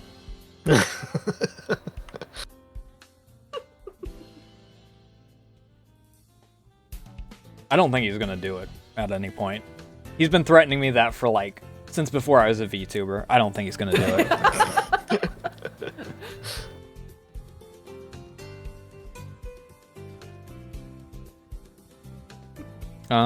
Best opportunity streaming has brought to you.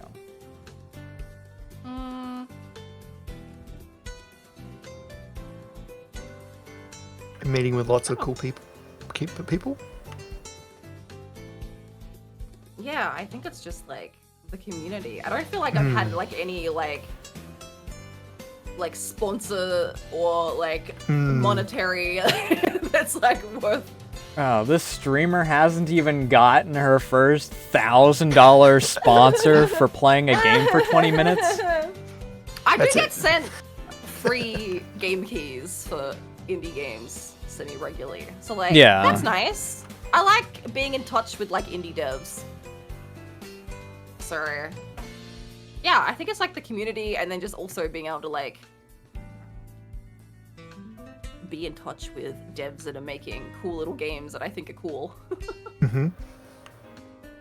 When you get like a repeat game dev coming back to give you a key again, you're just like, oh yeah, baby. That's the good stuff. I actually had that recently because I reviewed I guess I did review it because I did also give them my points that I didn't really like as well. But then they came back to me like a couple weeks later and they're like, hey, you commented on our other game and like gave us like your goods and bads of it. You want to play our pirate themed one instead of our Plague Doctor themed one? And I'm like, oh, cool. And I like the art style. I'm like, all right, yeah, sure, I'll do that.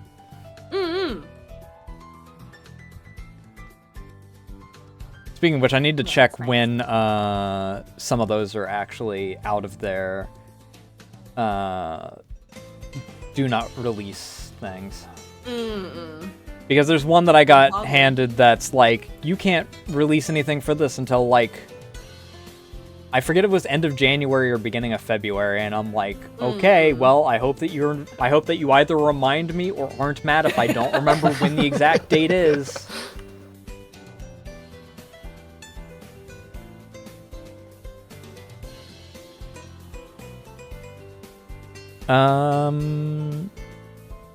Overall goal with content creation.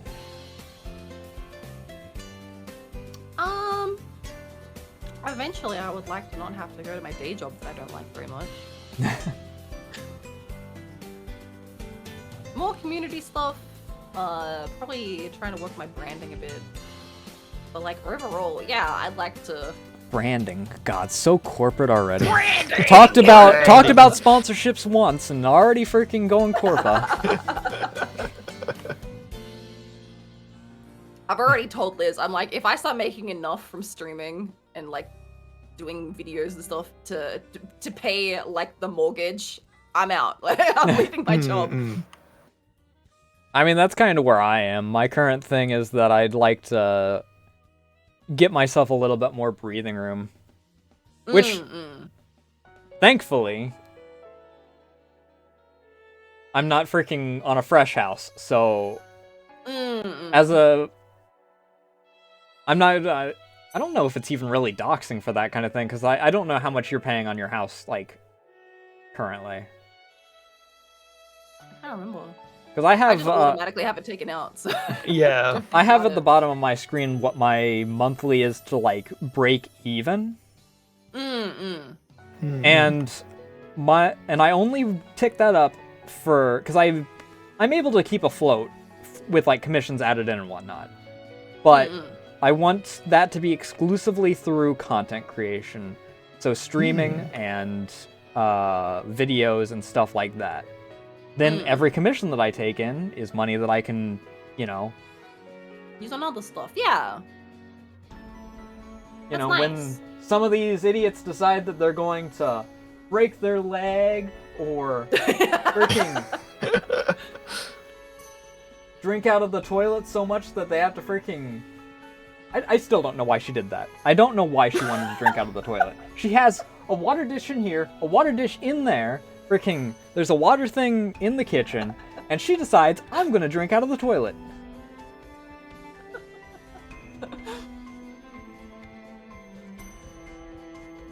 Goddamn cats. But mine is like, in order to cover basically everything, it's about 500. Yeah. For electric, internet, phone, my food, water. That's the other thing. Water's kind of important. Just complaining about water a moment ago.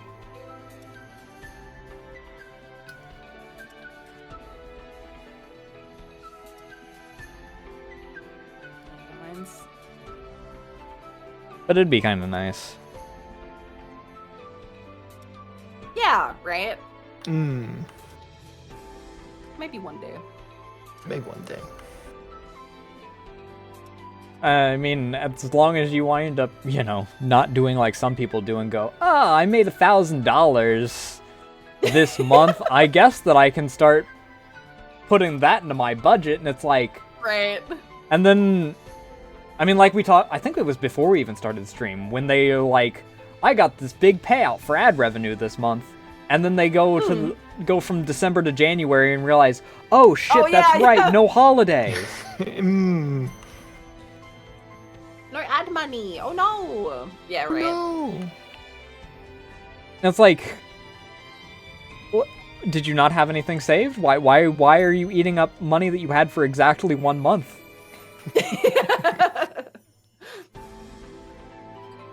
Did you get freaking $1,000 and think that was just going to come in every single month, regardless of what you did, and just be like, buy a new car for some reason?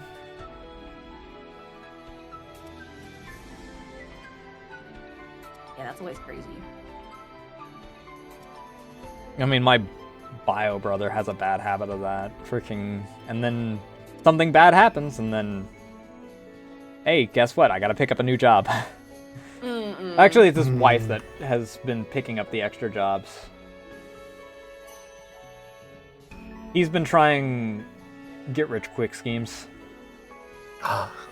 He got licensed as a freaking personal trainer freaking last year at some point, and he's like, I'll totally get that, and then... Well, there's a reason why he's still advertising every single day on his personal trainer account.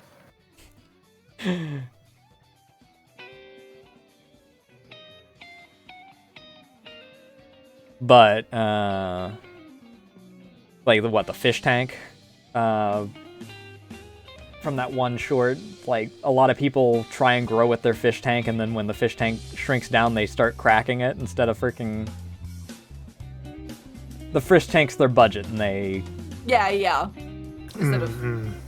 Instead of staying at a reasonable size, so when, you know, something bad happens, like, you know, having to get their car fixed, or medical bills, either for themselves or their cat or something. And then it's like, oh, I don't have that... I have only 7,000 for the month instead of 70,000 because I had all these things happen. I don't have enough to afford all this now. I mean, that's an extreme example, and I'd certainly hope that no one's that poor with money. Granted, I know someone that is, so... His problem is that he freaking spends it all on VTubers and isn't spending it on me. What the fuck?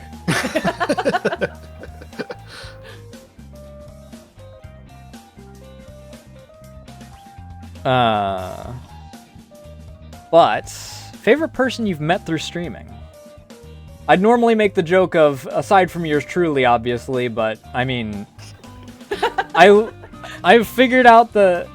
Oh, okay, I didn't figure out. The joke doesn't work as well when you aren't, like, close with the person beforehand. The joke works when someone knows that I'm close with someone. It works a little less when it's like, this is the first I've seen you interact aside from in their chat. How does that work? I mean, I want to say Ando. I was gonna say, to the surprise of nobody, I think I'm gonna say Ander. Like, Ando we're pretty is what I close. would We're pretty good expect. friends.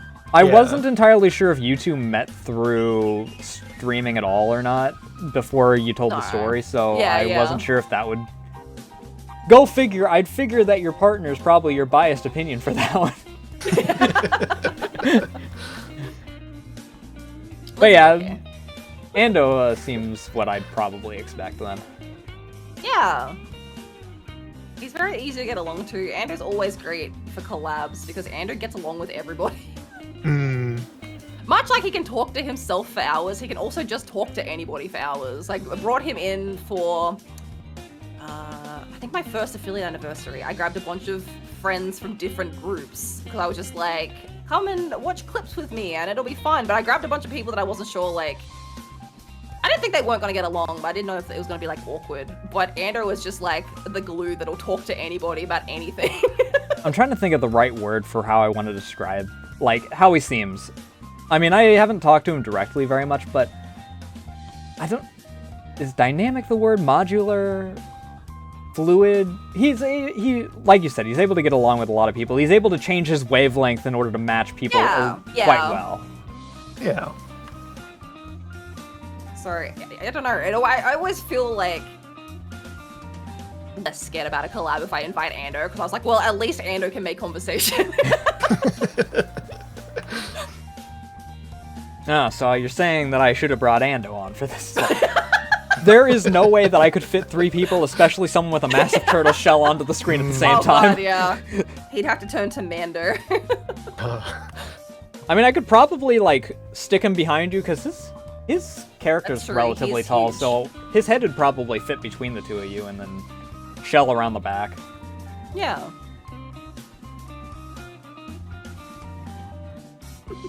Mando. Mander. My arch enemy. Proudest gaming moment on stream. Oh my god, proudest gaming. Baby steps. I'm always a gamer. Yeah, actually, Liz finishing Baby Steps was impressive.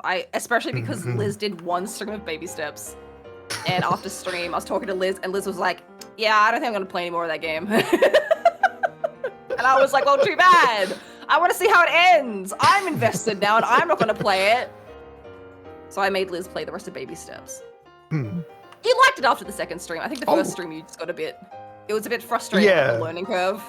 Mm-hmm.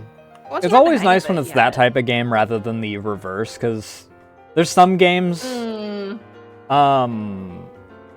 Citizen Sleeper, I think is what it was called, was reverse for me.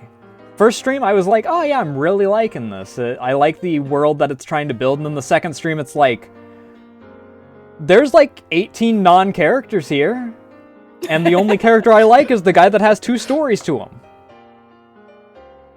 The fucking cook, who wants me to get him mushrooms for his stew. He's the only guy I like around here. So I don't think I play many games that are like hard games. I don't think I have impressive gaming moments because I don't play like gamer games. Time to looking go for my- on your Marvel Rivals Apex Legends kick. You all thought that the actual rebrand was to retro. Yeah, actually, I'm just a Marvel Rivals streamer now. Secret reveal only here. Everyone else gets the surprise.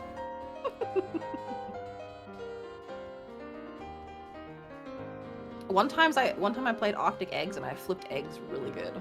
I did like the hard mode Arctic on Eggs that. is really good though. Arctic Eggs is such a fucking great game. I'm waiting for their new game to be released, Just Fishing. A game about fishing. Did you not play the demo for Just Fishing? No, because I knew that I'd play the full game. Ah, I right. don't play demos of games that I know I'm gonna play. So I don't want to get spoiled. It was someone else that I was conversing about with then, because I know that I mentioned it in chat, and then you mentioned, oh yeah, I'll put this on my wish list, and I'm not going to play the demo because...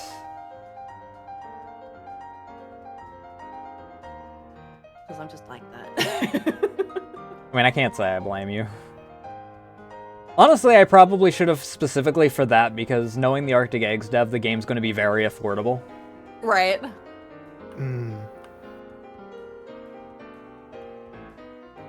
It's not like, you know, if I were to play the demo for, like, if Code Vein, if it had a demo or something, and be like, yeah, I'm not going to be paying $60 for the game. I might get it, like, winter sale of next year.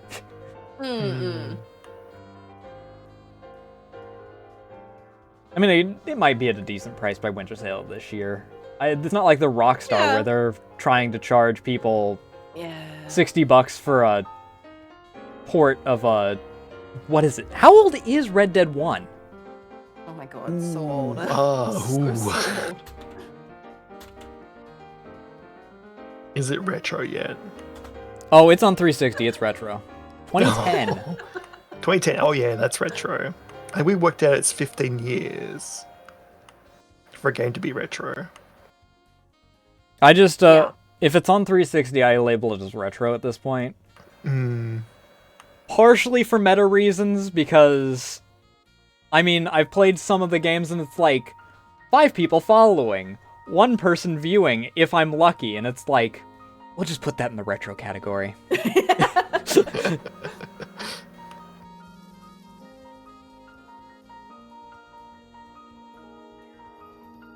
I don't remember what the last game I wound up doing that for was. I know that I put all of Crash into retro, not because of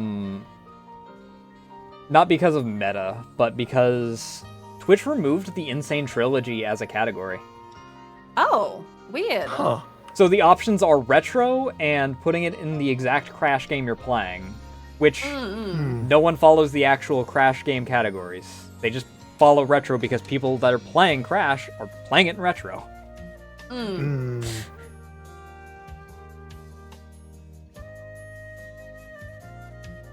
I don't know why they removed the category for it. No one does. That is a weird one. Because they apparently had it for like the first year of it being out, and then they just removed the category. Which is funny because there's some games that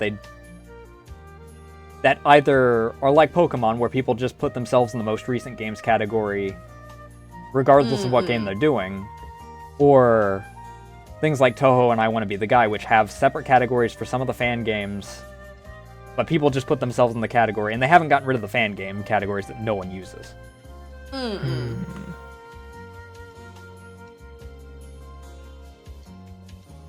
So I don't know.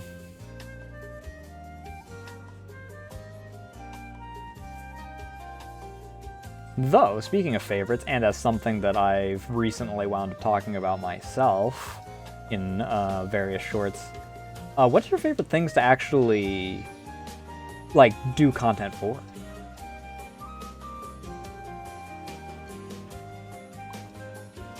What do you mean? Like, overall, like...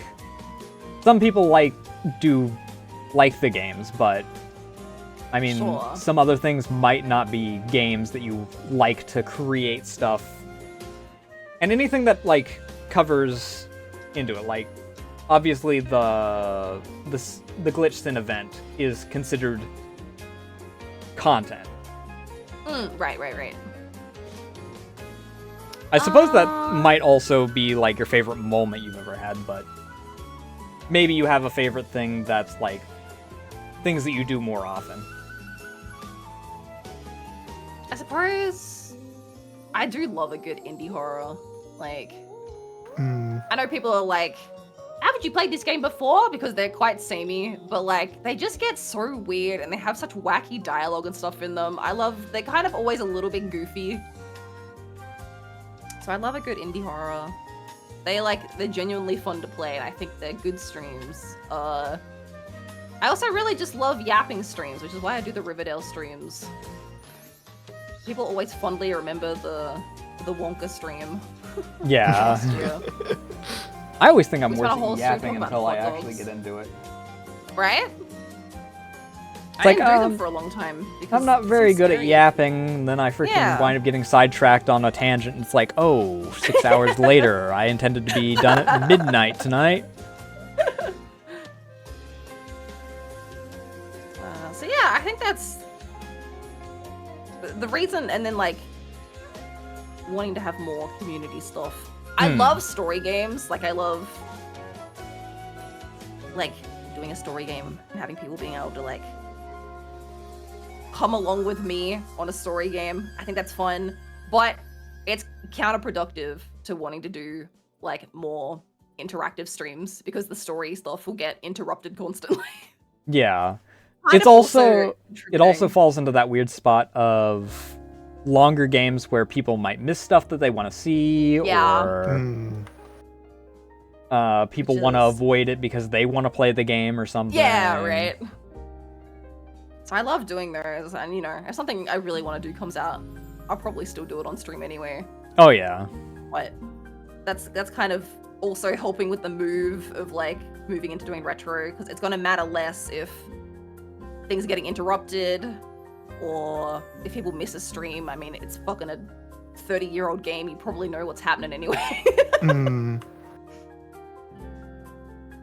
So, yeah, I think that's the stuff that I'm most comfortable with, as well as like what I think will end up meshing the best with what I want the stream to end up being.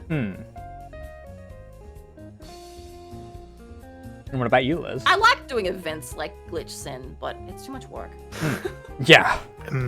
I mean, because coding, assets, all that all went into that. It's fun, but that's like a once every couple of years kind of event. Unless you, Yeah. you know, become much higher, like, Yeah, unless I can Opening. hire people to to do work. or even if you had more time, like the aforementioned, Oh, you can true, quit your yeah. job and actually dedicate time to that. Because that's Right? part of why 2.0 is, like, I don't even know if I'll make it because both you have full-time jobs. As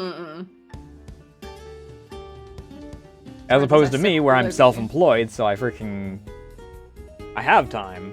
I have to focus on things that make me money first, but Yeah. It's the other end of the spectrum. it's why I'm able to, if we weren't able to do the schedule for now, why I was like, my schedule's flexible, because Yeah. my stuff doesn't open up until I freaking wake up. If you guys sleep in, you guys get docked pay. We're fired.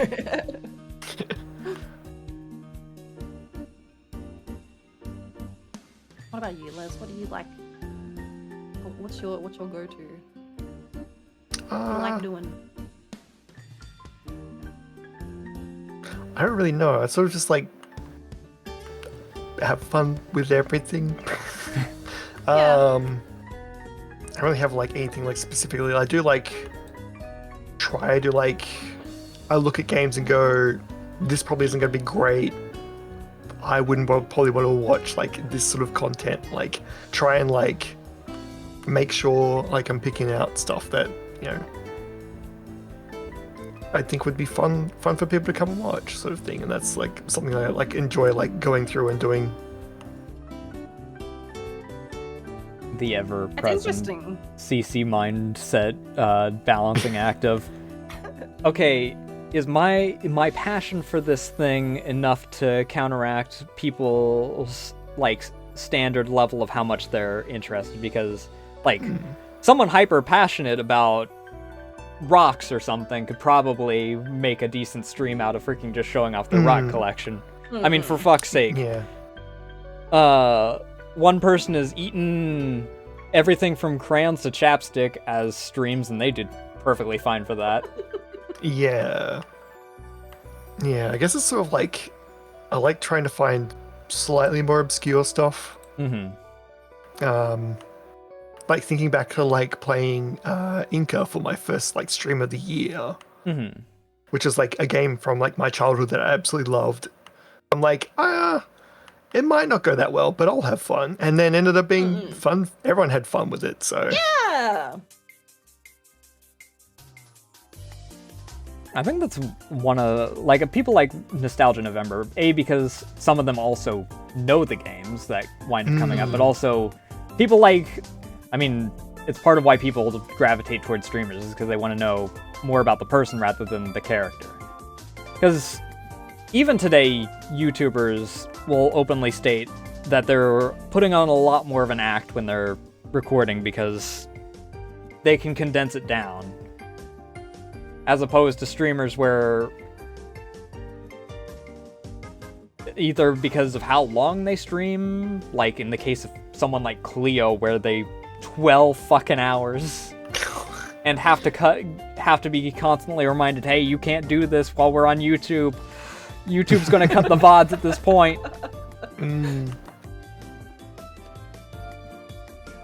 Or because they might have like medical stuff where they're a little less, where they gotta focus on specific things.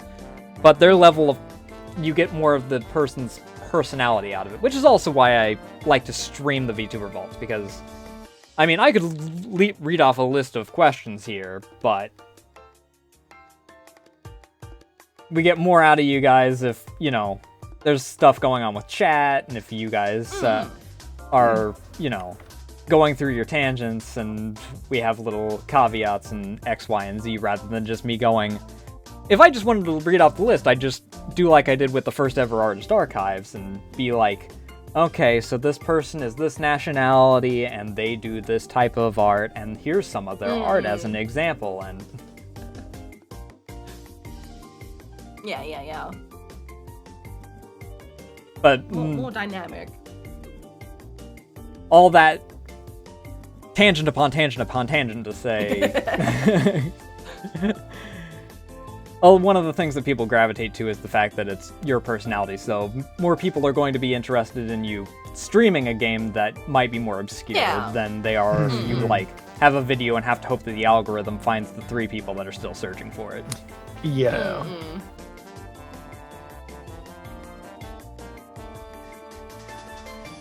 Which I think both of you do quite well, is keeping things engaging regardless of, you know, what you're doing. Because you have a good back and forth with chat, or are very engaged in whatever game or project you're doing. Yeah. I think you really have to be if you're a variety streamer. Like, Oh yeah, for sure. People won't come back otherwise. Like if they've shown up because you're playing a game that they like, they're like, well, okay, I've seen what I came to see. Oh yeah. I had one person that was in my Crash streams that was trying to backseat me on like the perfect order to play each of the levels so that I didn't have to backtrack as much. And the moment that I stopped playing Crash, they disappeared off the face of the earth. There'll always be people that pop in because they want a specific game, but, you know. Yeah, of course. As a streamer, your primary thing is people want to be there for you. Yeah. I mean, as any kind of content creator, because... Good lord, can you imagine being, like, exclusively a League player or a gacha player freaking as your only content for... I had Eric try and convince me to become a gacha exclusive streamer because I have good gacha luck. Which Teber's a little pissed about me proving that live on stream. But, I'm like, I don't care enough about most gacha games to do that. Like, if I care enough about a gacha game that I'm not actively playing, I'll go watch Curbs, who's playing, like, whatever gacha game he's currently doing. Because Curbs cares about it and is actually interested in what's going on in them. Yeah.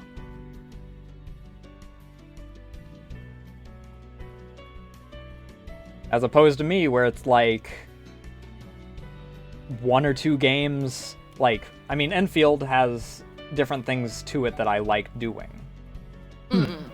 And even then, it's relegated to, my hands are too frozen for me to work on art today. I guess that I'm doing this now.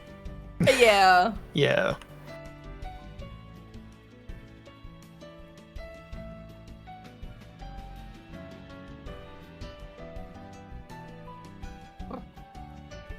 But I think that's one of those advice things that a lot of people will read a million times because everyone says it. Yeah, right.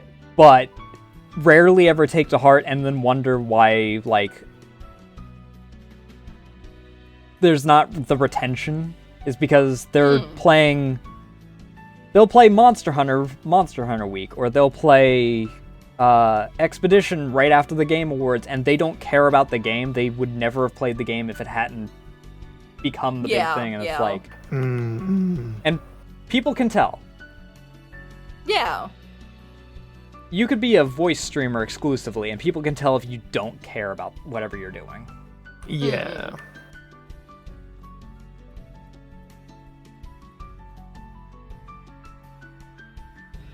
Though, I suppose that is a good question that I should probably add to the list. Is there any advice that you'd wind up giving to people that are interested in either VTubing or entertainment in general? I feel like it's. I don't think there's anything I can say that isn't just like the basic knowledge. I don't have any secret. It's like, be yourself. or at least a version of yourself that is you're able to put on every time. Yeah. I mean, a little bit of fluctuation isn't gonna, kill things unless you're specifically branding yourself as that happy-go-lucky, and then you got forced to play League, and then everyone realizes that you are a League player. Salty little. Well, yeah, I don't know. You don't want to play games that you don't like, because people can tell. Yeah. You have to be good at talking to yourself. Chat will be quiet. And sometimes you just have to march on through and just keep And especially when you're starting out, like, you're not gonna have people that just... You're not gonna have people that just suddenly show up and freaking immediately try and carry everything. Yeah. You have to be good second screen content, so that... Yeah. You have to be a good listening experience. I feel like,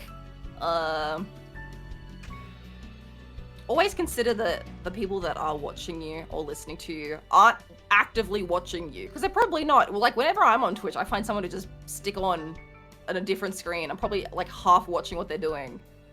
So you have to be able to be talking the whole time. I've outright had certain people that I put on just because the music that they're playing. Yeah, right? I mean, yeah, if you think of like art streams and like they have music playing in the background. But like whenever I play games with dialogue that isn't read out, like I make sure I read all the dialogue out, because I'm like, well, if someone's not watching the screen, at least they can still hear like what's happening. The only time I have issue with that, or difficulty with it, I guess, is the more operative thing. Because obviously I enjoy voice acting whenever I'm doing Toho. Giving everyone like their unique voices and whatnot. But when I'm playing something like Yakuza, where it's like, do I read it or do I not? Because they're already like voicing the lines, and it's like, am I breaking flow more by reading it over, or am I excluding people that aren't reading it by not reading it? And I tend to I'm gonna be honest, I opt for just letting, if it's a voiced cutscene, I let the cutscene do its thing. Yeah. Oh, of course. I'm not reading over someone else reading. Well, it's when it's exclusively in Japanese. Yeah, or language that sure. like, yeah. Right. Different language. Yeah, I suppose. I've had that issue with some FMV games when they're talking in like Chinese, and I'm like, well, I guess this one's just for the girlies that have the stream on to watch. Because like even Yeah. in Yakuza, like, there are some parts where it's not voiced, and I'll read out those, because obviously. But it is in that weird spot of, like, which side do you sit on? And everyone chooses their own side for that. Do I read more of it, despite the fact that the dialogue is being spoken even if no one can understand it? Aside from Frosty, who knows 10 languages. She commented in the middle of Chernobylite, like, I'm glad that I can just have this on my second monitor and still understand everything going on in the story.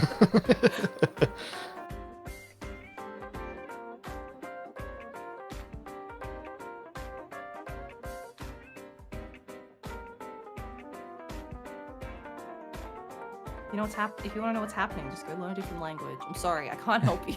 Yeah. Or go watch a video of it where they just compile all the cutscenes and you can read it yourself. Yeah.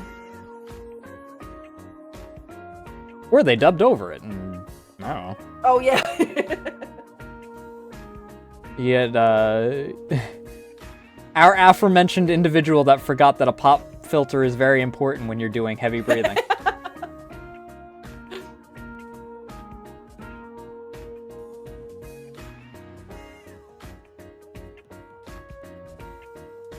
That's his income.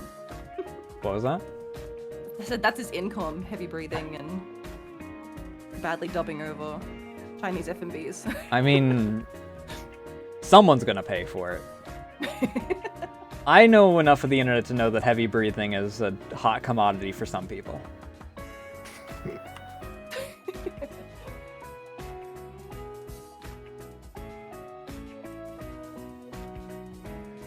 That being said, though, that is the extent of my questions. I don't know if you had any, well, I don't know if chat had any questions. I forgot that in the middle of talking, I can talk, I swear. In the middle of talking, I was going to mention that it is chat question time, if anyone wants to toss in their questions before we end.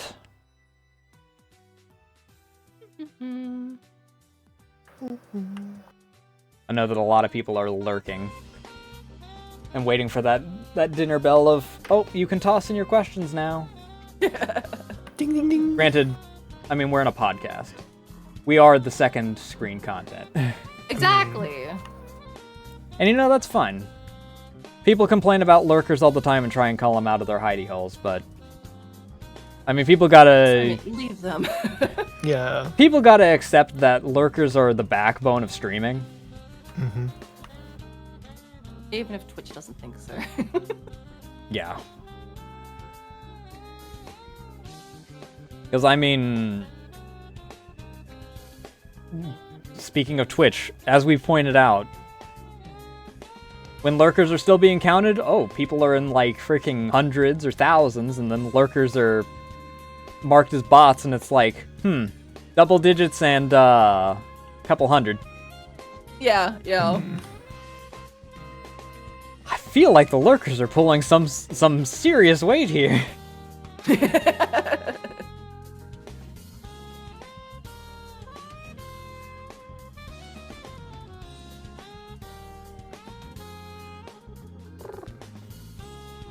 But I mean, most people that wind up sticking around long enough to actually mention stuff have accepted at this point that lurkers are very important. Yeah. Most of the people that complain about it are people on Twitter that have streamed for like a week and then are quitting by like the end of the month. Because it's like, oh, my chat's not active enough, and it's like... But people are enjoying what you're doing. They don't need to constantly freaking hold your hand through the thing. You are supposed to be the entertainment. You are not supposed to be the entertained. Yeah. Entertain me, chat. Dance for me. You guys gotta start picking up your slack in here. None of you are paying me. You gotta freaking pay somehow.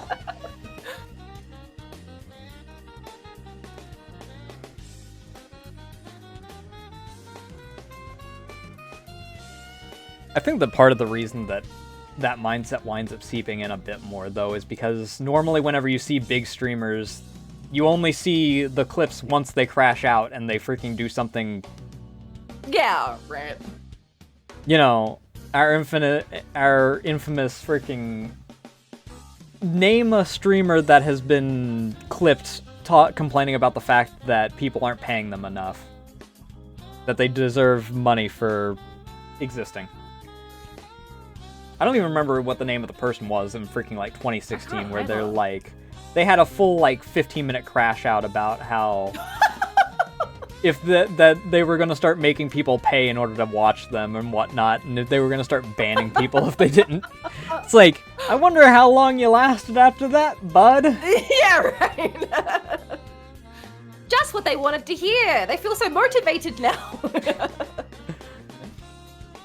Chat just forgot. You have to remind them sometimes. Yep. Money, please. Pay up, chat. I got bills to pay. Money, please. I gave you 5 hours of entertainment and commercial breaks.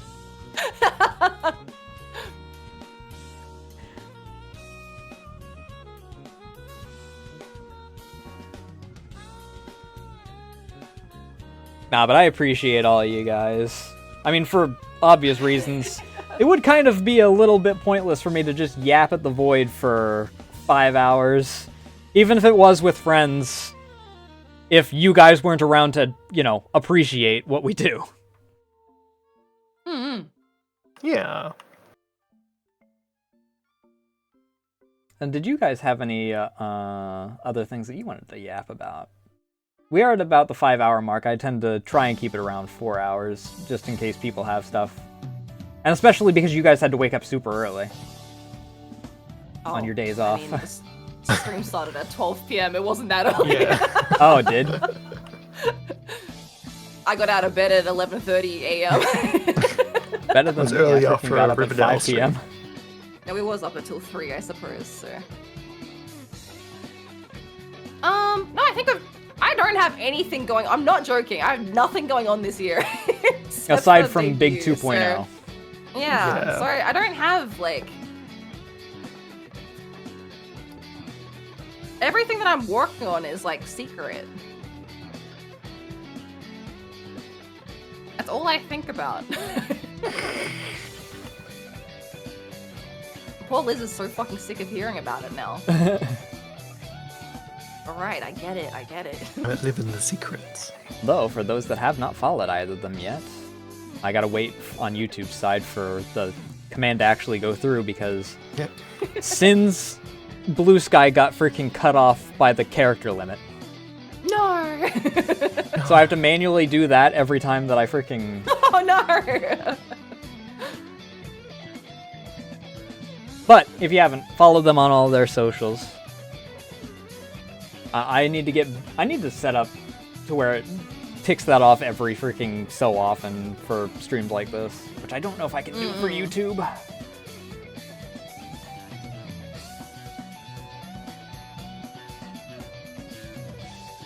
But I did want to thank you guys for joining me. Thank you so much for this. It was fun. Yeah, thank you for having us. I'm glad we got to hang. Yeah, after knowing each other for what, 2 years?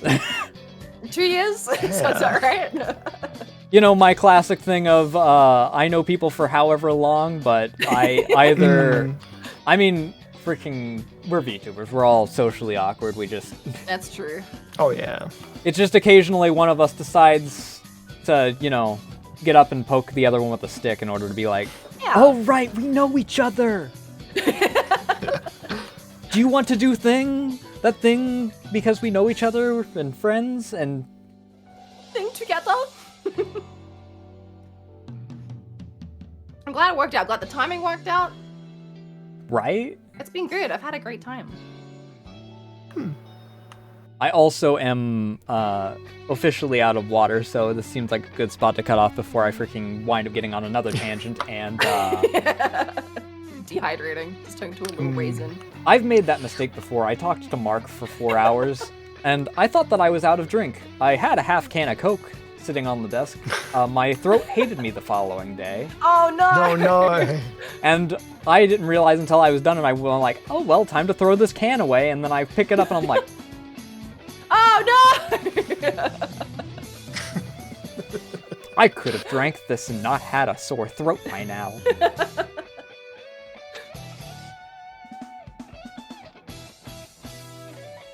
But, like I said, go follow them if you haven't already, and be on the lookout for soon TM for 2.0, which is apparently a very big change that even I'm trying to keep myself from asking for I feel spoilers like on. I'm like over. I'll look the same. I'll just look better. Mm-mm. Just glow, a huge glow up. Huge glow up. But for the whole stream. I mean, there's different outfits and freaking whatnot, so there's a decent gap and change. Yeah. Shit was done now. And you didn't hear this from me, but Liz is figuring out how to live 2D animate 3D stuff so Sin can have hands. Hands. That face. Wow, thanks, Liz. Yeah. I know one person that has ever done the hands thing, and they swore that they would never do it again.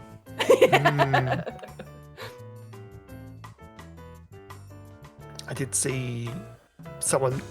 I'm sure you've seen people doing like the across the screen, like taking up like on an angle pose that people have been doing lately. Oh yeah, like the laying down, like Like the laying like down a thing. picture. Yeah, and I saw someone had like the hands up. I'm like, I can't show Sin this because she'll want that. I didn't know what that trend was, but I saw that Ray posted the trend, and I was like, she's like, the new VTuber meta, and I'm like, this doesn't look like Enfield. Because it was right after Enfield came out, so everyone was doing that. Like, do I look like a gacha player? And I'm like, no, but you said the meta. That's the meta right now.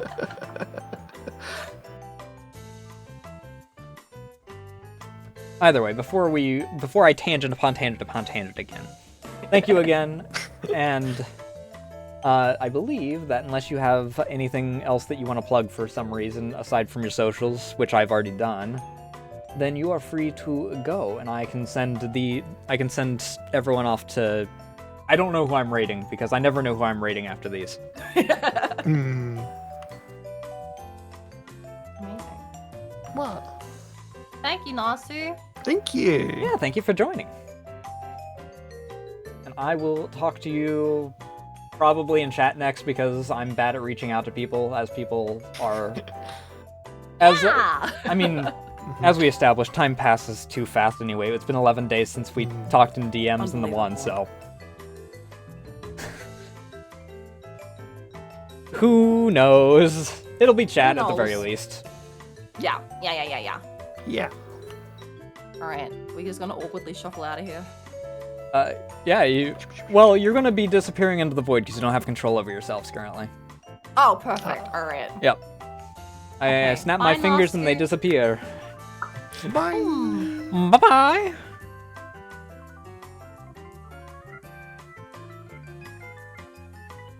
And that... Let me close out of this. That is going to be it for me tonight. While I'm hunting for someone to raid,